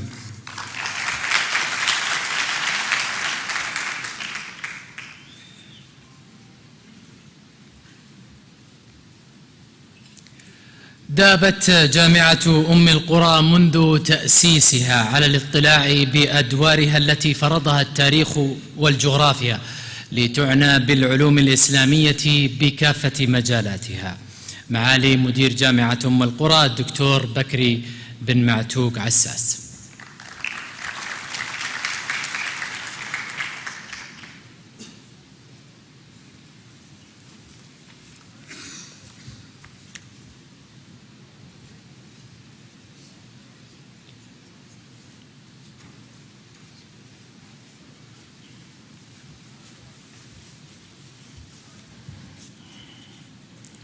بسم الله الرحمن الرحيم. الحمد لله القائل: يا أيها الذين آمنوا اتقوا الله وذروا ما بقي من الربا إن كنتم مؤمنين. والصلاة والسلام على نبيه القائل: لا تزول قدم عبد يوم القيامة حتى يسأل عن 4، وذكر منها: وعن ماله من أين اكتسبه وفيما أنفقه.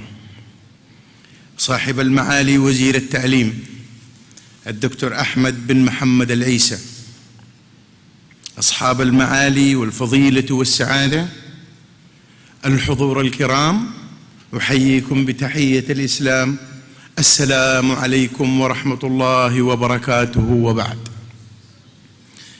قدر مكة المكرمة أن تكون الأولى. لقد كانت موضع أول بيت وضع للناس،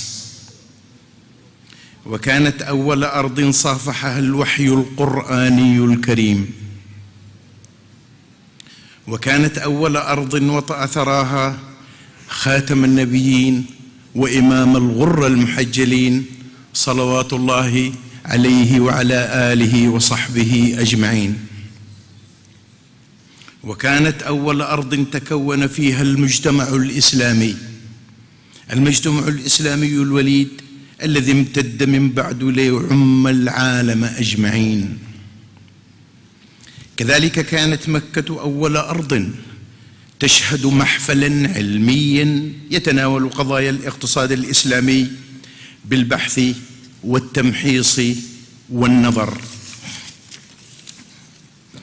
لست أعني أيها الإخوة مؤتمرنا هذا، بل أعني تلك الليلة من شهر ربيع الأول سنة 1395 للهجرة، الموافق لشهر إبريل من عام 1975 للميلاد، حين التأم في مكة المكرمة شمل كوكبة من علماء الاقتصاد والشريعة في المؤتمر العالمي الأول للاقتصاد الإسلامي. وكان ذلك بتنظيم من جامعة الملك عبد العزيز في ذلك الوقت، وبموافقة كريمة من جلالة الملك فيصل رحمه الله. وها نحن اليوم نشهد أولية جديدة لمكة المكرمة في المؤتمر العالمي الأول للمصرفية والمالية الإسلامية، الذي تعقده جامعة القرى لتحقق لمكة أولية علمية في باب المصرفية الإسلامية بعد 4 عقود من أولية علمية في باب الاقتصاد الإسلامي. والفرق بين المحفلين أن الأول جاء منظرا ومؤطرا لمبادئ الاقتصاد الإسلامي، والثاني يجيء مراجعا ومقوما بعد أن أصبحت المصرفية الإسلامية واقعا ينتشر في 80 بلدا. فتلك أولية في سياق التأطير والتنظير، وهذه أولية في سياق المراجعة والتطوير. وفي الحالين فإن مكة المكرمة هي الأم الرؤوم، وهي الحاضنة الحنون والبذرة الأولى. أيها الحفل الكريم، لم يكن هذان الملتقيان الدوليان هما الإسهام الوحيد لجامعة القرى في دعم مسيرة الاقتصاد الإسلامي، فقد كانت شعبة الاقتصاد الإسلامي بقسم الدراسات العليا بكلية الشريعة والدراسات الإسلامية أول شعبة متخصصة في الاقتصاد الإسلامي، وهي أول صرح أكاديمي يمنح درجتي الماجستير والدكتوراه في هذا الاختصاص على مستوى العالم الإسلامي. فقد تأسست سنة 1398 للهجرة استجابة لتوصيات المؤتمر العالمي الأول للاقتصاد الإسلامي الذي أشرت إليه آنفا. ثم تحولت هذه الشعبة سنة 1401 إلى قسم مستقل باسم قسم الاقتصاد الإسلامي، وقد احتضن هذا التخصص بمستوياته المختلفة مئات الطلاب من العديد من الدول العربية والإسلامية.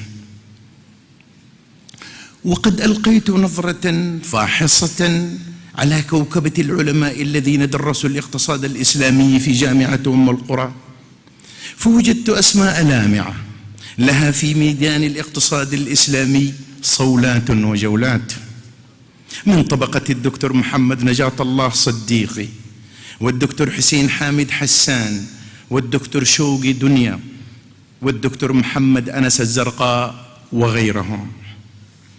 وها نحن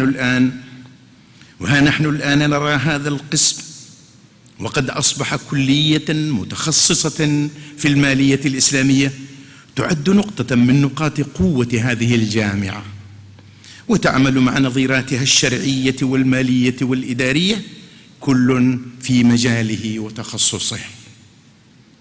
إن جامعة القرى تفخر بأنها من المؤسسات الأكاديمية العريقة التي كانت لها بصمة واضحة في خدمة مسيرة الاقتصاد الإسلامي، وما تقوم به اليوم إنما هو إكمال للمسيرة ومواصلة للطريق.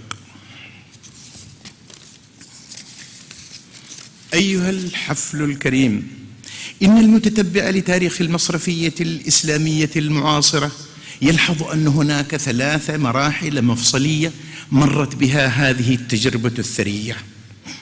المرحلة الأولى وهي مرحلة الخوف من الفشل، وذلك في النصف الأول من القرن العشرين، حين كان النظام التقليدي الربوي الوحيد في الساحة، وكانت المصرفية الإسلامية فكرة تراود بعض الرواد على وجل وخوف من ألا تنجح ميدانيا. المرحلة الثانية وهي مرحلة البدايات الخجولة، حين ظهرت عدة مؤسسات لا تتجاوز أصابع اليدين، وكانت ترتكز على المرابحة صيغة وحيدة أريد بها الخروج من مشكلة الربا مع توفير آلية مناسبة للتعويض عن المخاطر. أما المرحلة الثالثة فهي مرحلة إثبات الذات، حيث أصبحت المصارف الإسلامية في هذه المرحلة رقما صعبا في الساحة الاقتصادية، بل أصبحت الصيرفة الإسلامية صيغة جاذبة حملت عددا من البنوك التقليدية العالمية على دخول هذا الميدان عبر تقديم منتجات أو تخصيص فروع. أيها الحفل الكريم، بعد هذه المراحل أظننا الآن دخلنا مرحلة الرابعة، وهي مرحلة المراجعة والتقويم. فلا بد بعد هذه المسيرة الحافلة أن تكون هناك وقفات جادة لتقويم التجربة والتحقق من مدى توافقها مع المقتضيات الشرعية، ثم مع المتطلبات الاقتصادية المتنامية. ولذلك كان عقد هذا الملتقى واجبا ضروريا على كل مخلص مشتغل بقضايا الاقتصاد الإسلامي. أيها الأحبة، إننا لم نلتقي هنا لنتحدث فحسب، بل جئنا لنقوم مرحلة ونشخص واقعا ونبتكر حلولا ونستشرف مستقبلا، وذلك لنضمن أداء أكثر كفاءة واستقرارا للمصرفية الإسلامية.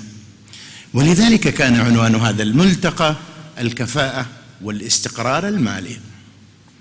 وإن جامعة القرى بما أوتيت من شرف المكان ومجاورة البيت الحرام ومحاذاة جبل الرحمة، وبما لديها من إمكانات المعرفة وعراقة التاريخ وسابق التجربة، لتعتز بأن تسهم في هذه المسيرة المباركة.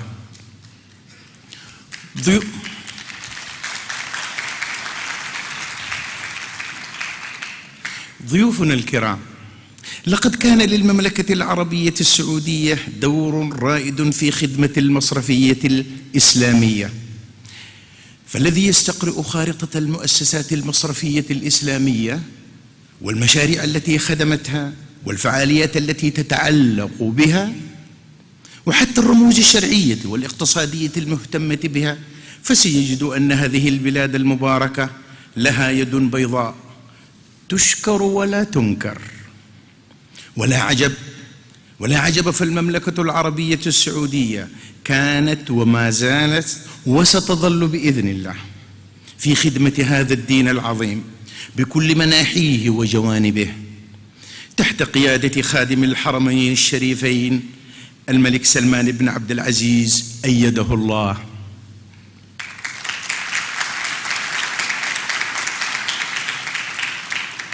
فشكر الله لخادم الحرمين الشريفين جهوده التي شهد بها القاصي والداني، والشكر كذلك لسمو ولي العهد وسمو ولي العهد.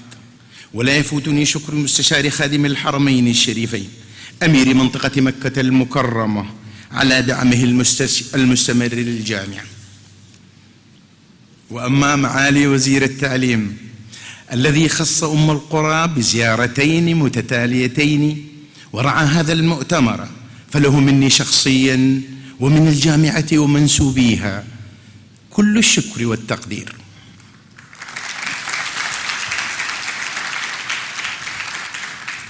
والشكر ممتد لمعالي محافظ مؤسسة النقد العربي السعودي الدكتور فهد بن عبد الله المبارك على مشاركتنا في هذا المحفل الاقتصادي الكبير. كما أشكر أخي عميد كلية العلوم الاقتصادية والمالية الإسلامية وجميع من عمل معه من الزملاء من منسوبي الكلية وكذلك من منسوبي الجامعة، فقد بذل فريق العمل جهدا كبيرا ليظهر هذا المؤتمر بهذا المستوى المشرف. والشكر لكم يا معاشر العلماء والباحثين، والشكر لكم يا معاشر العلماء والباحثين ورجال المال والاقتصاد والإدارة، فقد أنرتم جامعتكم القرى الجامعة. أيها الأحبة، كما بدأت أحييكم مرة أخرى بتحية الإسلام. السلام عليكم ورحمة الله وبركاته.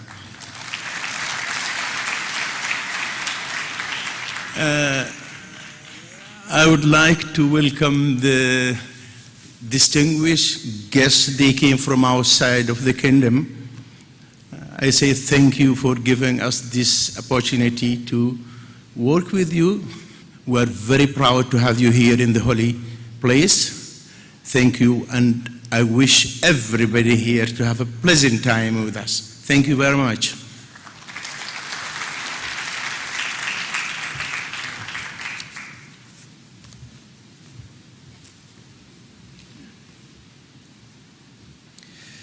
كلمة معالي محافظ مؤسسة النقد العربي السعودي الدكتور فهد بن عبد الله المبارك.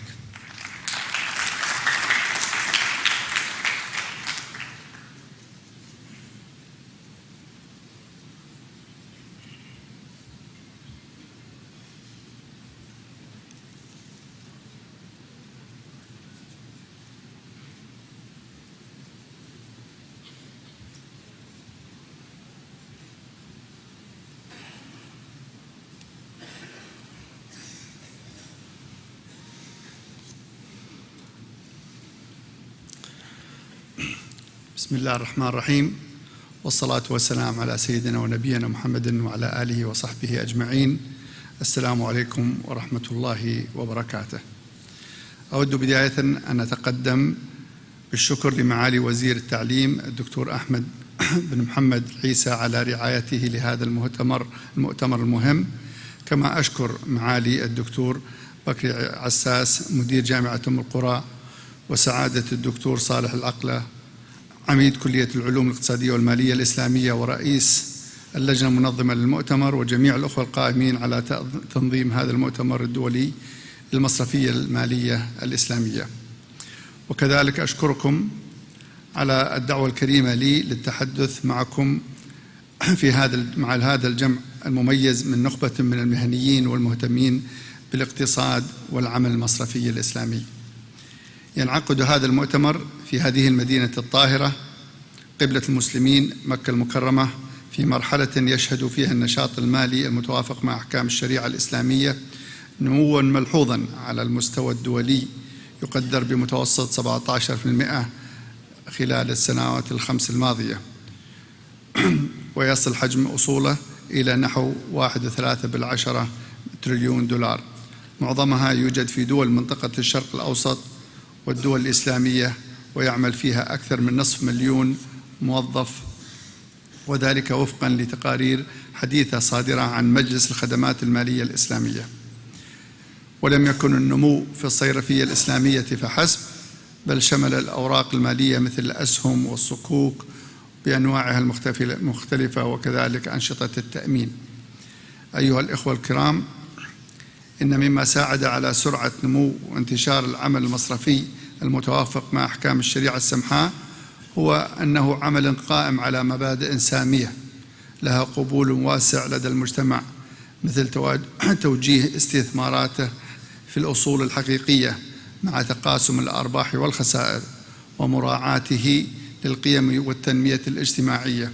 ولذلك نجح في جذب المدخرات وتلبية الاحتياجات للمتعاملين وتحقيق مصالحهم. وقد كان المراكز المتخصصة والجامعات وهيئات الفتوى ولجان الرقابة الشرعية في المصارف دورا مهما في تطوير أدوات مالية ومنتجات متوافقة مع الشريعة، مثل الإجارة والاستصناع والسلم، إضافة إلى عقود المضاربة والمشاركة والمرابحة. ولم تقتصر على ذلك فحسب، بس شملت أيضا خدمات أخرى مثل تقديم التمويل المشترك وإصدار التعهدات المصرفية وخطابات الضمان وغيرها. أيها الحضور الكرام، تدرك مؤسسة النقد العربي السعودي أهمية المنتجات والخدمات المصرفية المتوافقة مع الشريعة الإسلامية، وتشجع المصارف على تلبية متطلبات السوق منها وفق أفضل المبادئ والمعايير الصادرة من الجهات المختصة. وبما أن العمل المصرفي الإسلامي جزء من منظومة الأعمال المصرفية في القطاع المصرفي الذي تتأثر جميع مؤسساته وتؤثر جميع مؤسساته باختلاف أنواعها في بعضها البعض، فإن سلامة ومتانة جميع مكوناته مهمة للإشراف المصرفي الفعال وضرورة للاقتصاد المالي في البلاد. ومع توسع ظاهرة العولمة وترابط الأسواق المحلية والإقليمية والعالمية نتيجة التقدم الهائل في الاتصالات وتقنية المعلومات ونظم المدفوعات، زادت مخاطر انتقال عدوى الأزمات المالية والاقتصادية من دولة إلى أخرى ومن مؤسسة مالية إلى أخرى داخل الاقتصاد الواحد أو خارجها. وتفاديا لذلك تعير مؤسسة النقد الاهتمام البالغ في تطوير أفضل المبادئ والمعايير المحلية والدولية على جميع المؤسسات المالية الخاضعة لإشرافها ورقابتها، ومنها تلك المبادئ الصادرة عن لجنة بازل للرقابة المصرفية ومجلس الاستقرار المالي. وقد كان لهذه الإجراءات دورا هاما في تحقيق الاستقرار في النظام المصرفي بالمملكة. وقد أثبتت الأزمات المتتالية المالية العالمية في السنوات والعقود الماضية قوة وصلابة البنوك المحلية وقدرتها على امتصاص الصدمات والتعامل مع هذه الأزمات دون التأثير على ودائع المواطنين والشركات وحقوق العملاء والمساهمين. وقد أكدت وكالة التصنيف الدولية فيتش أن النظام المصرفي السعودي يعد رابع أفضل وأقوى نظام مصرفي في العالم فقط بعد أستراليا وكندا وسنغافورة. وما كانت مثل هذه المرتبة العليا دوليا أن تتحقق لولا توفيق من الله ووجود نظام مصرفي قوي في المملكة تدعمه حكومة خادم الحرمين الشريفين. أيها الأخوة والأخوات الحضور، بتناول تطور الخدمات المصرفية في المملكة، فقد استخدمت مؤسسة النقد نموذجا واحدا يمكن من خلاله الرقابة والإشراف على العمل المصرفي بشقيه التقليدي والمتوافق مع الشريعة الإسلامية وفقا لنظام الرقابة على المصارف التجارية.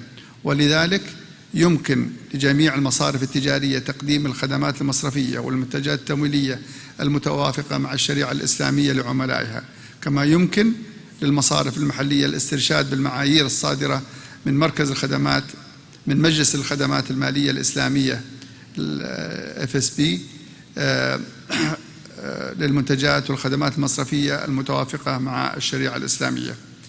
ويعد اقتصاد المملكة واحدا من العديد من اقتصادات المنطقة التي شهدت نموا سريعا في مجال العمل المصرفي المتوافق مع الشريعة الإسلامية، حيث نجد أن جميع البنوك المحلية الاثني عشر والعديد من فروع المصارف الأجنبية تقوم بتقديم منتجات متوافقة مع الشريعة الإسلامية لعملائها.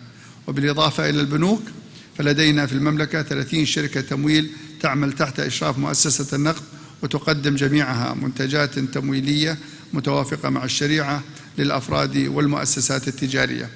كما تشرف المؤسسة على 35 شركة تأمين تعاوني تقدم منتجات تأمين متوافقة مع الشريعة الإسلامية كذلك. أيها الحضور الكرام، فيما يلي سوف أتطرق إلى موضوع الحوكمة في العمل المصرفي بالمملكة.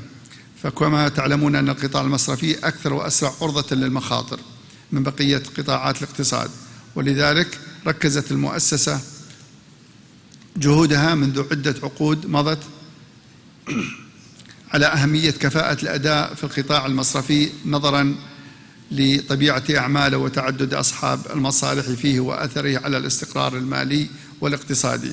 فكانت المؤسسة سباقة في إصدار التعليمات والإرشادات حول أهمية الرقابة والمراجعة الداخلية ودور المراجعين الخارجيين. وفي شهر جمادى الأولى 1435 أصدرت المؤسسة المبادئ الرئيسية للحوكمة في البنوك العاملة في المملكة العربية السعودية، التي تتفق مع أفضل الممارسات المتعارف عليها دوليا. وتهدف هذه المبادئ إلى تعزيز الأطر العامة للحوكمة وحسن الإدارة الفاعلة في البنوك، ومساعدة مجلس الإدارة والإدارة التنفيذية واللجان في تحديد أهداف المصرف والإشراف على تحقيق ومراجعة الأداء. كما أصدرت المؤسسة لاحقا مبادئ الحوكمة لشركات التمويل وكذلك شركات التأمين. أيها الأخوة والأخوات الحضور، لقد حقق العمل المصرفي الإسلامي العديد من الإنجازات، كما تجاوز العديد من التحديات. ولقد استمرت المصارف ولجان الفتوى والرقابة الشرعية في المصارف الإسلامية وكذلك طلبة العلم والمختصين في المجال العمل المصرفي الإسلامي في الجامعات والمراكز المتخصصة في تكثيف العمل على تطوير الأدوات والمنتجات المصرفية المتوافقة مع الشريعة، وابتكار أساليب ومنتجات جديدة لها قبول شرعي وتنسجم مع تطورات المجتمع ومع معايير بازل ومتطلبات إدارة المخاطر والسيولة وكفاية رأس المال. كما أن من المناسب تكثيف جهود الجامعات والمؤسسات المصرفية الإسلامية في مجال التدريب بهدف تطوير الموارد البشرية المطلوبة بطريقة علمية مدروسة، والعمل على إعداد الدراسات لتطوير الصناعة المصرفية الإسلامية على المدى الطويل. كما أنتهز هذه الفرصة لتقديم الشكر لجامعة القرى وبالذات كلية العلوم الاقتصادية والمالية الإسلامية عميدا وأساتذة وطلابا لما يقومون به في مجال تطوير الصناعة المصرفية المتوافقة مع الشريعة الإسلامية، ليجمع الخبراء بين علوم الشريعة من ناحية والمعايير المصرفية من ناحية أخرى. وكذلك أدعو جميع الجامعات بالمملكة العربية السعودية أن تجعل هذا العلم جزءا من مناهجها الأكاديمية في تخصص الاقتصاد والمالية. ونظرا لوجود وتعدد لجان الفتوى والرقابة الشرعية في العديد من المصارف، فإن ذلك يوجد مجالا أوسع للاجتهاد وتقديم حلول مبتكرة متوافقة مع الشريعة. أيها الحضور الكرام، في ختام كلمتي هذا أود التطرق بعجالة إلى أبرز التطورات الاقتصادية التي يشهدها اقتصادنا الوطني. فعلى الرغم من تراجع أسعار النفط والظروف التي تمر بها المنطقة، فقد حقق الناتج المحلي الإجمالي الفعلي في عام 2015 3.4%، وكذلك القطاع الخاص نموا نسبته 3.7%. كما شهد القطاع المصرفي نموا في معظم بنود مركزه المالي. ومن المتوقع أن يستمر الأداء الجيد للاقتصاد الوطني في ضوء توجيهات خادم الحرمين الشريفين وولي العهد حفظهم الله، كما أن الاقتصاد سيستفيد من التطور الكبير الذي شهدته البنية التحتية والكوادر الوطنية البشرية السعودية في السنوات الماضية، إضافة إلى التغييرات الهيكلية الأخيرة في آلية إعداد المالية العامة للدولة. وإننا نتطلع إلى برنامج التحول الوطني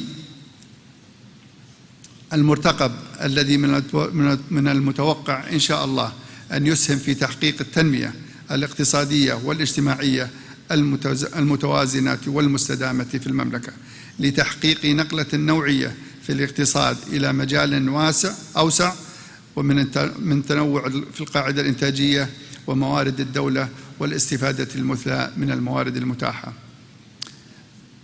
في الختام أحيي مرة أخرى معالي الدكتور أحمد العيسى لرعايته لهذا المؤتمر الحيوي، وأشكر معالي الدكتور بكري عساس مدير جامعة القرى، وسعادة العميد الدكتور صلاح العقلة، وجميع من ساهم في تنظيم وإعداد هذا المؤتمر. كما أقدر حضور نخبة من الخبراء العالميين والأساتذة والطلبة والرعاة المشاركين في هذا المؤتمر، داعيا الله أن يسهم في إثراء المعرفة وتقديم الخبرات التي تسهم وتساعد على تطوير خدمات التمويل والعمل المصرفي الإسلامي بالمملكة والعالم. وشكرا لكم.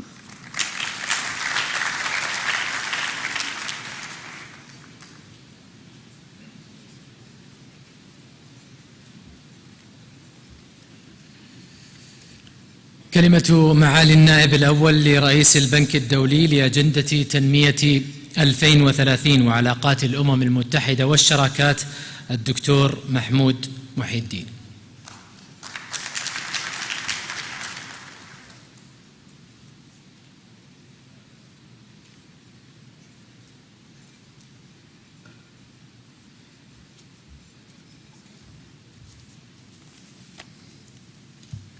بسم الله الرحمن الرحيم. معالي وزير التعليم الدكتور أحمد بن محمد العيسى،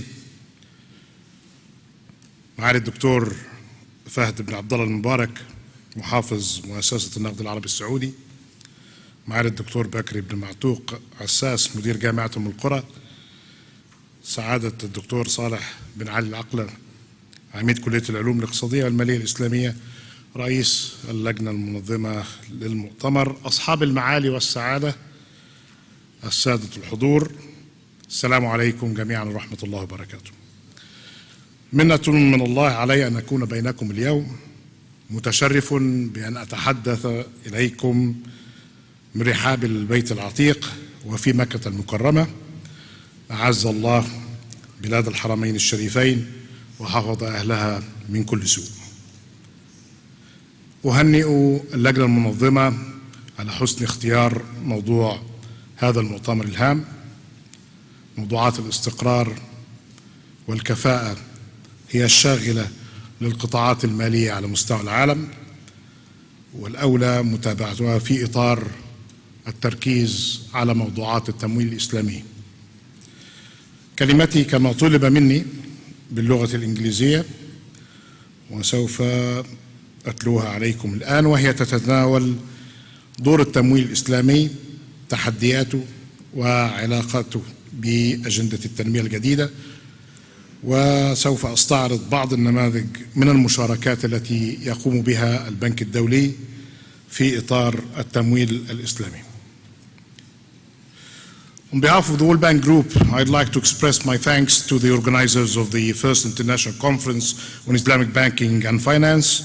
It's indeed a privilege to deliver this keynote speech in the holy city of Mecca al-Mukarramah in front of so many distinguished policymakers, scholars, and practitioners, and with an inspiring conference agenda that addresses many, if not all, of the areas relevant to Islamic banking and finance. In 2015, we saw unprecedented global collaboration to produce a transformation global agenda. The 2030 Agenda for Sustainable Development and its 17 Sustainable Development Goals reflect the collective ambition to end poverty in all its forms, preserve our planet for future generations, and leave no one behind. The agenda adopted at the headquarters of the United Nations in New York last September by all leaders, including the heads of states of the members of the Organization of Islamic Cooperation, is a plan of action for people, planet, peace and prosperity, and the successful implementation will require effective partnerships.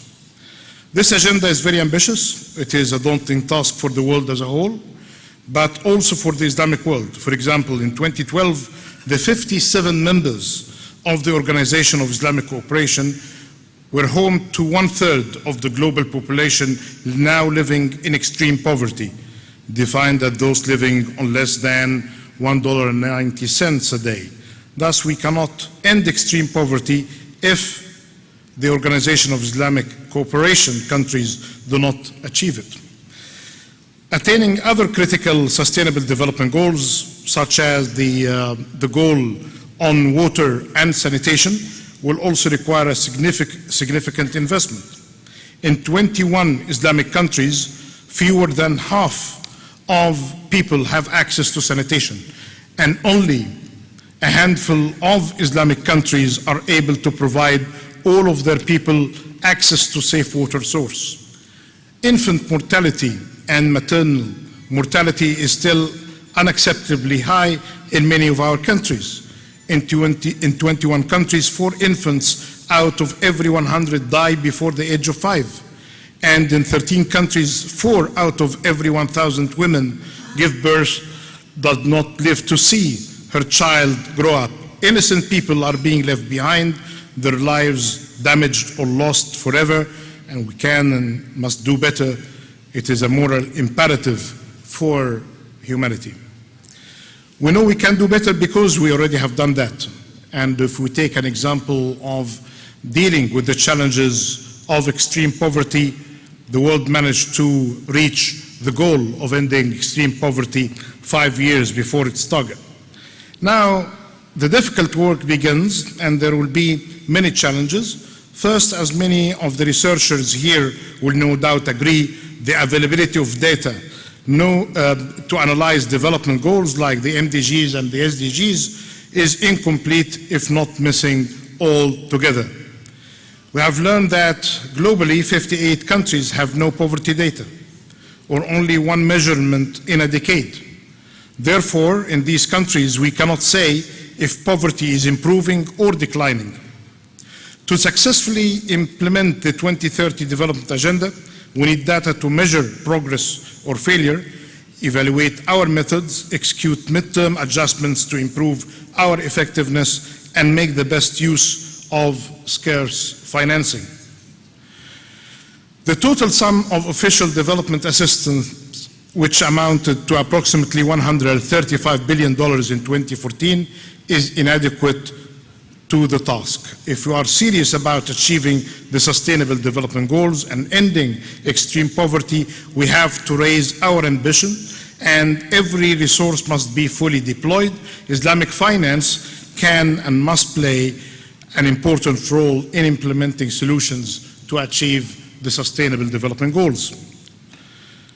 Islamic finance can provide solutions, from microfinance access for small and medium-sized enterprises, to financing infrastructure, to public-private partnerships for service delivery in health and education. Islamic finance can play a pivotal role as well in realization of the variety of aspects related to the 2030 Development Agenda, including infrastructure finance. Many instruments have now been established for these purposes, and its growth has been phenomenal. But I think it's very much the case today that we shouldn't just emphasize the numerical progress in Islamic finance. It's very much about the quality of Islamic financial services. However, Islamic finance is not without its own challenges. The areas that require attention include few, but I'll just summarize them into 5. First, the need for stronger legal institutions that honor property rights and contractual obligations. Second, regulation of Islamic finance across countries with a focus on standardization of approaches. Third, adjustments in tax regulations to eliminate the debt bias in taxation. Fourth, incentives for academic institutions to deliver more research and innovation in Islamic financial services and products. And lastly, the active participation of national authorities and the private sector into sukuk markets to finance public and private investments. The World Bank, in a variety of practical solutions in this area, had provided different steps forward. And I'm very pleased that in my note there were some good examples of the recent World Bank Group demonstration of its activities in Islamic finance, because in a previous session there was a question about the role of the World Bank Group in this grant. And there is another question about the cooperation with the Islamic Development Bank, which again I'll highlight very briefly. First, I'd like to share with you that we have many investment projects that focus on financial inclusion in countries like Indonesia, Egypt, and Malaysia. We just managed to have packages of finance to deal with the challenges of financial inclusion. Second, that the World Bank Group Treasury has issued a variety of Islamic financial instruments. It issued 2 sukuks in the last 15 months that raised $700 million, helping the International Finance Facility for immunization, very critical in the health sector. Our private sector arm, the IFC, has set up a special purpose vehicle, the IFC Sukuk Company, which issued $100 million in trust certificates in 2015, and this is just a start. Finally, the World Bank Group has established an Islamic Finance Center to improve global knowledge about the vast untapped potential of Islamic finance. So in different areas of Islamic finance, be that in knowledge or technical assistance or providing finance to governments or to the private sector, were started to become very active. There are certainly economic headwinds that we must face, and the issues highlighted by His Excellency the Governor need to be put in the global context. And I agree with him with his good assessments of the good performance of the financial sector in Saudi Arabia and the good economic progress, despite what I'm going to say now globally. There is a continued slowdown in key emerging economies, overshadowed a modest recovery in a major high-income countries in 2015, leaving the global economy in a fragile state. Global growth is now estimated to be around 2.9% in 2016. This is a revision by 0.4 percentage points below June 2015 projections.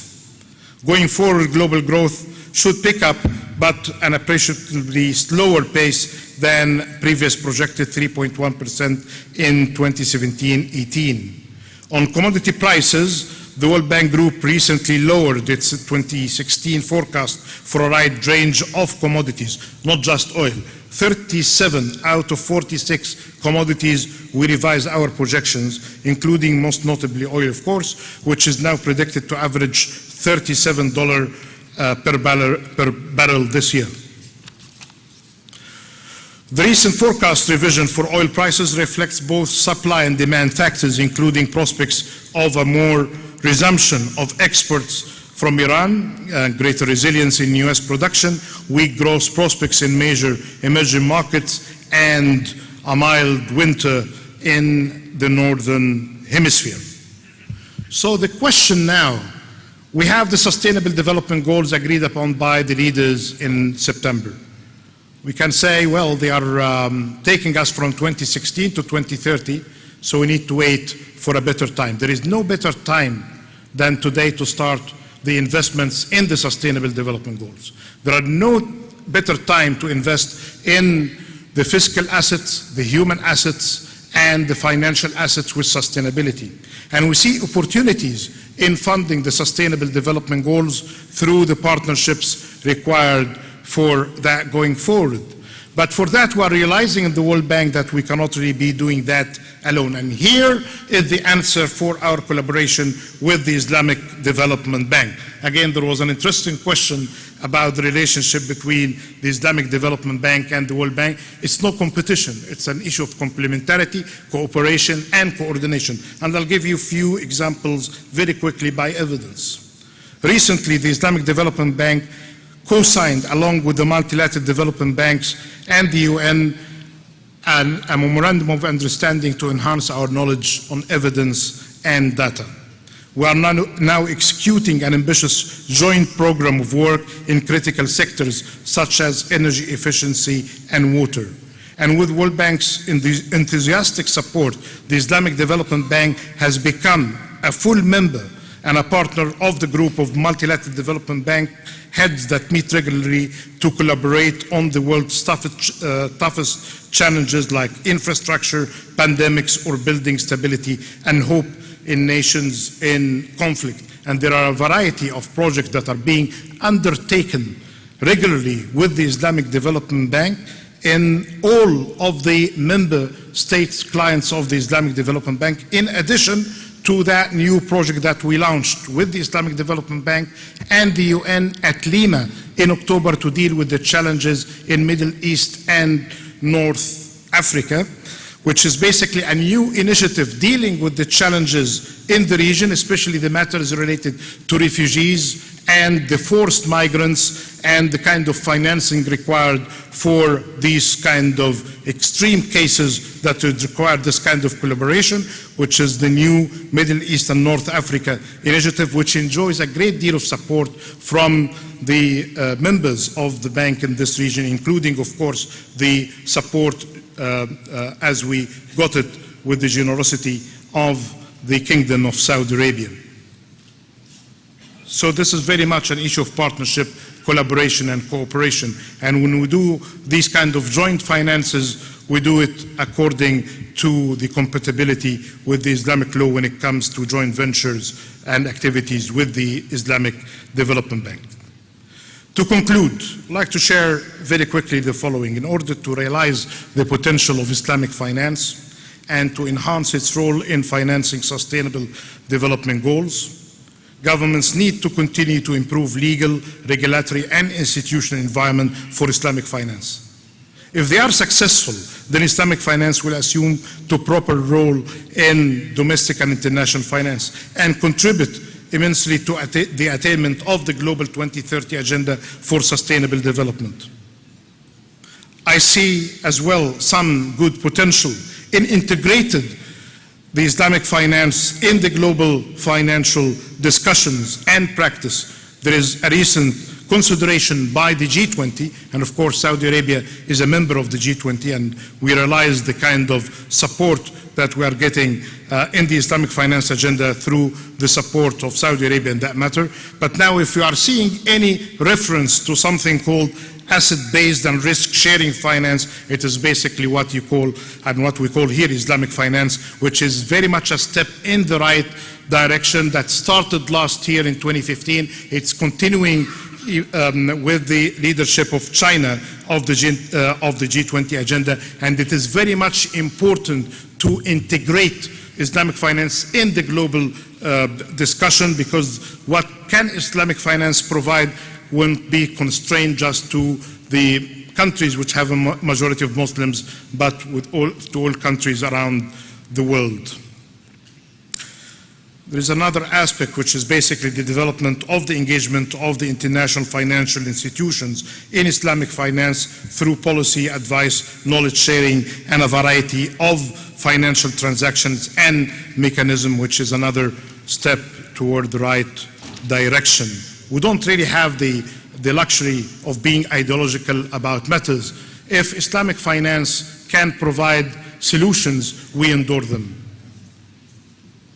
And in conclusion, Islamic finance in practice can deliver much needed solutions to support the efforts to achieve the Sustainable Development Goals through the promotion of financial inclusion and enhancing financial stability and maintaining a strong link between financial development and inclusive growth and sustainable development. For that all to be realized, Islamic finance needs to function within an enabling environment with a level playing field, adequate regulatory framework, and effective partnerships. Your discussions in this important conference is going to be very much helpful to a better understanding to what Islamic finance can do for sustainable development. Thank you so much.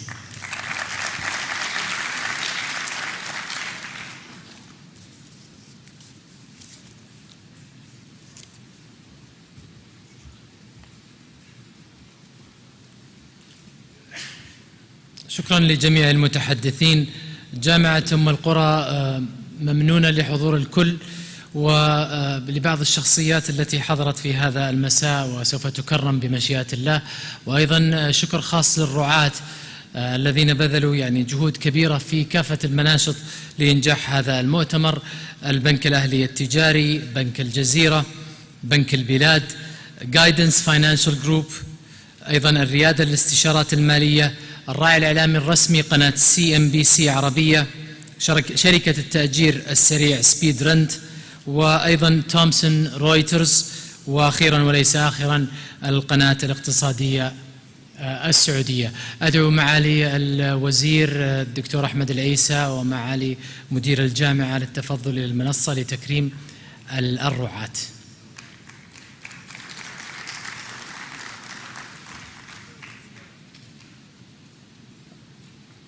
أيضا أدعو سعادة العميد الدكتور صالح بن علي العقلة.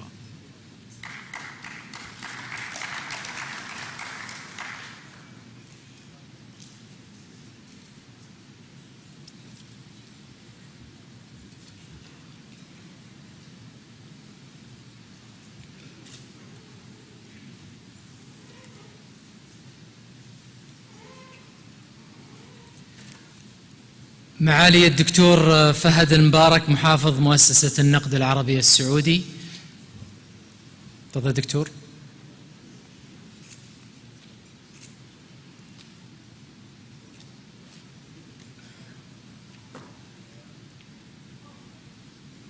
معالي الدكتور محمود محي الدين النائب الأول لرئيس البنك الدولي لأجندة تنمية 2030 وعلاقات الأمم المتحدة والشراكات.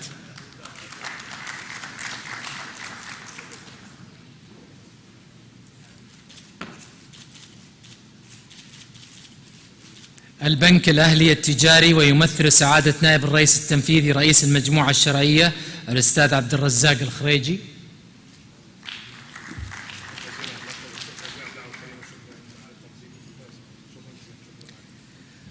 بنك الجزيرة ويمثل الدكتور طارق القصبي رئيس مجلس إدارة البنك.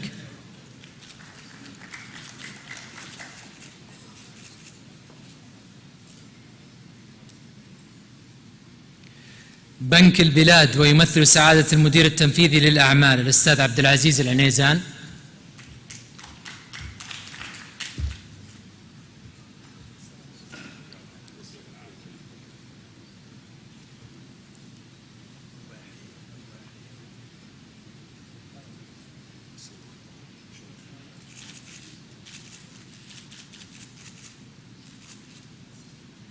أستاذ عبد العزيز تفضل.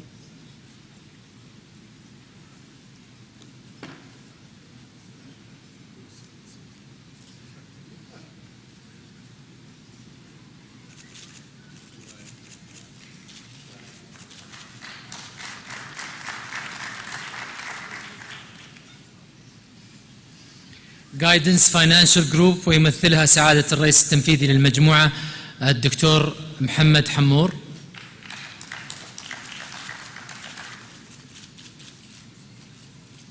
الريادة للاستشارات المالية ويمثلها الرئيس التنفيذي للشركة الدكتور إبراهيم الغفيلي.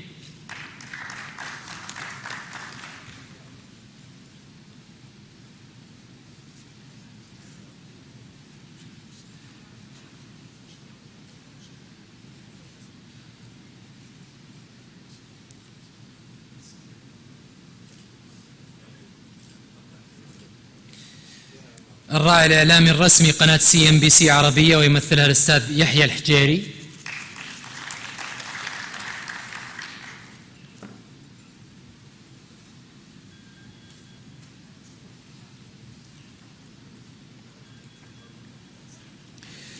شركة التأجير السريع سبيد رنت ويمثلها الأستاذ علاء مكي.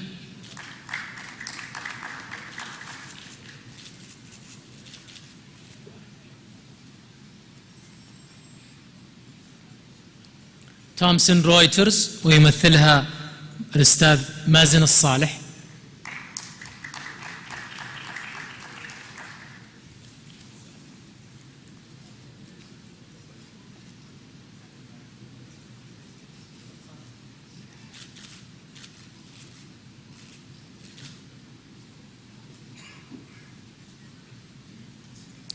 القناة الاقتصادية السعودية ويمثلها الأستاذ ضيف الله الخزمري.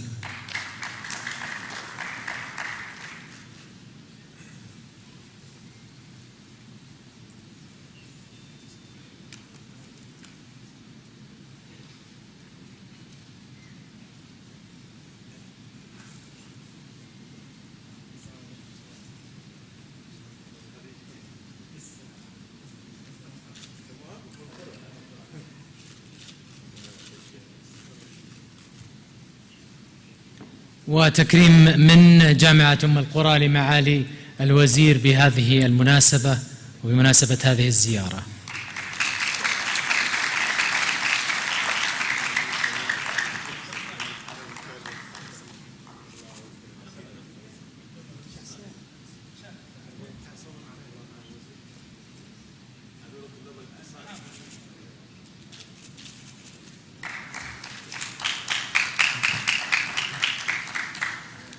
شكرا لكم معالي الوزير، شكرا للحضور الكرام، ونلتقي إن شاء الله في الجلسة الثالثة بعد دقائق إن شاء الله.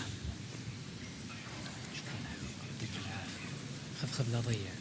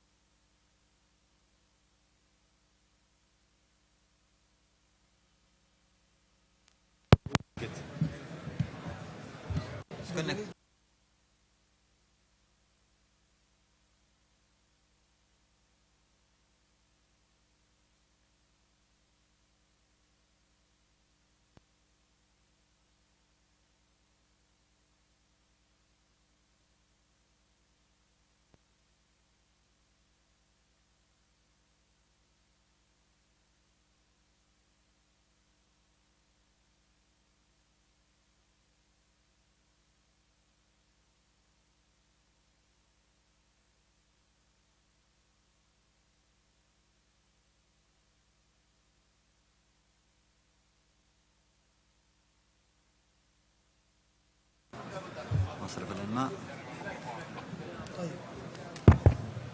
بسم الله الرحمن الرحيم.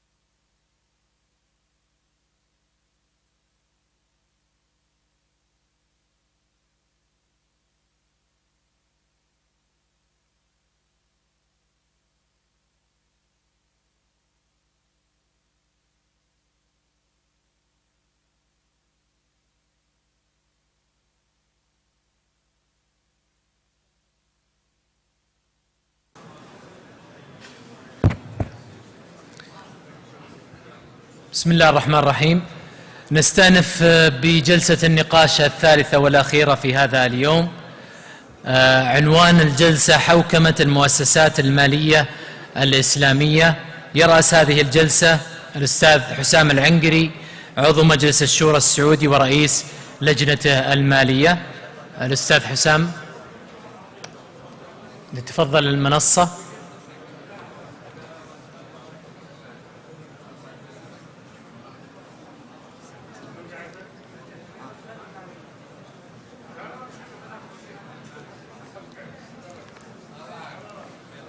حياك الله، كيف الحال؟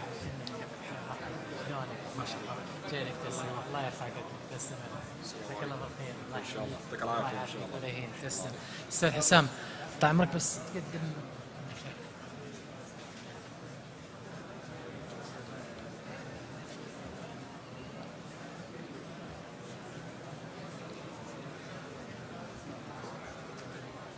ما ادري غيرتوا الاسماء؟ اي غيرناها.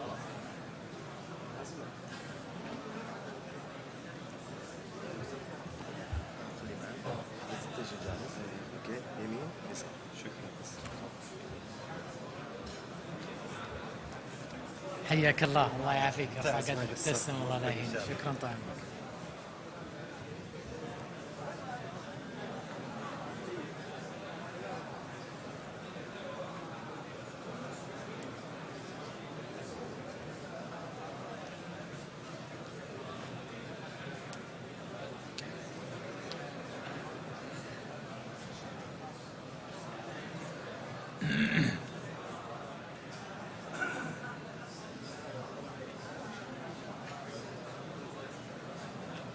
سم.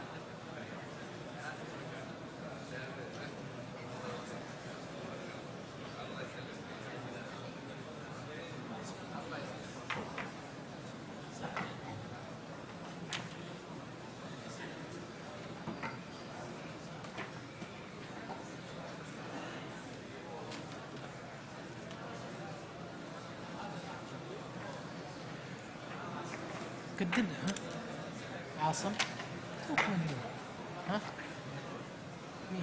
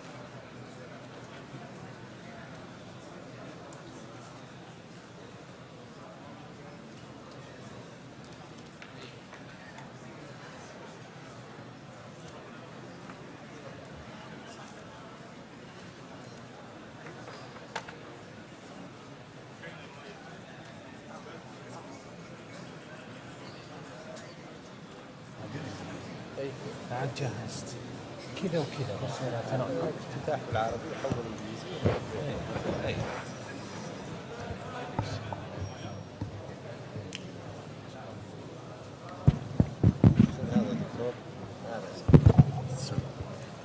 الو 1 2 3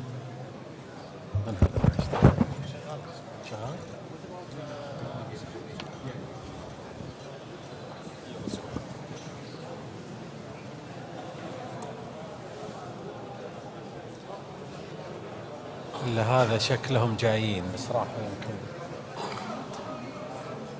بسم الله الرحمن الرحيم. الحمد لله والصلاة والسلام على رسول الله. الإخوة والأخوات، أحييكم بتحية الإسلام. السلام عليكم ورحمة الله وبركاته. It is my pleasure to welcome you at the opening of the third plenary session of the first International Conference on Islamic Banking and Finance.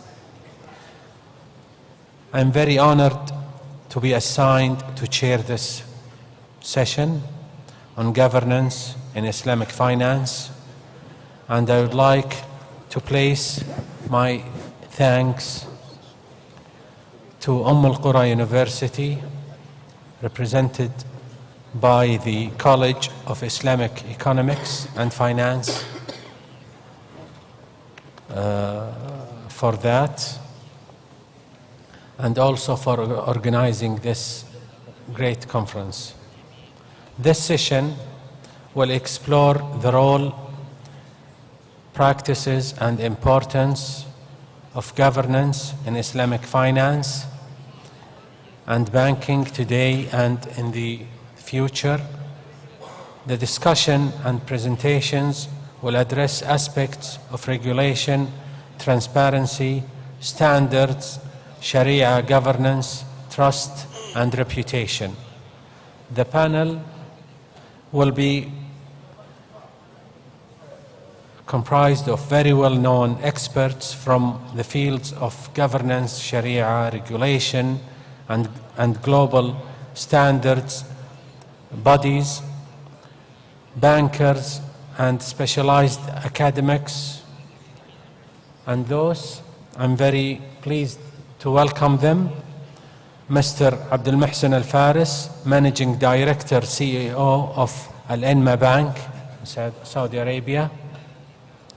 And Mr. Abdul Razzaq Al-Khreiji, Vice President, Head of Sharia Group of National Commercial Bank. Prof. Asim Khawaji, Samento Foundation for Advanced Studies on International Development, Professor of International Finance and Development, Harvard Kennedy School. Sheikh Dr. Taki Osmani, Chairman of the International Sharia Council of the AAOIFI in Bahrain. And finally, Dr. Zamir Iqbal, Director of Global Islamic Finance Development Center, the World Bank in Turkey. Each of the panelists will take about 10 minutes to present his particular topic within the main topic of the session. I'll try my best to save some time for attendance, questions, and feedback. And please, we will start with Mr. Abdul Muhsin Al-Faris. He will be talking, or he will be giving لمحة عن المصرفية الإسلامية والحوكمة. Thank you, Mr. Abdul Muhsin.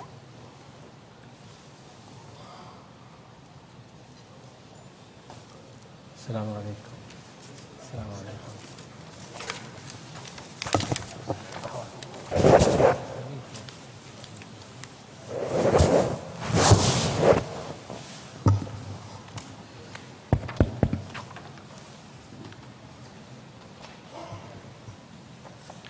بسم الله الرحمن الرحيم.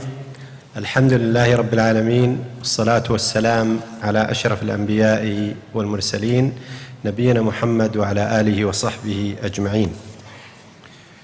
اسمحوا لي ابتداء أن أتقدم بالشكر الجزيل لجامعة القرى ممثلة في كلية العلوم الاقتصادية والمالية الإسلامية على تنظيم هذا المؤتمر العالمي الشامل، وأخص بالشكر اللجنة المنظمة التي بذلت جهود كبيرة لكي يظهر المؤتمر بهذا المظهر المميز، وفي الواقع الشمولية التي تضمنها هذا المؤتمر خصوصا فيما يتعلق بأوراق المؤتمر.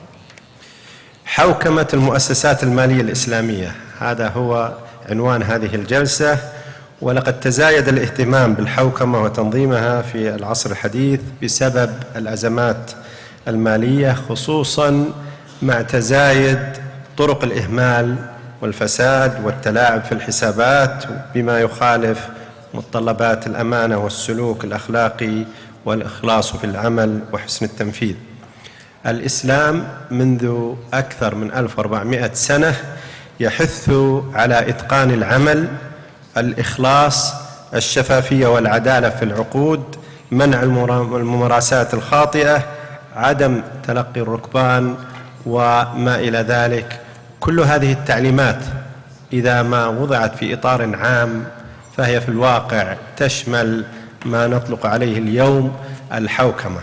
فالحوكمة كمفهوم ليست مفهوم جديد، وإنما هو قديم ويعتمد على آليات التنفيذ. التشريعات موجودة، ولكن بسبب الأزمات العالمية الآن سعت كثير من الجهات الرقابية والإشرافية في وضع مبادئ للحوكمة كأنظمة تطبق على أرض الواقع. اسمحوا لي باختصار شديد أن أتطرق إلى لمحة عن المصرفية الإسلامية. والمصرفية الإسلامية ذات شجون كبيرة. عندما تتكلم عن المصرفية الإسلامية والحوكمة، لا يمكن أن يكون هناك مؤسسة مالية بدون حوكمة. عندما بدأت في إعداد هذا العرض تضمنت ما يقارب 35 سلايد، ولضيق الوقت اختصرته إلى حدود 10 سلايدات بشكل سريع إن شاء الله.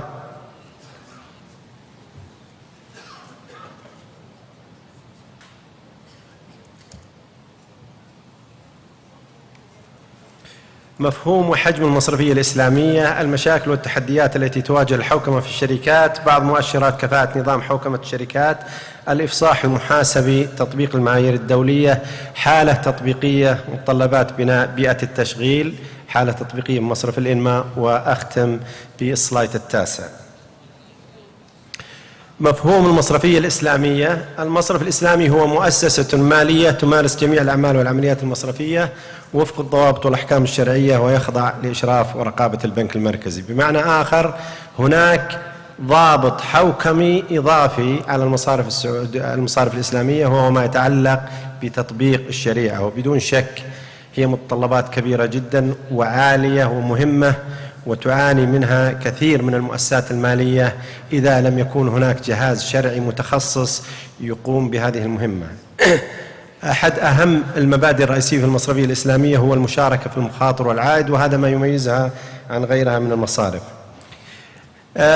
لا يمكن أن نتكلم عن الحوكمة والمصرفية الإسلامية بدون أن نتطرق إلى مؤشرات رئيسية في ما يتعلق بالمصرفية الإسلامية وحجمها حول العالم. بلغ حجم الصناعة المصرفية تقريبا 7.5 تريليون ريال أو 2 تريليون دولار. تمثل المصرفية الإسلامية فقط 2% من حجم الأصول في العالم التي تقدر بما يقارب 140 تريليون، وهذا يشير إلى أنه هناك مستقبل واعد، خصوصا إذا ما نظرنا إلى أن هذه الصناعة نمت في ال5 سنوات الماضية بمعدل متوسط يقارب 20%. فبالتالي هناك نمو سريع ومستقبل واعد، وحجمها لا زال صغيرا على الرغم من هذا النمو وهذه المتطلبات. التوسع والانتشار من الدول الإسلامية إلى الأسواق الناشئة والغرب بدأ أيضا في السنوات العشر الأخيرة. الاعتراف العالمي والتسهيلات للصناعة المصرفية الإسلامية بدأ بشكل ملموس، خصوصا بعد الأزمة المالية العالمية في 2008. المصرفية الإسلامية بديل متاح للناس جميعا، وكما أشرت بدأ الاهتمام بهذا على المستوى العالمي بعد الأزمة المالية العالمية الأخيرة، حيث وجدوا أن المصارف الإسلامية لم تتأثر كما تأثرت المصارف التقليدية. تحديات الحوكمة، المشاكل والتحديات التي تواجه حوكمة الشركات في المنطقة، ولعلي أشير إلى منطقة الشرق الأوسط على وجه الحدود على وجه الخصوص. الفصل بين الملكية والإدارة، لا زلنا نعاني، لا زال الملاك يتدخلون بشكل رئيس في الإدارة، خصوصا عندما تكون هذه الشركات أيضا شركات مساهمة، وبالتالي نحتاج إلى كثير من ضوابط الحوكمة في هذا المجال. أيضا فيما يتعلق معالجة مستقبل الشركات العائلية، والدراسات العلمية الواقعية أثبتت أن ما يقارب 90% من الشركات العائلية الناجحة يختفي بعد الجيل الثالث، 50% من هذه الشركات تختفي بعد الجيل الثاني، وبالتالي هناك مستقبل مهم جدا لاختفاء هذه المؤسسات، ويجب أيضا النظر في معالجته. الآن بدت بوادر قوية جدا، ولعل العامل الأول وهو فصل الإدارة عن الملكية والطرح في الأسواق المالية يساعد كثيرا على استمرارية هذه الشركات العائلية. تشكيل مجالس الإدارة أيضا من التحديات، وسنتطرق على بعض المؤشرات في ذلك، لأنه لا يمكن أن يتم تشكيل مجلس إدارة بشكل متوازن إذا لم يكن هناك ضوابط. بدأت أنظمة الحوكمة تحدد المتطلبات الرئيسة، وعلى الأخص وجود أعضاء مستقلين داخل المجلس، وجود أعضاء غير تنفيذيين ووفق ضوابط، لكن في نهاية المطاف الحق الكامل هو للمالك، هو للمساهم عن طريق التصويت، وبالتالي من يعين مجالس الإدارة هو الجمعيات العمومية. الممارسات المحاسبة والمراجعة في غاية الأهمية أيضا، وسوف نتطرق على بعض المؤشرات في ذلك. تبني الحوكمة في بيئة العمل كأساس، أنا أعتقد أنه في غاية الأهمية أن تكون المنشأة تتبنى ذلك واقعا تنفيذيا، وليس فقط عن طريق وضع سياسات ووثائق تكتب وتوزع وتنشر. إذا لم يكون كنظام متبنى داخل البيئة قد يكون التطبيق والتنفيذ صعب. الإشراف والرقابة، وأعني الإشراف والرقابة الداخلية وكذلك الخارجية فيما يتعلق بالمؤسسات المالية من البنوك المركزية والجهات الإشرافية الرقابية في الأسواق المالية. أيضا اعتماد سياسات واضحة للممارسات الأخلاقية، الكود اوف إثكس واحد من الأشياء الأساسية، وكذلك الإفلاس وسياسات التخارج لا زالت أحد المشاكل الأساسية. أنظمة الإفلاس للأسف الشديد تحتاج إلى نظر قوي جدا، وأيضا سياسات التخارج من الملكية خصوصا في الشركات غير المدرجة. الشركات غير المدرجة الناجحة دائما تعاني مشاكل كثيرة جدا عندما يرغب أحد الملاك في التخارج من هذه المنشأة، وقد يؤدي ذلك للأسف الشديد إلى انتهاء المنشأة. بعض مؤشرات كفاءة نظام حوكمة الشركات، ولعل هذه المؤشرات عندما تنظر لها تدل على أن المنشأة فعلا تطبق نظام حوكمي جيد، أو على الأقل بنسبة معقولة أو لا. الأول تضمين مفهوم الحوكمة في بيئة العمل، وهو يساعد الإفصاح والشفافية على إيجاد تفاهم أكثر فعالية بين الملاك والإدارة والأطراف الأخرى ذات العلاقة. حوكمة مجالس الإدارات، يجب أن يكون هناك سياسات واضحة ومعتمدة لضوابط وشروط الترشح لعضوية مجلس الإدارة، وتعتمد من الجمعية العمومية للمنشأة. أيضا وجود سياسات وإجراءات واضحة لتعارض المصالح لأعضاء مجالس الإدارة، فصل المهام بما يتناسب مع طبيعة النشاط بين الرئيس المجلس والرئيس التنفيذي، إدراك أهمية وتأثير سلوك أعضاء مجلس الإدارة على أداء المجلس ككيان إداري. يعني المجلس يجب أن فعلا يعمل كوحدة واحدة وكفريق عمل متكامل. المسؤولية وحوكمة المراجعة، بدون شك يجب أن يكون هناك وضوح كامل للأداء المتوقع من لجنة المراجعة. أيضا لا بد أن يكون هناك وصف مناسب لنظام الرقابة الداخلية وإطار عمل إدارة المخاطر. لأنظمة الرقابة الداخلية تعتبر محور رئيسي في نمو ونجاح المنشأة وتلافي كثير من المخاطر. توضيح الأدوار وإسهامات اللجان الأخرى في إطار عمل نظام الرقابة الداخلية، الربط بين طبيعة النشاط ومخاطر الصناعة ونظام الرقابة الداخلي.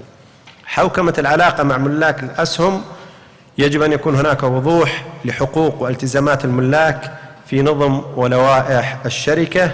أيضا التأكد من مراعاة حظر الاستفادة من المعلومات الداخلية، وإعطاء معلومات الشركة وإتاحتها بعدالة لجميع الملاك، وتسهيل تواصلهم مع الشركة. ويجب أن تكون العلاقة ذات اتجاهين، بمعنى آخر من الشركة للملاك ومن الملاك للشركة. أيضا فيما يتعلق بسياسة المكافآت، يجب أن يكون هناك معلومات عن سياسة تحديد مكافآت الأعضاء غير التنفيذيين، وأيضا الإفصاح عن إجمالي المكافآت الممنوحة لفئات محددة من كبار الموظفين التنفيذيين ضمن التقارير المالية للمنشأة. وضوح العلاقة بين المكافأة الثابتة والمتغيرة وربطها مع الأداء المستقبلي بما يتلائم مع تحقيق أهداف ملاك الأسهم. بدأت الحقيقة لوائح الحوكمة تنص صراحة على هذه المتطلبات، وهذه المعلومات تنشر في التقارير المالية. حوكمة العلاقة مع الموظفين، أيضا يجب أن يكون هناك وضوح للمهام والمسؤوليات للموظف، وكذلك وجود ميثاق للعمل والتصرفات الأخلاقية. وكل موظف، مثلا في مصرف الإنماء يوجد ميثاق للعمل يقارب 60 صفحة، كل موظف مطالب أن يقرأ هذا الميثاق ويوقع عليه، وهو الحقيقة عقد عمل متكامل يوضح ما قد يلبس على الموظف. وعندنا إشكالات كبيرة تتعلق في ذلك بمنشآتنا في القطاع الخاص، خصوصا فيما يتعلق بأخذ الهدايا وغيره. لا بد يكون هناك وضوح للموظف ما هو التزامه وما هو الواجب عليه وماذا يتصرف في هذا الشأن. أيضا لا بد أن يكون هناك آلية قياس الأداء والعدالة بين الموظفين. الإفصاح المحاسبي، لا يمكن أيضا أن يكون هناك حوكمة متكاملة بدون أن يكون هناك مصطلح محاسبي. والمصطلح المحاسبي الذي يحكمه هو عادة المعايير المحاسبية. اليوم بدينا نلحظ أن هناك توسع كبير في تطبيق المعايير الدولية، ولعل الدول التي بدأت بالتحول التدريجي لتطبيق المعايير الدولية لإعداد التقارير، المملكة واحدة من هذه الدول. المصارف والبنوك وشركات التأمين التعاوني وشركات التمويل العقاري في المملكة تطبق المعايير الدولية لإعداد التقارير المالية منذ سنوات طويلة. الشركات المدرجة في السوق المالية والشركات الصغيرة والمتوسطة في المملكة مطلوب منها التحول للمعايير الدولية اعتبارا من العام القادم 2017. الإلزام في تطبيق معايير المحاسبة المؤسسات المالية أيوفي للأسف الشديد لا زال محدودا، والقبول أيضا من الدول لا زال محدودا. والسؤال هل هناك الحاجة الآن أيضا إلى التوسع في ذلك؟ اقترحت دول مجموعة العشرين في أحد اجتماعاتها المؤخرة اعتماد استخدام المعايير الدولية كبديل للمعايير الدولية المحلية، ومن ذلك الاقتراح بدأت دول تسعى بقوة لتطبيق تلك المعايير. واليوم العالم أصبح قرية صغيرة، وبالتالي سوف يسهل المقارنات وسوف يسهل تواصل معنا. اليوم تجد أشخاص في بلد ما يستثمرون في بلد آخر، وجود آلية توحيد المعايير سوف يسهل القياس والإثبات والعرض والإفصاح في تلك القوائم، وبالتالي المقارنات. حالة تطبيقية هذه من مصرف الإنماء في الواقع باختصار شديد، أنه كيف نعكس أنظمة الحوكمة على أرض الواقع. شاهدنا العديد من الوثائق الجميلة جدا، ولكن لما نأتي للتطبيق نجد أنه محدود جدا، يعني نسب يمكن أحيانا لا تتجاوز 10% مما كتب يطبق، وهذه فيها خطورة. في المنشآت المالية ليس هناك خيار، البيئة التقنية هي أساس في نجاح المؤسسة المالية، وبالتالي يجب أيضا أن تعكس هذه الإجراءات والسياسات في الأنظمة التطبيقية، بحيث يكون الامبيدد كنترولز داخل في المنشأة، والتطبيق أحيانا لا خيار لي فيه، لأنه حسب الإجراءات أنا مجبر على اتباع طريقة معينة، وتكون أيضا ضمنت فيها، وهي تتعلق أيضا فيما يتعلق مشرنا سابقا أنظمة الرقابة الداخلية. الخطط الاستراتيجية، عندنا استراتيجية الأعمال واستراتيجية تقنية المعلومات، ويجب أن يكون هناك التوجيه من استراتيجية الأعمال لاستراتيجية تقنية المعلومات. للأسف الشديد أحيانا في الواقع تجد أن التقنية تأخذ المبادرة في أمور كثيرة جدا، وينتهي المطاف إلى أنها تلبي بنسبة ما احتياج البزنس، وهذا عكس المفترض. يجب أن يكون الحقيقة التوجيه ينبع من متطلبات الأعمال، واستراتيجية تقنية المعلومات هي تمكن قطاعات الأعمال من تنفيذ مهامها. أيضا يأتي ذلك إلى هيكلة الأعمال، وأعني السياسات والإجراءات، المعلومات، الموارد البشرية، المواقع وغيرها، يجب أن تكون أيضا متوافقة مع ما يتطلب في بناء البنية التحتية من التطبيقات وإدارة بيانات وأمن معلومات وخلافه. كل هذا يدخل تحت التخطيط والإدارة، ويأتي إلى التنفيذ، وهي إيجاد بيئة تشغيل لقطاعات الأعمال التي تشمل على الحلول والتطبيق. في مصرف الإنماء في عام 2007 لما بدأ التأسيس كان لدينا 22 مسار في مجالات مختلفة، وفي وقت واحد كان لدينا أكثر من 150 مشروع تدار. فتصور كيف أنظمة الحوكمة تتطلب أنك تدير هذه المشاريع. كان هناك فريق للستيرنج كوميتي، لجنة عليا تسعى بقوة لضمان تماشي هذه المشاريع مع بعض، والحمد لله نجح التطبيق بشكل كبير في عام 2009 وإلى اليوم. ومصرف الإنماء ينمو نمو مميز من سنة إلى أخرى، لنا أكثر من 22 ربع، كل ربع أكثر من الربع الثاني. إجمالي أصول المصرف وصلت إلى 88 مليار ريال بنهاية عام 2015، وهذا يدل على أن هناك تعطش وحاجة ماسة للمصرفية الإسلامية. المصرف ناشئ عمره 7 سنوات، نما بأكثر من رقمين قياسيين في كل عام، لذلك نحن لازلنا بحاجة لكثير من المؤسسات المالية في عالمنا الإسلامي. أختم وآسف على التأخير. هناك نمو وطلب عالمي متزايد على منتجات وخدمات المصرفية الإسلامية. هل خدمنا ذلك؟ لا زال المطلوب منا أكثر بكثير. أنا أعتقد أننا مقصرين. هناك حاجة لأعمال كبيرة جدا. سعى العديد من المدن العالمية لكي تكون مركز للصيرفة الإسلامية، وأعني المدن إسلامية وغير إسلامية. لندن تنادي بقوة أن تكون مركز للصيرفة الإسلامية، دبي مدينة أخرى تنادي بقوة. أعتقد يجب علينا في المملكة أن نبادر، ولعلي أشكر جامعة القرى على هذا المؤتمر، لأنه في الواقع لا زلنا نحتاج إلى اهتمام واسع على مستوى الجامعات لمنهج التعليم الصيرفة الإسلامية. أنا تواصلت مع بعض الجامعات الأوروبية، الآن يسعون إلى إيجاد أقسام خاصة بالمصرفية الإسلامية. وجدوا بعض المقررات الدراسية والمبادرات من بعض جامعاتنا في العالم الإسلامي لا زال محدودا في هذا الجانب. لا زال هناك متطلبات هامة لدعم وتعزيز المصرفية الإسلامية لتحقيق أهدافها. أؤكد على إيجاد النظام الهيكلي والقانوني للإشراف والرقابة على المصارف الإسلامية. اليوم للأسف الشديد المصرفية الإسلامية والمصرفية التقليدية تخضع لنفس النظام الهيكلي، وهذا عائق رئيسي وكبير جدا للمصرفية الإسلامية. الضوابط تختلف، المتطلبات تختلف، مبدأ المشاركة يختلف. سوف يكون هناك نتائج هائلة جدا لو فعلا فعلت المصرفية الإسلامية على واقعها. سيكون نتائج هائلة بإيجاد فرص العمل، بالنمو الاقتصادي، بإيجاد المنشآت والشركات، وأتمنى أن ينظر لذلك. كذلك إيجاد التشريعات النظامية لتعزز مبدأ المشاركة والمضاربة بالمؤسسات المالية الإسلامية في الاقتصاد هو من أهم الحقيقة النواحي التي ننادي فيها، ولعل يكون على أرض الواقع إن شاء الله. بدأنا نلحظ مبادرات ولكن لا زالت محدودة جدا. النقطة الأخيرة مراعاة تطبيق متطلبات المؤسسات المالية الإسلامية من قبل الجهات التشريعية والإشرافية مثل البنوك المركزية، لجنة بازل، لجنة معايير المحاسبة الدولية فيما يتعلق بالاستثمارات والمشاركة بالمخاطر. بدأت ذلك ولكن على استحياء شديد، يعني على استحياء شديد جدا. أنا أعتقد فعلا اليوم المنادات المصرفية الإسلامية تتطلب أن تتبنى هذه الجهات الرقابية والإشرافية ذلك، وأن تكون هناك دراسة متخصصة. إذا رجعنا للسلايد الأول والثاني، حجم المصرفية الإسلامية لا زال 2%، ينمو بحدود 20%، وبالتالي هناك مجال واسع جدا لنمو هذه المصرفية. وأسأل الله سبحانه وتعالى يوفق الجميع. شكرا لكم.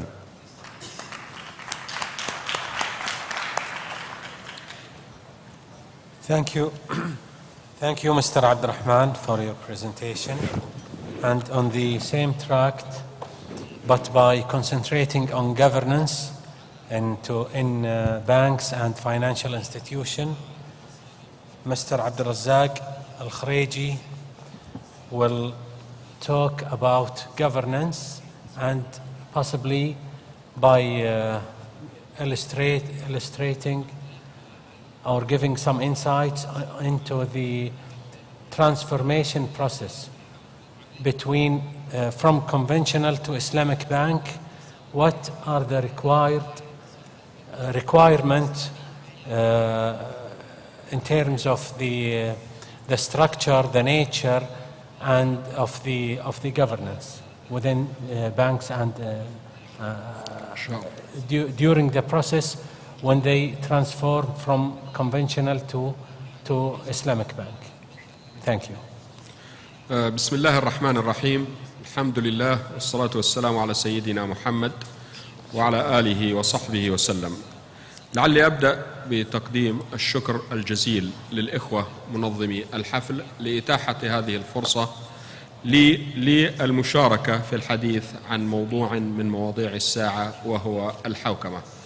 كنت قد أعددت ورقة عمل للحديث عن الحوكمة بصورة عامة وليس بتخصص معين في مواضيع الحوكمة، ولكن بعد أن طلب مني أن أتحدث عن تجربة البنك الأهلي في التحول التدريجي من المصرفية الإسلامية من المصرفية التقليدية إلى المصرفية الإسلامية، وبعد الاستماع إلى كلمة وحديث الأستاذ عبد المحسن الذي تطرق لبعض المواضيع التي كنت سأتحدث عنها، فسأختصر عرضي ولإتاحة الفرصة للتحدث عن تجربة البنك الأهلي في التحول من المصرفية التقليدية إلى المصرفية الإسلامية.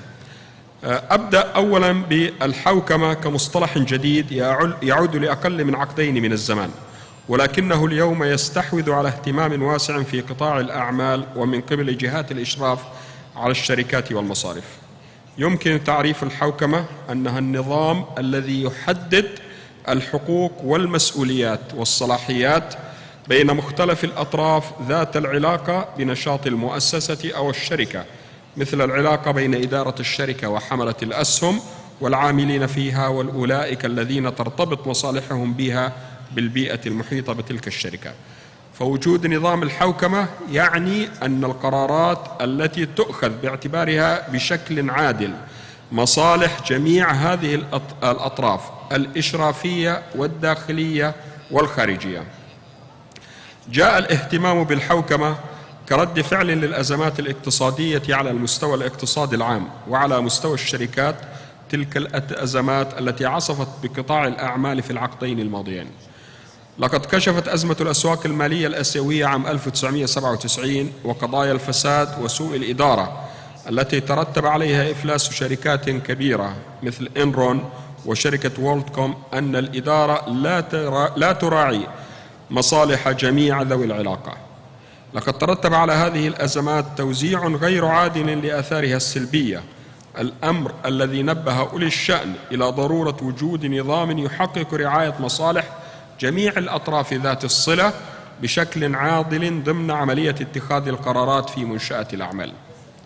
ولنظام الحوكمة 5 أركان تمثل في مجموعها الآلية التي تتحقق من خلالها الأهداف النبيلة للحوكمة، وهي العدالة بين الأطراف ذوي العلاقة بمنشأة الأعمال، تحديد المسؤولية بحيث يتحمل كل قرار متخذ للقرارات مسؤولياته واضحة، والمساءلة يجب أن يكون كل متخذ للقرار مستعد لتحمل تبعات أعماله، والشفافية بحيث يكون اطلاع جميع الأطراف ذوي العلاقة على المعلومات المتوفرة على قدم المساواة. إذا كانت الحوكمة عنصراً مهماً في حسن سير وكفاءة عمل منشآت الأعمال، فهي أكثر أهمية وتأثيراً في القطاع المصرفي، كما أنها أكثر تعقيداً باعتبار وجود عدد من العناصر التي من خصوصيات الأعمال المصرفية. لقد ظهر جلياً من خلال الأزمة المالية التي بدأت في عام 2008 ولا زال العالم يعاني من تبعاتها أن وقوع القطاع المصرفي في عدم الاستقرار يهدد الاقتصاد برمته، ومن هنا كانت حوكمة البنوك من ضروريات تحقيق الاستقرار في الاقتصاد وليس للمصارف فقط.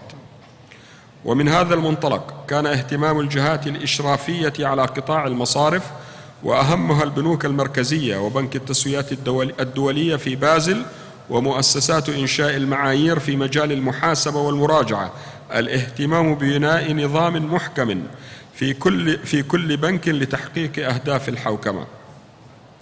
وإذا كان الأمر كذلك في القطاع المصرفي بشكل عام، فالحوكمة أكثر دقة وتعقيدا في قطاع الأعمال المصرفية الإسلامية، وذلك أن متطلبات الحوكمة على شموليتها وتوسعها يضاف إليها مبادئ وأحكام الشريعة الإسلامية التي هي من أسباب وجود واستمرار المصارف الإسلامية، والتي لا يقتصر تطبيقها على عقود معاملات المصرف بل يمتد إلى العلاقة الداخلية وعلاقة المنشآت بالمجتمع المحيط بها.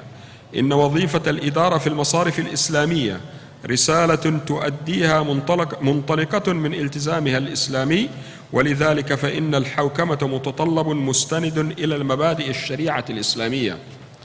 إن مبادئ الحوكمة ليست غريبة على الشريعة الإسلامية، فالعدالة تعتبر من الأسس التي تنشأ عليها هذه العلاقات. وكذلك فإن المصرف يقدم التمويل لعملائه ليس على سبيل القرض والنقود مقابل النقود، وإنما بصيغ الإجارة والمرابحة والاستصناع، وكل هذه عقود تحتاج إلى مستوى من الأمانة والصدقية لا يستلزمه الإقراض الذي تفعله البنوك التقليدية. ولذلك فإن من الواضح أن الحوكمة في المصارف الإسلامية ليست فقط أكثر عمقا وتفضيلا، بل هي حاجة أساسية لا يستغني عنها مصرف إسلامي. وإن من أهم العناصر الداعمة لتحقيق مستوى الحوكمة المطلوب هو وجود الهيئة الشرعية في كل مصرف إن دور الهيئة الشرعية دور مركزي، فإذا أضيف إلى دور الهيئة الشرعية ما تقوم به الرقابة الشرعية الداخلية، وجدنا أن لدينا هيكلا متكاملا للنهوض بوظيفة الحوكمة في جانبها الشرعي. إن نظام الحوكمة يكتسب اليوم أهمية بالغة وعناية لا نظير لها من ذوي الشأن في قطاع الأعمال، ولذلك وجدنا أن هيئة المحاسبة والمراجعة للمؤسسات المالية الإسلامية في البحرين قد أسست مجلسا للحوكمة حتى تؤسس القواعد المستمدة من الشريعة الإسلامية لحوكمة البنوك الإسلامية. كما صدر عن مجلس الخدمات المالية الإسلامية في ماليزيا معيار حوكمة المنشآت المالية الإسلامية، تضمن 7 مبادئ إرشادية تمثل في مجموعها نظاما متكاملا للحوكمة. ومع ذلك فإن الحاجة قائمة لمزيد من البحث في موضوع الحوكمة، وبخاصة تطوير الإجراءات وإنشاء مؤسسات البنية التحتية الداعمة لحوكمة المصارف الإسلامية، بالإضافة إلى تطوير الأنظمة المحاسبية والقانونية وبناء المعايير الشرعية وتأهيل الكوادر البشرية. وهذا الأمر يقتضي التعاون بين البنوك الإسلامية، لأن من أهم آثار الحوكمة إيجاد الأرضية المشتركة التي يمكن أن تستفيد منها جميع البنوك وتؤدي إلى تحسن كفاءة قطاع المصرفية الإسلامية بكامله، وتبعث الثقة لدى المتعاملين معها على الالتزام الصارم بمبادئ الأحكام الشرعية الإسلامية. وانتقل الآن إلى تجربة البنك الأهلي في التحول من التحول التدريجي من المصرفية التقليدية إلى المصرفية الإسلامية. فعندما بدأ العمل بالمصرفية الإسلامية وضع البنك أسسا رئيسية 3، وما زال من يومها إلى يومنا هذا ملتزم بها، وهي أولا عند تطبيق وتقديم أي خدمات مصرفية من خلال خدمة أو منتج متوافقة مع الشريعة الإسلامية، يجب أن يكون هناك التزام كامل بالتطبيق الشرعي الصحيح. ولكي يتمكن البنك من التأكيد من الالتزام الشرعي الصحيح لهذه الخدمات، فقد تم تأسيس الهيئة الشرعية على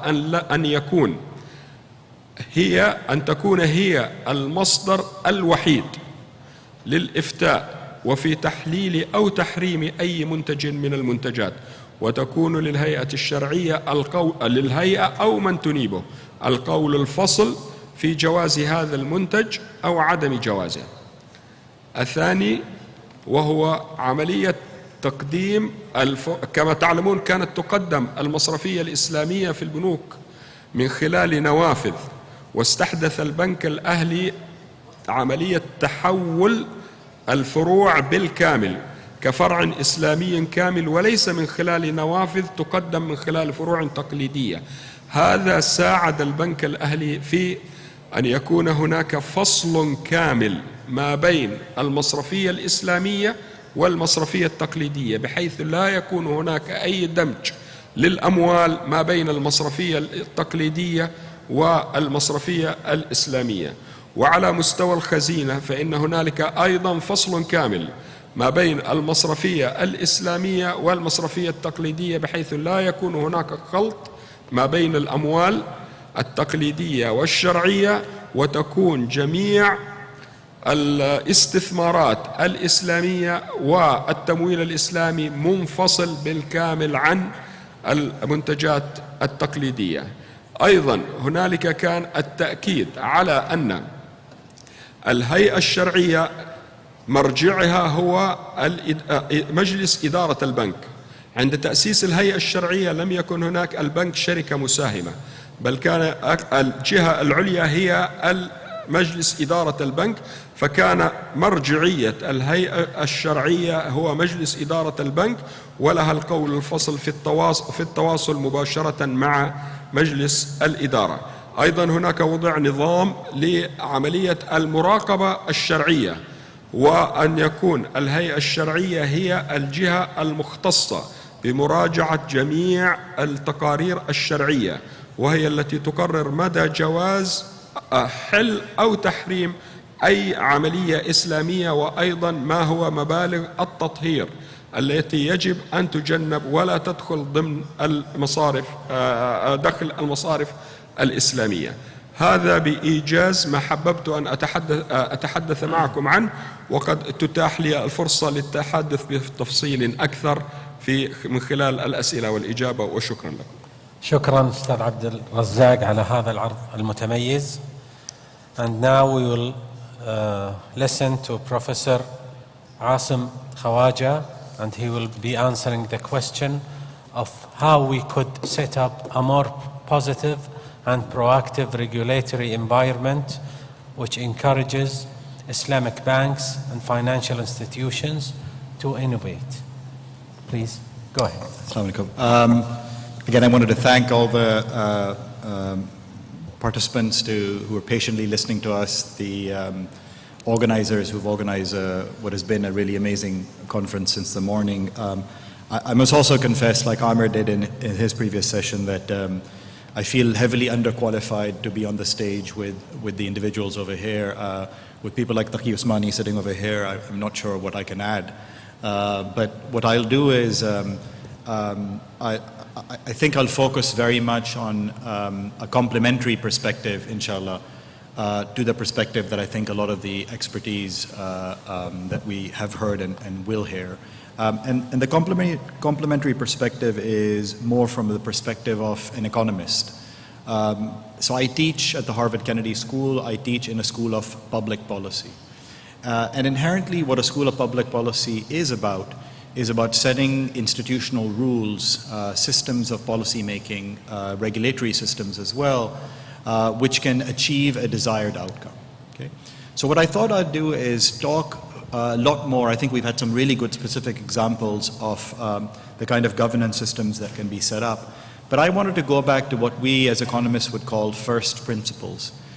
Think a bit about what the objective of a regulatory system should be. And go from that very start.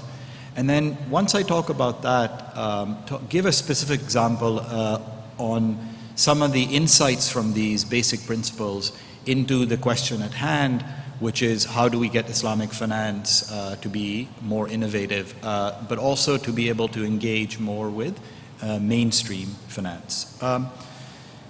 Now, one of the things you heard in the morning panels and you keep hearing is the idea that regulation is one obstacle. Like when you talk to bankers, when you talk to financial institutions, they view the regulator as not as a friend, but as someone who's there to maybe at best to help them from making mistakes, but at worst someone who's going to make their life really hard and difficult and costly.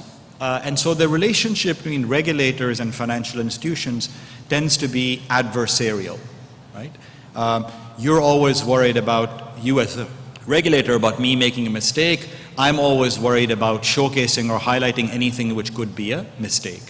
Now, to some extent, I think I work a lot with banks and financial institutions, and sometimes I feel this idea that I would love to do innovation, but I can't because the regulator is stopping me, sometimes is just an excuse. Okay? Sometimes it is reality, but often it can be used as an excuse. But even if it's an excuse, the question I want to ask myself is, why do we have that relationship between regulator and the institution being regulated? Because I think fundamentally that is a problematic attitude. That is an attitude which does not lead to constructive innovation, but forces people to be hiding from each other what they're doing. So let me make two principal points. These are what I would call first principle points. First of all, I think it might help to think of regulation not from a legal perspective, which I think is critical, so I don't want to undermine that view at all, but I would argue, think of regulation from also an economics perspective. And let me explain what I mean by that distinction. One way of viewing regulation is to say there are people out there who are doing wrong things, impermissible things, prohibited things, and my role as a regulator is to prevent the impermissible. So this is a punitive view of regulation. This is a view where regulators are there to catch mistakes and hopefully if the regulation is there in place to prevent the mistake from happening in the first place. Economists tend to, and we joke, economics is called a dismal science. People say economists have no moral values. But that, I'm not going to defend that. This is a big discussion. But I do think there is a view that economists take, which can be useful over here. Economists' view is we have a term called incentive compatibility. What does that mean? It means you want to put in place rules which are in the self-interest of a person to comply with. Not because you can force them to do so, but because that rule makes them improve what they're doing. Okay? So that's the first principle. I want to think of governance as a set of rules and regulations that are less about punitive and more about permissive, in the sense that they focus much more on what is permitted and allowed and create the space for that. Okay? There was a very interesting tweet I was watching in the morning session.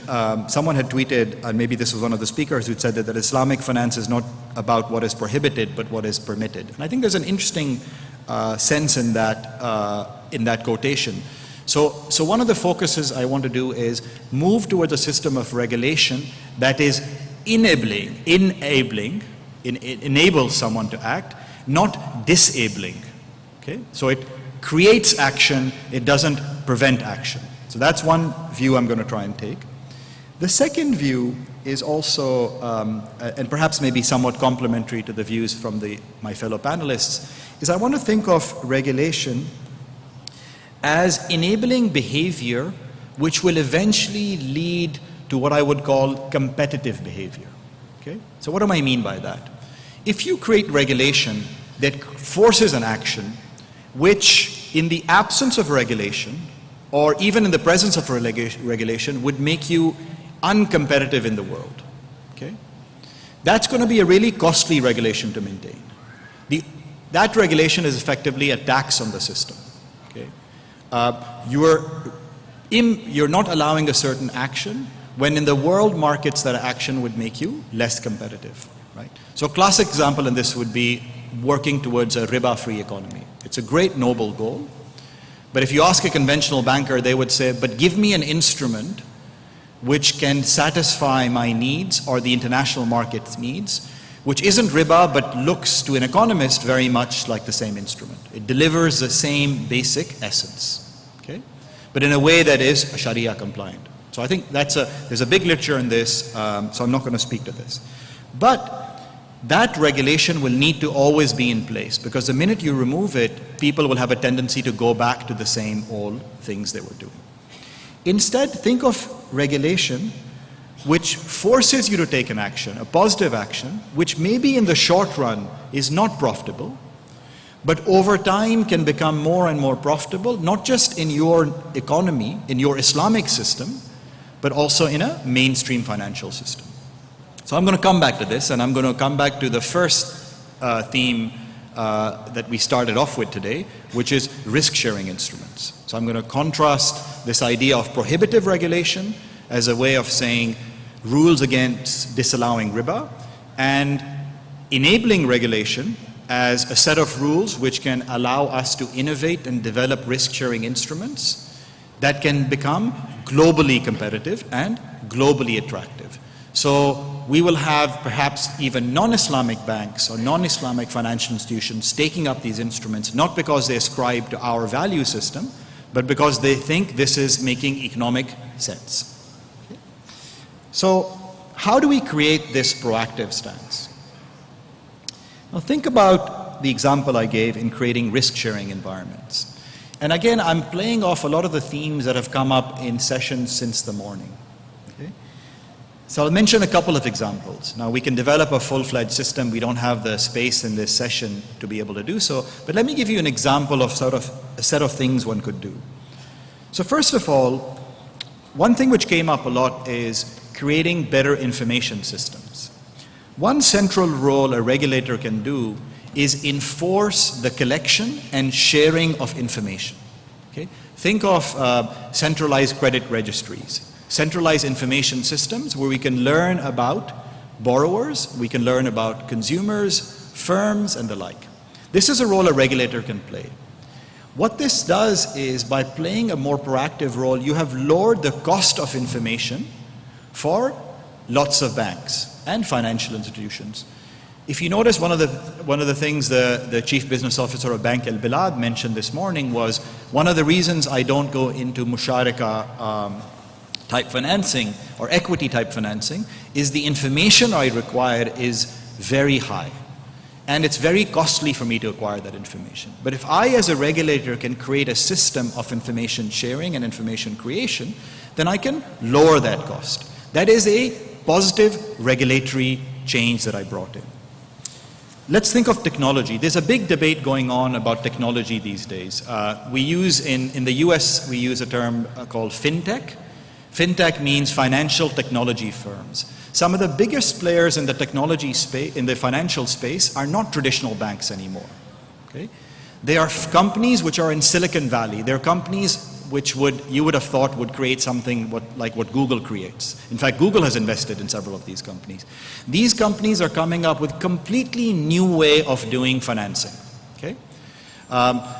Their models look very different from the way a bank's model would look. Their models would be things like, you all can directly become bankers. Each one of you in the audience can become a banker. Let's say we are borrowers sitting on the panel and you are lenders. You can directly lend to us through a financial platform by looking at our ideas about what we want to do.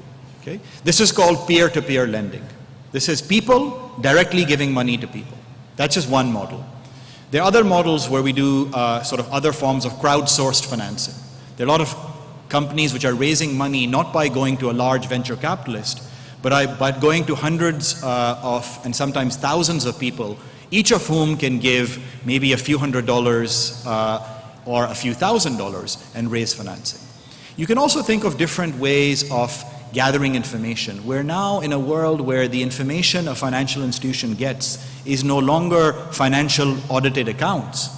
It is information, and I think Nazim mentioned this in the morning, it's information that you generate. Each one of you, by the way, is generating, even now as I'm speaking, lots of data, right? As you're sitting on your phones, you're generating data. Right? This data, by the way, can be made accessible to financial institutions, with your permission, to help better understand your creditworthiness. Okay? Now, this raises everything I've just said. All of these things raise huge regulatory questions. There are questions about privacy of information. There are questions about appropriateness of technology. There are questions that these players, a lot of these players are large mobile operators. Can they become lenders? How do we think of deposit insurance? Can they collect deposits now? We have players like M-Pesa in Kenya. These are large mobile operators who are basically becoming effectively banks, right? They offer savings, they offer money exchange, they offer potentially lending. Okay? So we think, again, we have to think about regulation with the idea that regulation which empowers these players, okay, can enable technology which can come back to allow us to create innovative financial products. Okay. One last feature, and I think this is perhaps the most important. One issue with regulation is that regulation by its nature tends to start off being very inflexible. Okay? The ultimate regulation for me is our set of rules and beliefs as Muslims. If I think of Islam, there is a set of regulations in Islam. But what's also interesting in Islam is there's a significant amount of space. There's a grayness as well, which allows you to basically not be judged immediately in black and white, right? We say as a Muslim concept, none of us has the ability to judge anyone else's iman. I can't walk up to one of you and say, I think you're not a good Muslim. I cannot say that, right? Because that is not for me to judge. I would caution that regulation needs to create a similar environment where we don't act as final judges on people, but we act as encouragers, again, as people, as a set of rules, a set of principles that can encourage us to take actions which are moving us towards a better, more desirable economy, an economy which can satisfy the Sustainable Development Goals that again were put up earlier today. Now, how do we do that? One critical feature is the ability for us to experiment, to learn. Right? We cannot simply rule out a certain type of product by saying it's too risky. We don't know if it'll work. Right? I think we have to face one harsh reality, which is, as much as we argue about risk sharing, for instance, as an inherently Islamic principle, the sad reality is not only is the world failed in developing effective risk sharing instruments, the typical money that is lent in the world right now, the average money lent, the average rupee, dollar, rial that is lent under a interest-bearing instrument. That is true in the non-Muslim world. It is sadly also true in the Muslim world. Okay? As much as we would like to get rid of riba, as many regulations we have, we're still in the world that most countries, most Islamic countries, will have banks which will take stay orders against these injunctions by Sharia courts and say, no, we need more time, this is not feasible, right? We will keep having that debate.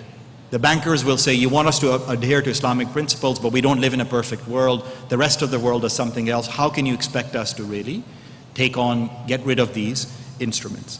I would argue, give banks the ability to say, okay, we know this particular risk-sharing instrument is very risky. We know you don't want to do it because you're really worried, because when you try to do this, we will come back with the regulation saying, why are you doing this? And it sounds inconsistent. I want to challenge us to stop being inconsistent like that. If we truly want our banks and our financial institutions to innovate in a way that we can develop something useful for the world, not just useful for the Islamic world, right? Our principle is that what we have is useful for all of humanity. Okay? If we want to create that setting, we have to allow our banks the ability to experiment, test, and potentially fail. Okay? This is important. Acceptance of failure and allowance of failure is going to be extremely important. So we need to think of regulatory rules which can permit failure, but in a safe way. So the term I like to use is a term called prudential innovation. Prudential means something where you take risk into account. It seems contradictory. How can you be prudential and be innovating? But I would argue you can do this. You can create safe havens. Think of a model that Saudi Arabia is right now using in economics, where we have cities, economic cities. Why do we create economic cities? In a country, why do you need special zones? And the reason we do that is it creates a space for us to experiment without risking the whole economy. We as regulators need to create similar safe cities, if you will. And when I say cities, I don't mean physical cities now, but safe places for financial institutions to come and experiment and create products which no one in the world would be willing to create, but we are, because we have a higher calling, right? Our faith says that if these products can work, then we will have something to add to the world. So we should be willing to take that risk, not just because we think it's going to help the economy, because the initial instinct of that risk would be that this is consistent with what our faith asks us to do, right? Is this feasible? Does this happen? I want to end with I apologize if I'm being a bit blunt about these things, but I feel like it's about time we do that. I think the Islamic finance world has been incredibly successful in the past couple of decades in lots of ways. We have amazing scholarship we have generated.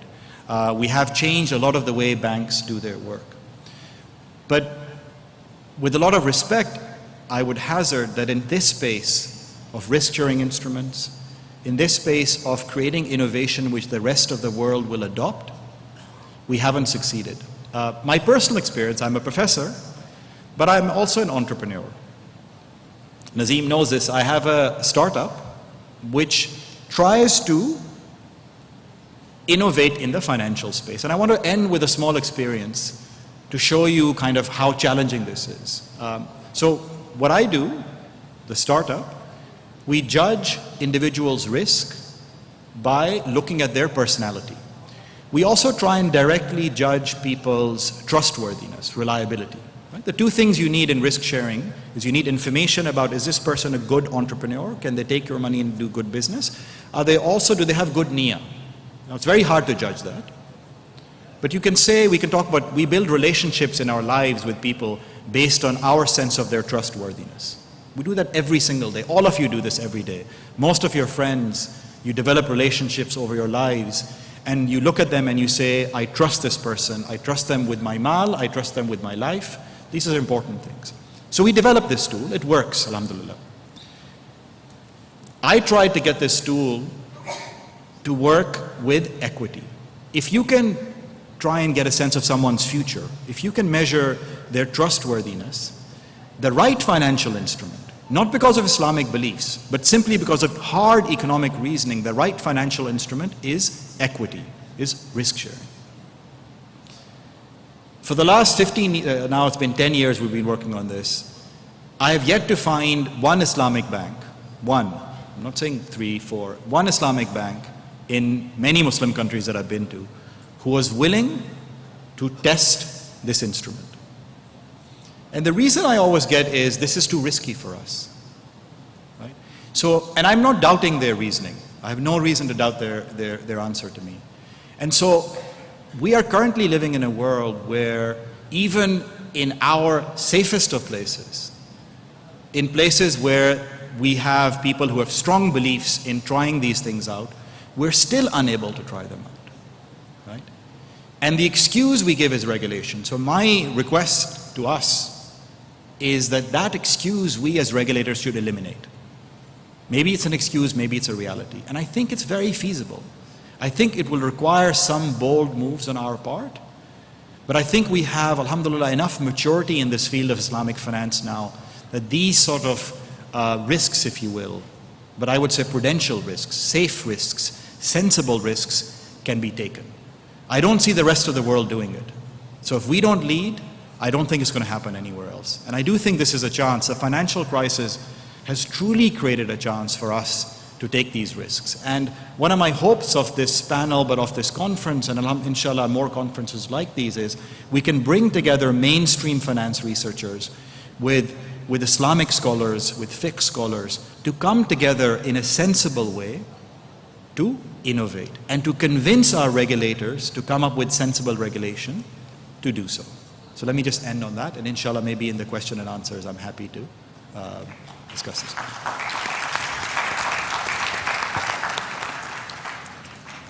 Thank you very much, Professor Asim. And now we will directly move to Sheikh Dr. Taqi Uthmani. He will be talking about الحوكمة الشرعية وهيئات الرقابة.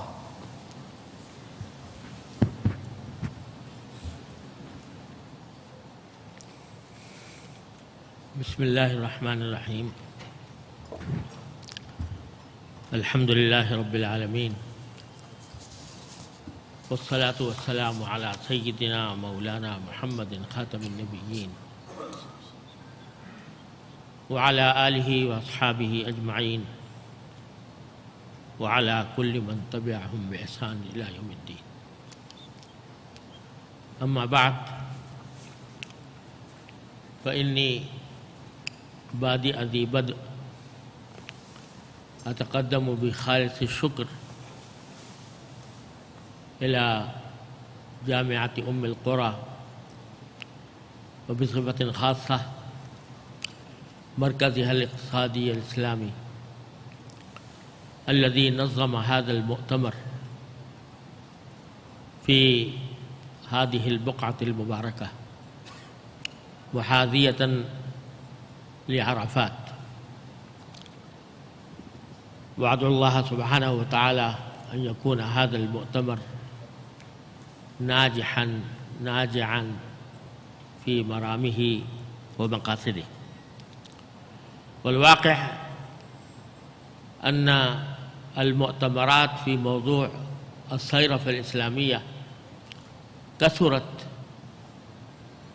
في كل صوب وحدب ومن كل من حب ودب،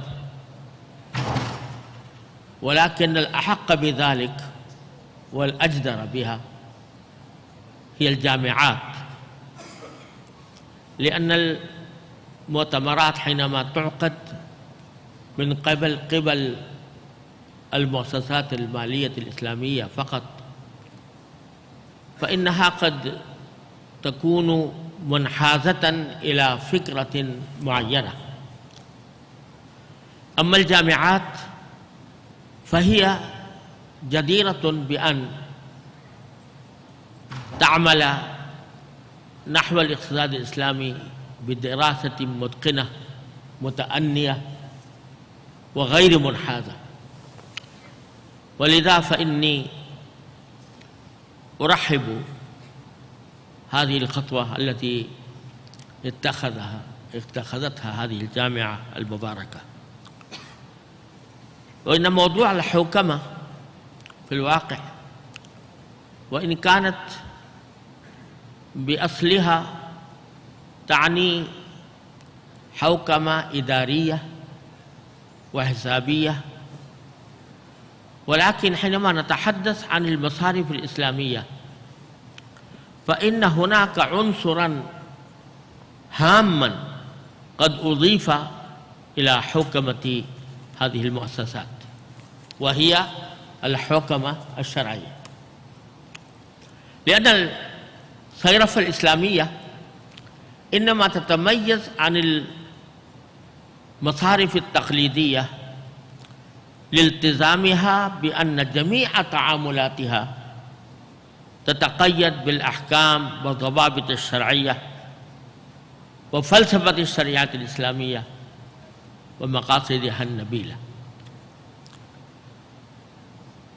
فإن هذا المقصد النبيل الذي أسس من أجله هذه المصارف هو أضاف عنصراً هاماً في موضوع حكومته، وأن تكون هذه المصارف تتقيد بهذه الضوابط والأحكام الشرعية التي تميزها عن المصارف التقليدية. ومن أجل ذلك منذ بداية نشأة هذه المصارف الإسلامية قد أنشئت فيها هيئات شرعية، ويرجع إليها فضل كبير في تسيير عجلة المصارف الإسلامية وإثبات وجودها متميزة عن البنوك التي تقوم على أساس الربا، وتعريف شخصيتها مستقلة عن غيرها، بحيث ظهرت السوق الإسلامية في خضم السوق التقليدية ولو بنسبة ضئيلة في البداية، وهي تتزايد الحمد لله كل يوم. ولكن لا بد للمسير إلى الأمام من أن ننظر إلى الخلف. الواقع أن المصارف الإسلامية بعون الله سبحانه وتعالى توفيقه قد تزايدت في البلاد، ونسبة تزايدها قد تجاوزت نسبة تزايد المصارف التقليدية. ومع ذلك فإننا ينبغي أن ننظر إلى الخلف قبل أن نتقدم إلى الأمام حتى نستدرك الأخطاء التي صدرت منا فيما مضى ونتجنبها في طريقنا إلى المسافة الطويلة التي هي أمامنا. ونحتاج في هذه النظرة إلى أن تكون إيجابية، كما نحتاج إلى أن تكون صريحة لا مجاملة فيها. وإذن لأنه لا فائدة في عقد المؤتمرات إن لم تكن إيجابية وصريحة. فاسمحوا لي أن أكون صريحا في الحديث عن بعض الثغرات التي أخشى أن تسبب ضياع الجهود التي بذلت حتى الآن في إقامة شخصية مستقلة للمؤسسات المالية الإسلامية، لا قدر الله تعالى. إن الهيئات الشرعية هي التي يعهد إليها الحوكمة الشرعية للمؤسسات المالية الإسلامية، وإن لها دورين: دور فقهي ودور رقابي. أما الدور الفقهي لهذه الهيئات الشرعية فهي إصدار فتاوى في المعاملات التي تعرض عليها، وإقرار المنتجات المالية لتكون موافقة للأحكام والضوابط الشرعية.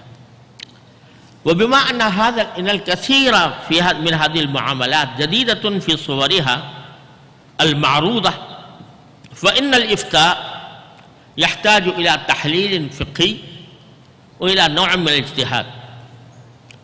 ومهمة الفقيه في مثل هذا التحليل أن يحافظ على المبادئ والأحكام الشرعية الإسلامية في جانب، وأن يراعي الحاجات الحقيقية في جانب آخر. ولكن يجب عليه أيضا أن يميز تمييزا دقيقا بين الحاجات الحقيقية والأهواء التي أملاها النظام الرأسمالي على سوق التمويل. وهذا التمييز هو الذي وجدت فيه بعض الثغرات في بعض المنتجات التي شاعت اليوم في المؤسسات المالية الإسلامية. وأنا أضرب لذلك مثلا واحدا فقط، وهو أن الوعد في الشريعة الإسلامية وعد، والوفاء بالوعد واجب شرعا ديانة، والأصل في الوعد ألا يكون ملزما في القضاء. هذا هو الذي مشى عليه الفقهاء عبر القرون.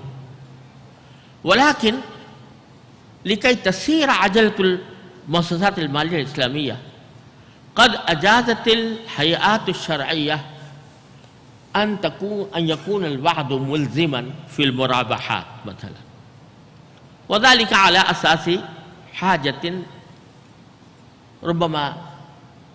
ربما نعترف بأنها كانت حقيقية. لأنه مثلا إذا وعد أحد من عملاء البنك بأنه سيشتري هذه البضاعة، وقد استورد البنك هذه البضاعة من خارج البلاد وأنفق عليها نفقات باهظة، ثم تخلف الواعد عن الوعد، فإنه يسبب ذلك ضررا كبيرا. ولذلك أفتت هيئات الرقابة الشرعية بأن يكون الوعد في مثل هذه الحالات ملزما، بمعنى أنه إذا تخلف الواعد عن هذا الوعد فإنه يتحمل الضرر الفعلي الذي أصاب البنك أو التاجر. ولكن حينما فتح هذا الباب مرة على أساس حاجات حقيقية، فالآن ظهرت هناك منتجات كثيرة لم تكن مبنية على أساس حاجات حقيقية، وإنما كانت مبنية على محاكاة منتجات تقليدية، واتخذ إلزام الوعد دواء لكل داء، وأن تكون المنتجات الإسلامية محاكية تماما للمنتجات الإسلامية. هذا مثال واحد. وحتى قد ظهرت في سوقنا المشتقات الإسلامية، المشتقات Islamic derivatives، وعلى أساس وعود متسلسلة ومتشابكة. فهذا ينبغي أن نعيد النظر في سياسة إصدار الفتاوى، لأنه في بداية الأمر كانت المصارف الإسلامية تحتاج إلى أن تكون هناك رخص في لتفر من بلوى الربا، ولكن ليس معنى ذلك أن نفر من المطر ونقع تحت الميزان. فهذه ناحية ينبغي أن تراعى عند إصدار الفتاوى. الناحية الثانية هي أن الهيئات الشرعية ليست مهمتها إصدار الفتاوى فحسب، وإنما مهمتها أيضا الرقابة بمعنى أن الفتاوى التي أصدرت من قبلها قد طبقت فعلا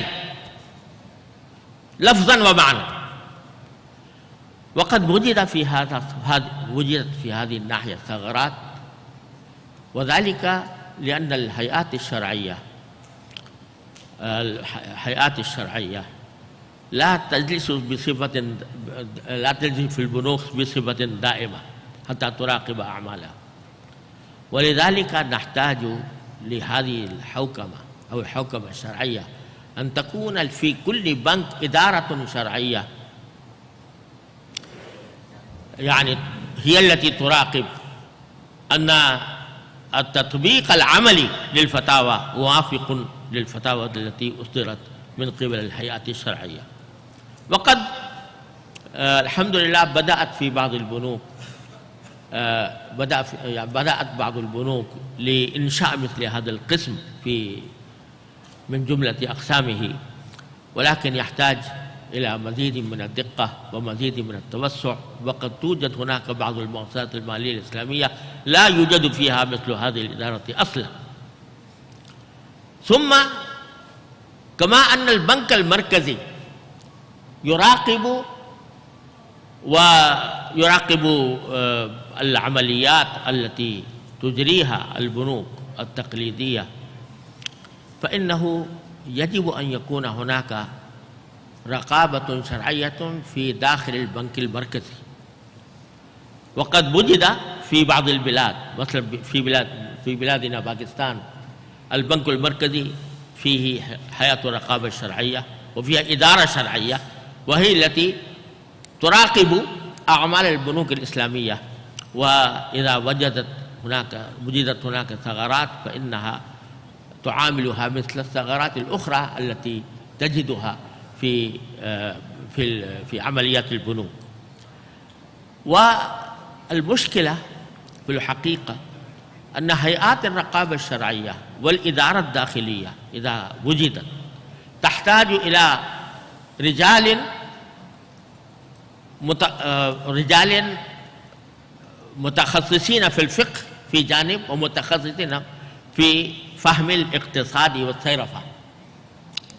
وبما أن العقود أكثرها باللغة الإنجليزية فلا بد من للمراقبين أن يعرفوا الإنجليزية.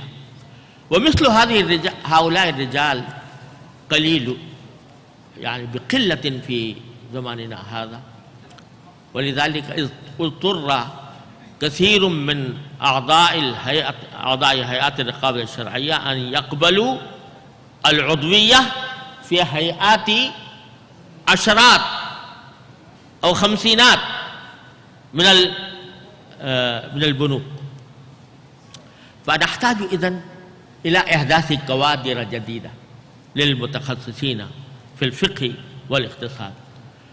وكان هناك وقت أن الجامعات كانت تغفل تماما عن موضوع الاقتصاد الإسلامي وموضوع الصرافة الإسلامية. الحمد لله قد حدث هناك اتجاه، ويعني ما نعده من التباشير أن جامعة القرى قد أنشأت مثل هذا المركز.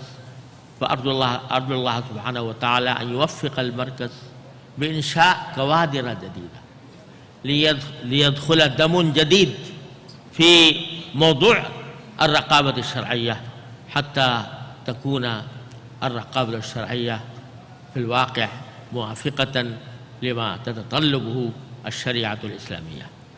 وبهذه النقاط السريعة بهذه الكلمات، وإني أرجو المسامحة إذا كنت تعديت في بعض الملاحظات أو تجاوزت الوقت المقدر لي، ولكن أدعو الله سبحانه وتعالى أن تكون المصارف الإسلامية حقيقة هي مصارف إسلامية، ليس مصارف التحيلات والمخارج، بل مصارف تهدف إلى تحقيق مقاصد الشريعة من توزيع الثروة العادلة وأن تدخل في الاقتصاد الحقيقي، وذلك إنما يكون إذا كان هناك نظام محكم للحوكمة الشرعية في هذه البنوك ومن قبل البنوك المركزية. والله سبحانه وتعالى هو الموفق، والسلام عليكم ورحمة الله وبركاته.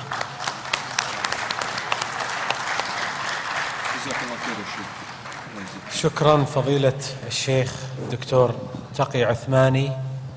وأيضا أركز على ما تفضلت به من وجود الثغرات في عمل المؤسسات المالية الإسلامية والهيئات الرقابية، وبالأخص في معايير ومتطلبات ومواصفات أعضاء تلك اللجان، وأيضا دور البنك المركزي ومؤسسة الفتوى إن وجدت في أي دولة. هل البنك المركزي هو الوحيد الذي يستطيع إيجاد معايير يمكن أن يتم الاستناد إليها تكفل قابلية عمل جميع المؤسسات البنكية للمقارنة بأن تكون comparable، مبنية على فتاوى معتمدة ومتفق عليها بين كافة المؤسسات والبنوك الإسلامية؟ أيضا ما إذا كان يعني في إطار الثغرات الذي تفضلت بالتركيز عليها وتأكيدك في ختام حديثك بأمنيتك بأن تكون البنوك الإسلامية هي في الحقيقة بنوك إسلامية بمسماها وبطبيعة ممارستها وعملها،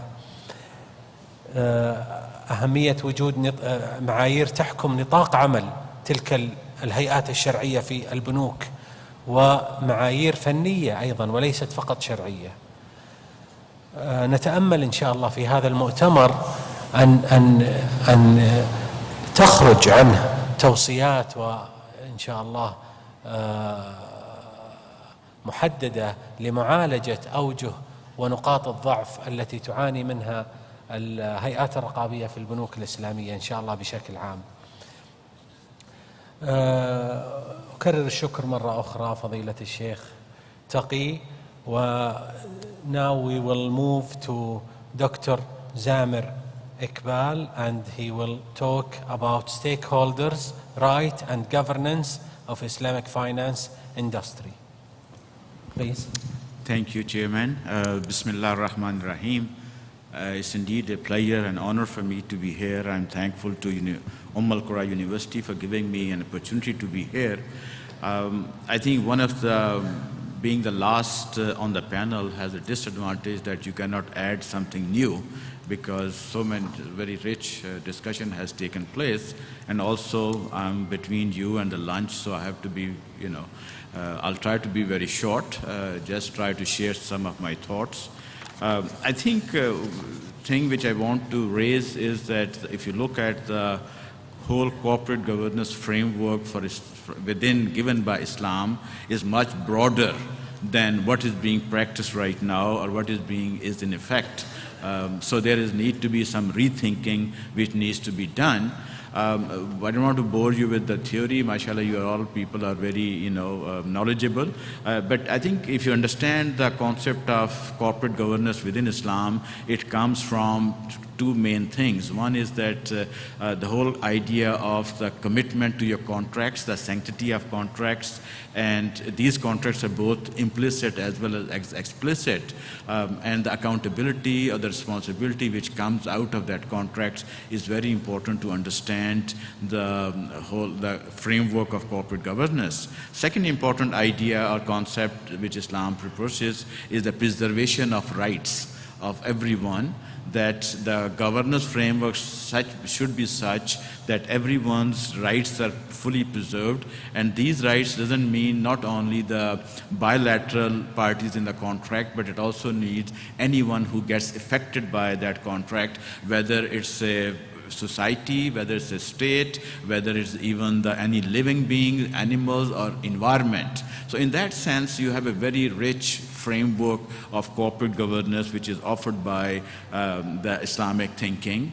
But however, let's kind of a second thing is that why this such kind of a framework is more important for Islamic finance. I think one thing which has been said earlier, since Islamic finance is more a risk sharing and asset-based finance, and where the information asymmetry is very important, you need to have much more robust corporate governance which has a good monitoring and flow of information among all the stakeholders. So that is very important. That's why the corporate governance is worth paying attention to.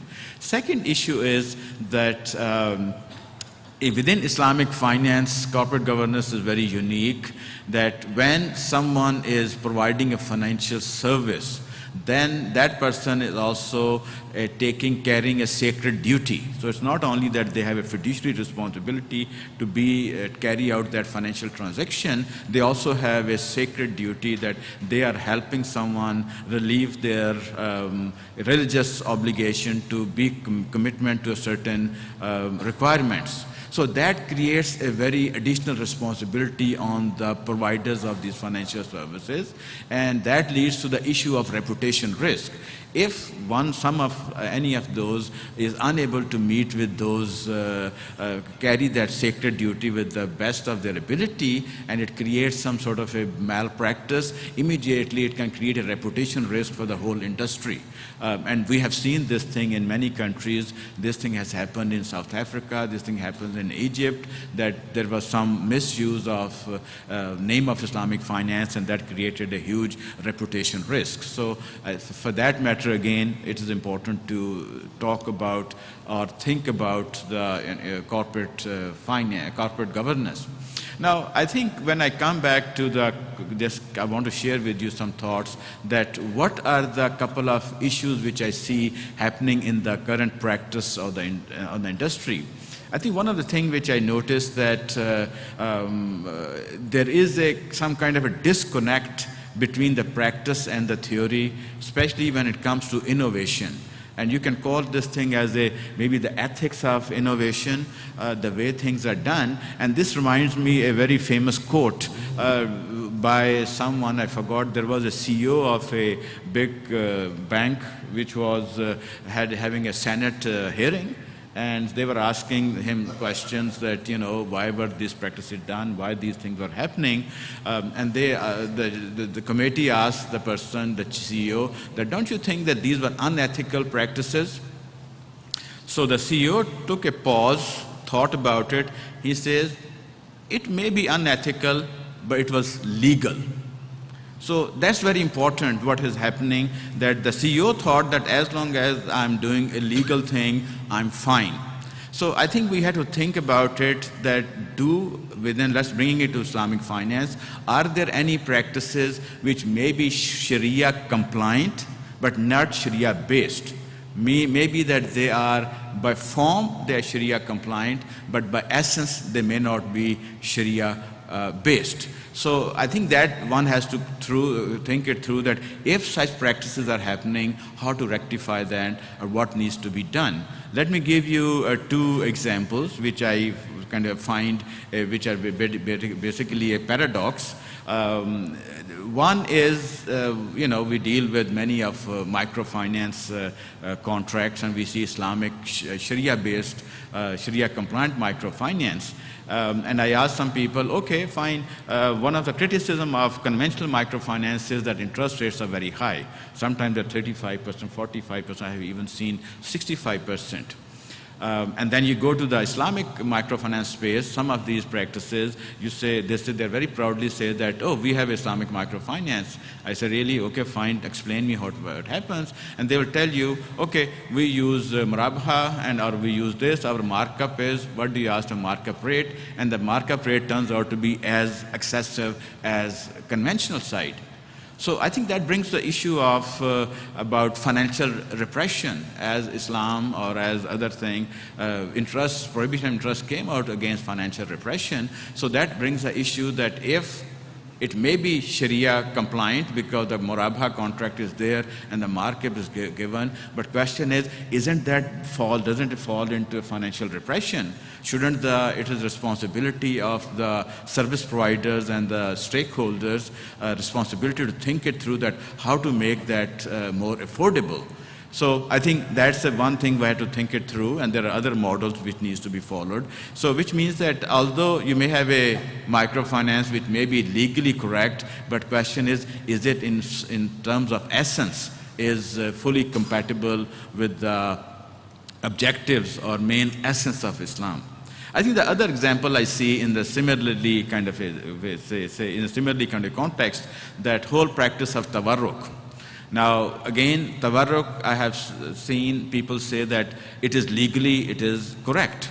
Although, there's some debate on it, but some people again say that it is organized tawarruk is, although there's OIC, fiqh, proclamation that it's not Sharia compliant, but it's still being practiced because it is considered as a legitimate form of contract.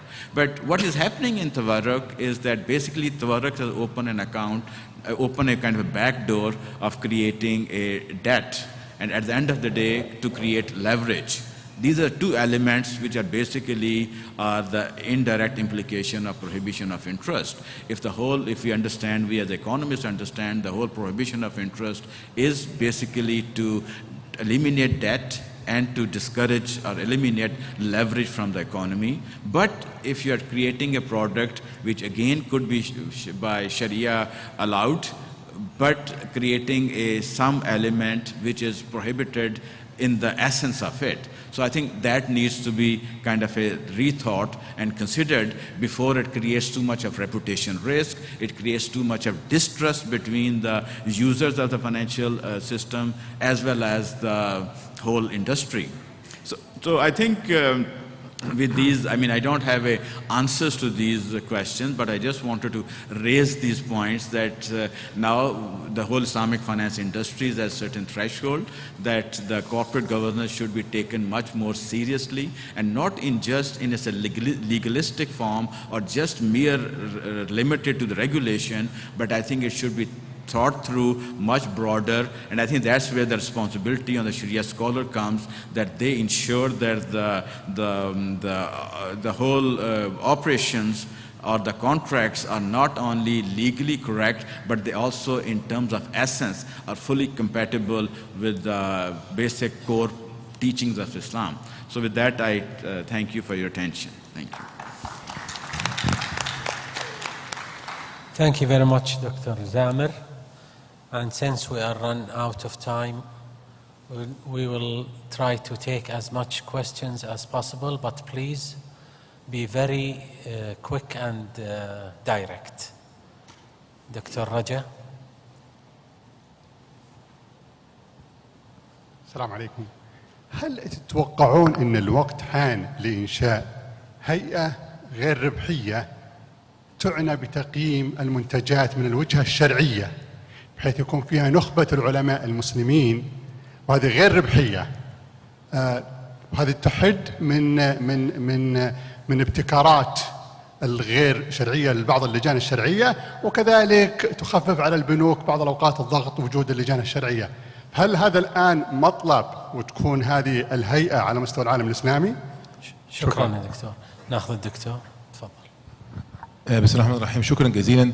أحب بس أشير لنقطة مهمة جدا قيلت خلال هذا اليوم، وهي التكامل بين المؤسسات المالية الإسلامية بهدف تطوير الصناعة المصرية الإسلامية. أعتقد أن تجربة البنوك السعودية سواء البنك الأهلي في التحول للمصرفية الإسلامية أو في إنشاء بنك من الأساس كبنك إسلامي زي بنك الإنماء أو بنك البلاد، هذه التجارب أعتقد محتاجة إلى توثيق علمي من أجل أن تستفيد بها بعض البنوك الأخرى اللي تبدأ اليوم إما في التحول أو في إنشاء بنك.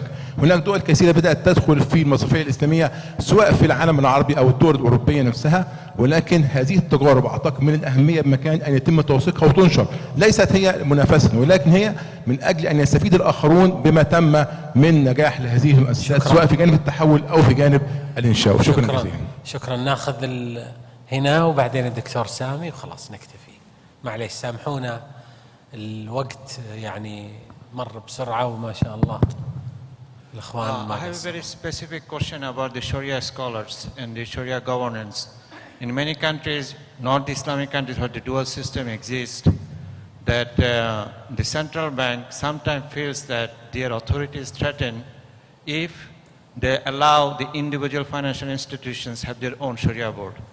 Having said this, there is also another concern of the Sharia scholars themselves, because in the basically financial institutions are in business of making money. The fatwa shopping, that a financial institution tries to validate a product, so they go to a scholar, the scholar does not agree with it, they go to another scholar, and there has been instances like this, and that is also bringing a bad name, because ultimately the value proposition of Islamic finance must be protected by the Sharia scholar because they are more knowledgeable in Islamic jurisprudence. And having said this, there is also dearth of scholar that one, the point both Professor Asim and also Taqi Usman is mentioning, that it is not the legalistic form itself, it's also the holistic picture. So a Sharia scholar must be knowledgeable not only the Islamic fiqh, but also in the essence, the concept of the modern banking and finance. And I find in the current stage, because of the educational training, that we have this dearth of the Sharia scholars, and that is also impeding the financial or product development in Islamic finance. I just want your thought, any of the panel members. Thank you. كان في واحد ورا هنا؟ لا اللي ورا اللي هناك لو سمحت معلش. كان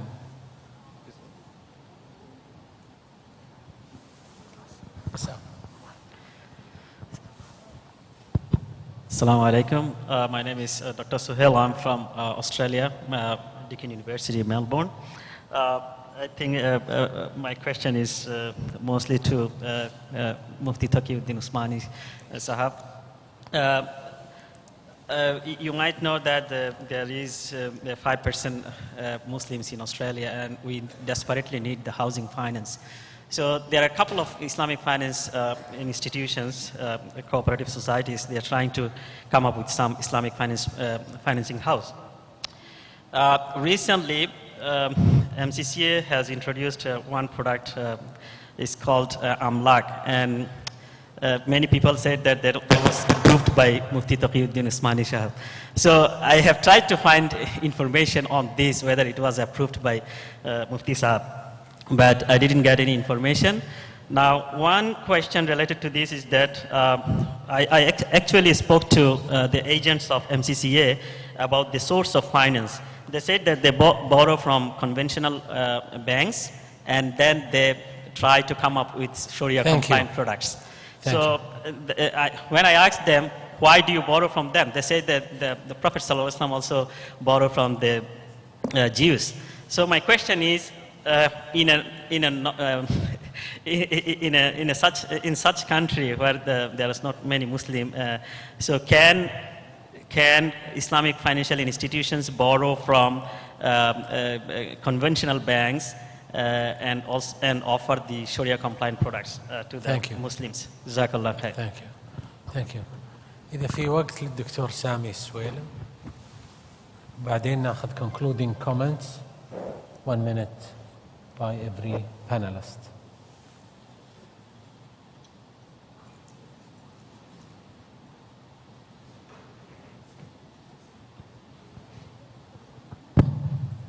شكرا دكتور حسام. أنا أريد أعلق على فكرة الابتكار الحذر prudential innovation اللي الدكتور عاصم. البنوك بإمكانها أن تبتكر وفي نفس الوقت تكون حذرة، مثلا من خلال تطبيق منتجات المشاركة عبر صناديق خارج الميزانية off balance sheet. بهذه الطريقة أموال المودعين لا تتعرض للمخاطر، لأن البنك المركزي يهمه أن لا تتعرض أموال المودعين لمخاطر. هذا هو الأولوية بالنسبة للبنك المركزي، وهذا شيء طبيعي ومع حق في هذا. فإذا أردنا أن نجرب منتجات جديدة فلا نجرب في شيء يؤثر على قائمة الميزانية، وإنما ممكن أن نبدأ بشيء خارج قائمة الميزانية، ثم إذا طبقت المشاركة بشكل جيد وصار عندنا historical data، البنك المركزي يستطيع أن يقدر ما هي نسب prudential ratios من ثم التي يمكن تطبيقها اون بالانس شيت. فهكذا الامور تتطور، لان البنوك التقليديه هي بدات بهذا الشكل، وشيئا فشيئا امكن تطوير معايير حذره لها. شكرا دكتور سامي. دكتور أستاذ عبد المحسن، لك أي تعليق ختامي؟ بسم الله الرحمن الرحيم. أنا أعتقد في نقطة في غاية الأهمية تهم مستقبل المصرفية الإسلامية. هل إحنا، ولعل يمكن مداخلة الدكتور سامي هي المدخل الرئيسي، هل بالغنا إحنا في المخاطرة؟ بمعنى آخر تخوفنا من المخاطرة. هل البنوك المركزية بالغت في ذلك؟ أنا أعتقد أن المشاركة والمضاربة هما الأساس في نمو المصرفية الإسلامية مستقبلا، ويجب مع أيضا أهمية أخذ كل المخاطر بعين الاعتبار أن يكون هناك مرونة. وكما تعلمون البنوك المركزية همها الرئيس هي المحافظة على الودائع، وهذا من حقها، ولكن أيضا لو سمح بمجال وهامش معين للبنوك الإسلامية في الدخول في إنشاء كيانات استثمارية وهو الاقتصاد الحقيقي، وذلك عن طريق على الأقل نسب محددة من الأرباح المرحلة. يعني لو أخذنا نسب محددة من الأرباح المرحلة والاحتياطيات وقلنا بما لا يتجاوز ذلك، وهو حقوق الملكية للملاك، سوف يكون هناك الحقيقة إثراء كبير للوضع الاقتصادي في الدول. شكرا أستاذ عبد المحسن. دكتور الشيخ دكتور تقي، maybe if you لو ركزت على سؤال دكتور رجا وجود جهاز. I found that there were two questions posed to me. One is about the different fatwa coming from different institutions or different Sharia boards of different institutions. Of course, it was a difficulty posed by the Islamic banks. But we have tried our best to make the Islamic products standardized on the basis of Sharia standards that are being prepared by AOF Sharia Council, of which I happen to be a chairman. Alhamdulillah, we have issued now more than 50 standards on different subjects, and there is a large number of central banks in different countries that have adopted these standards and have asked all the Islamic banks in their countries, their respective countries, to follow these standards. So alhamdulillah, it is a gradual process towards standardization. I admit that there are some cases in which some Sharia boards do give a different opinion against the different opinion from the Sharia standards, but alhamdulillah, this difficulty has been overcome to some extent during last few years. The second question raised by my Australian brother is that if the Islamic institution borrows money from a conventional institution on the basis of interest, can he still be present an Islamic product? Answer is simply no. If the money borrowed by the Islamic institution is based on interest, how can he can say that my product is halal? So therefore there is no way for that. Thank you. أستاذ عبد الرزاق، إذا في أي كلمة ختامية خلال دقيقة كذا. ما أحب أن أعلق عليها نقطة المشاركة والمضاربة والتمويل بالمشاركة والمضاربة. أي بنك من البنوك أعتقد لو رجع إلى العوائد الاقتصادية من المشاركة والمضاربة يمكن أربح له بكثير من أي تمويل قائم على الديون. مشكلتنا في التمويل بالمشاركة والمضاربة هي قبل المخاطر هي الأدبيات. يعني بالإسلاميك بانكينج it's ethics before mathematics.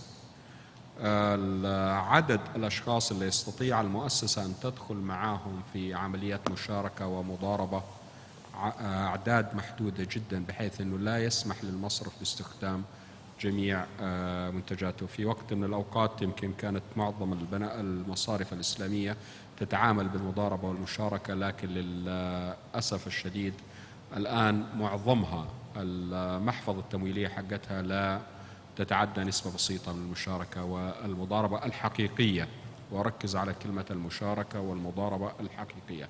نقطة أخرى بودي أنه نطلع فيها في هذا المؤتمر، وهي عملية المعايير، وبالذات المعايير الشرعية. إحنا إلى اليوم ما عندنا في المصرفية الإسلامية حد أدنى من المعايير المتفق عليها التي نبدأ بموجبها أنه ننمو.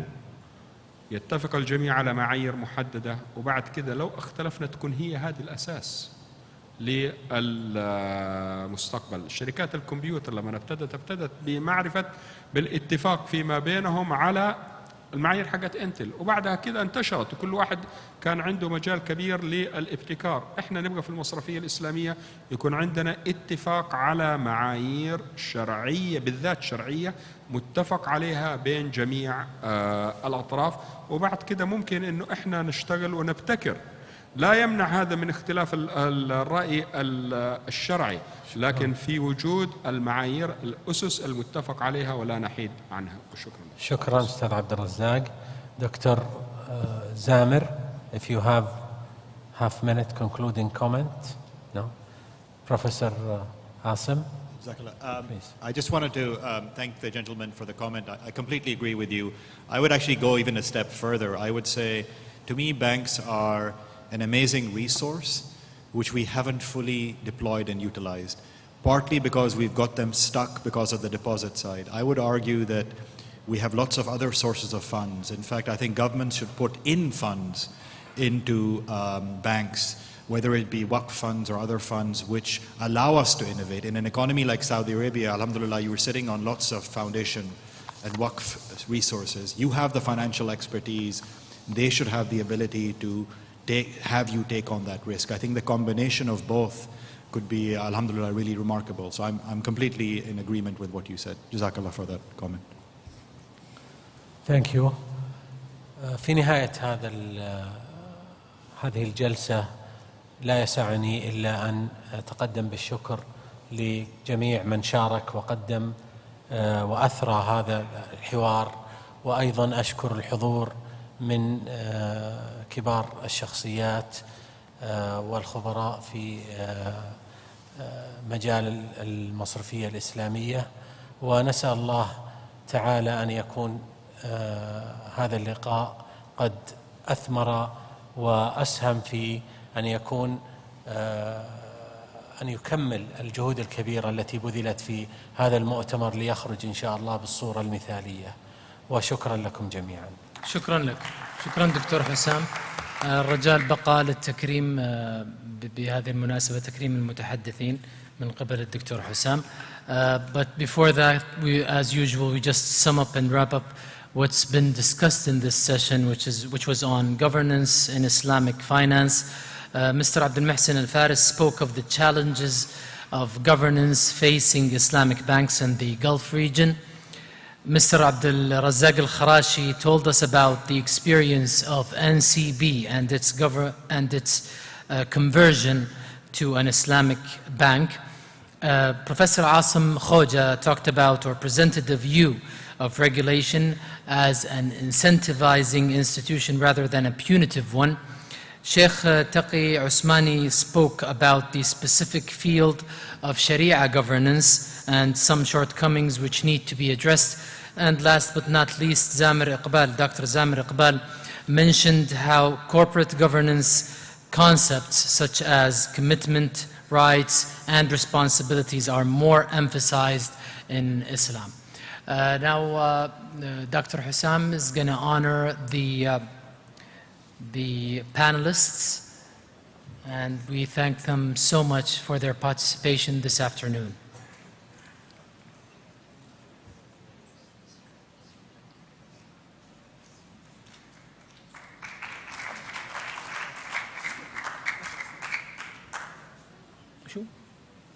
Dr. Osmani.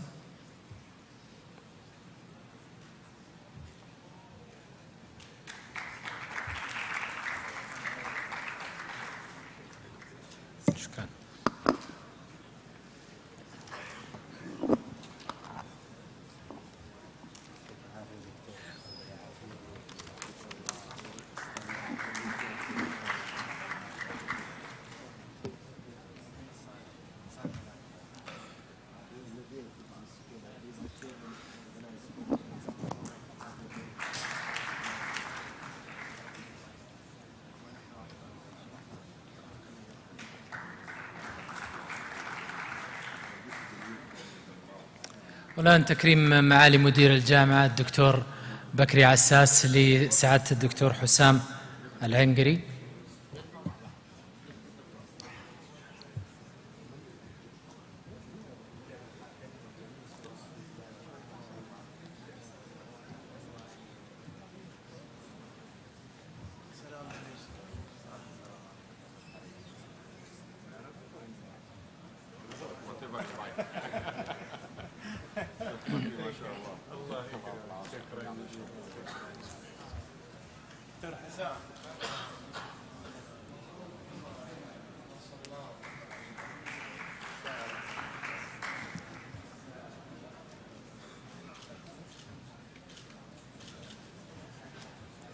وتكريم الدكتور بكري لي أنا.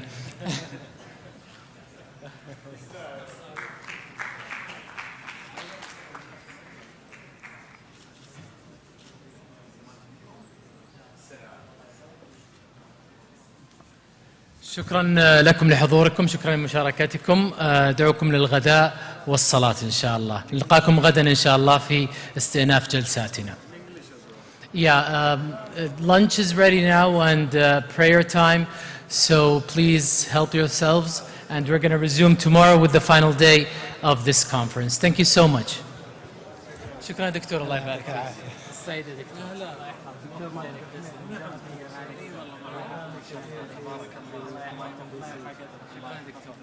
يحفظك.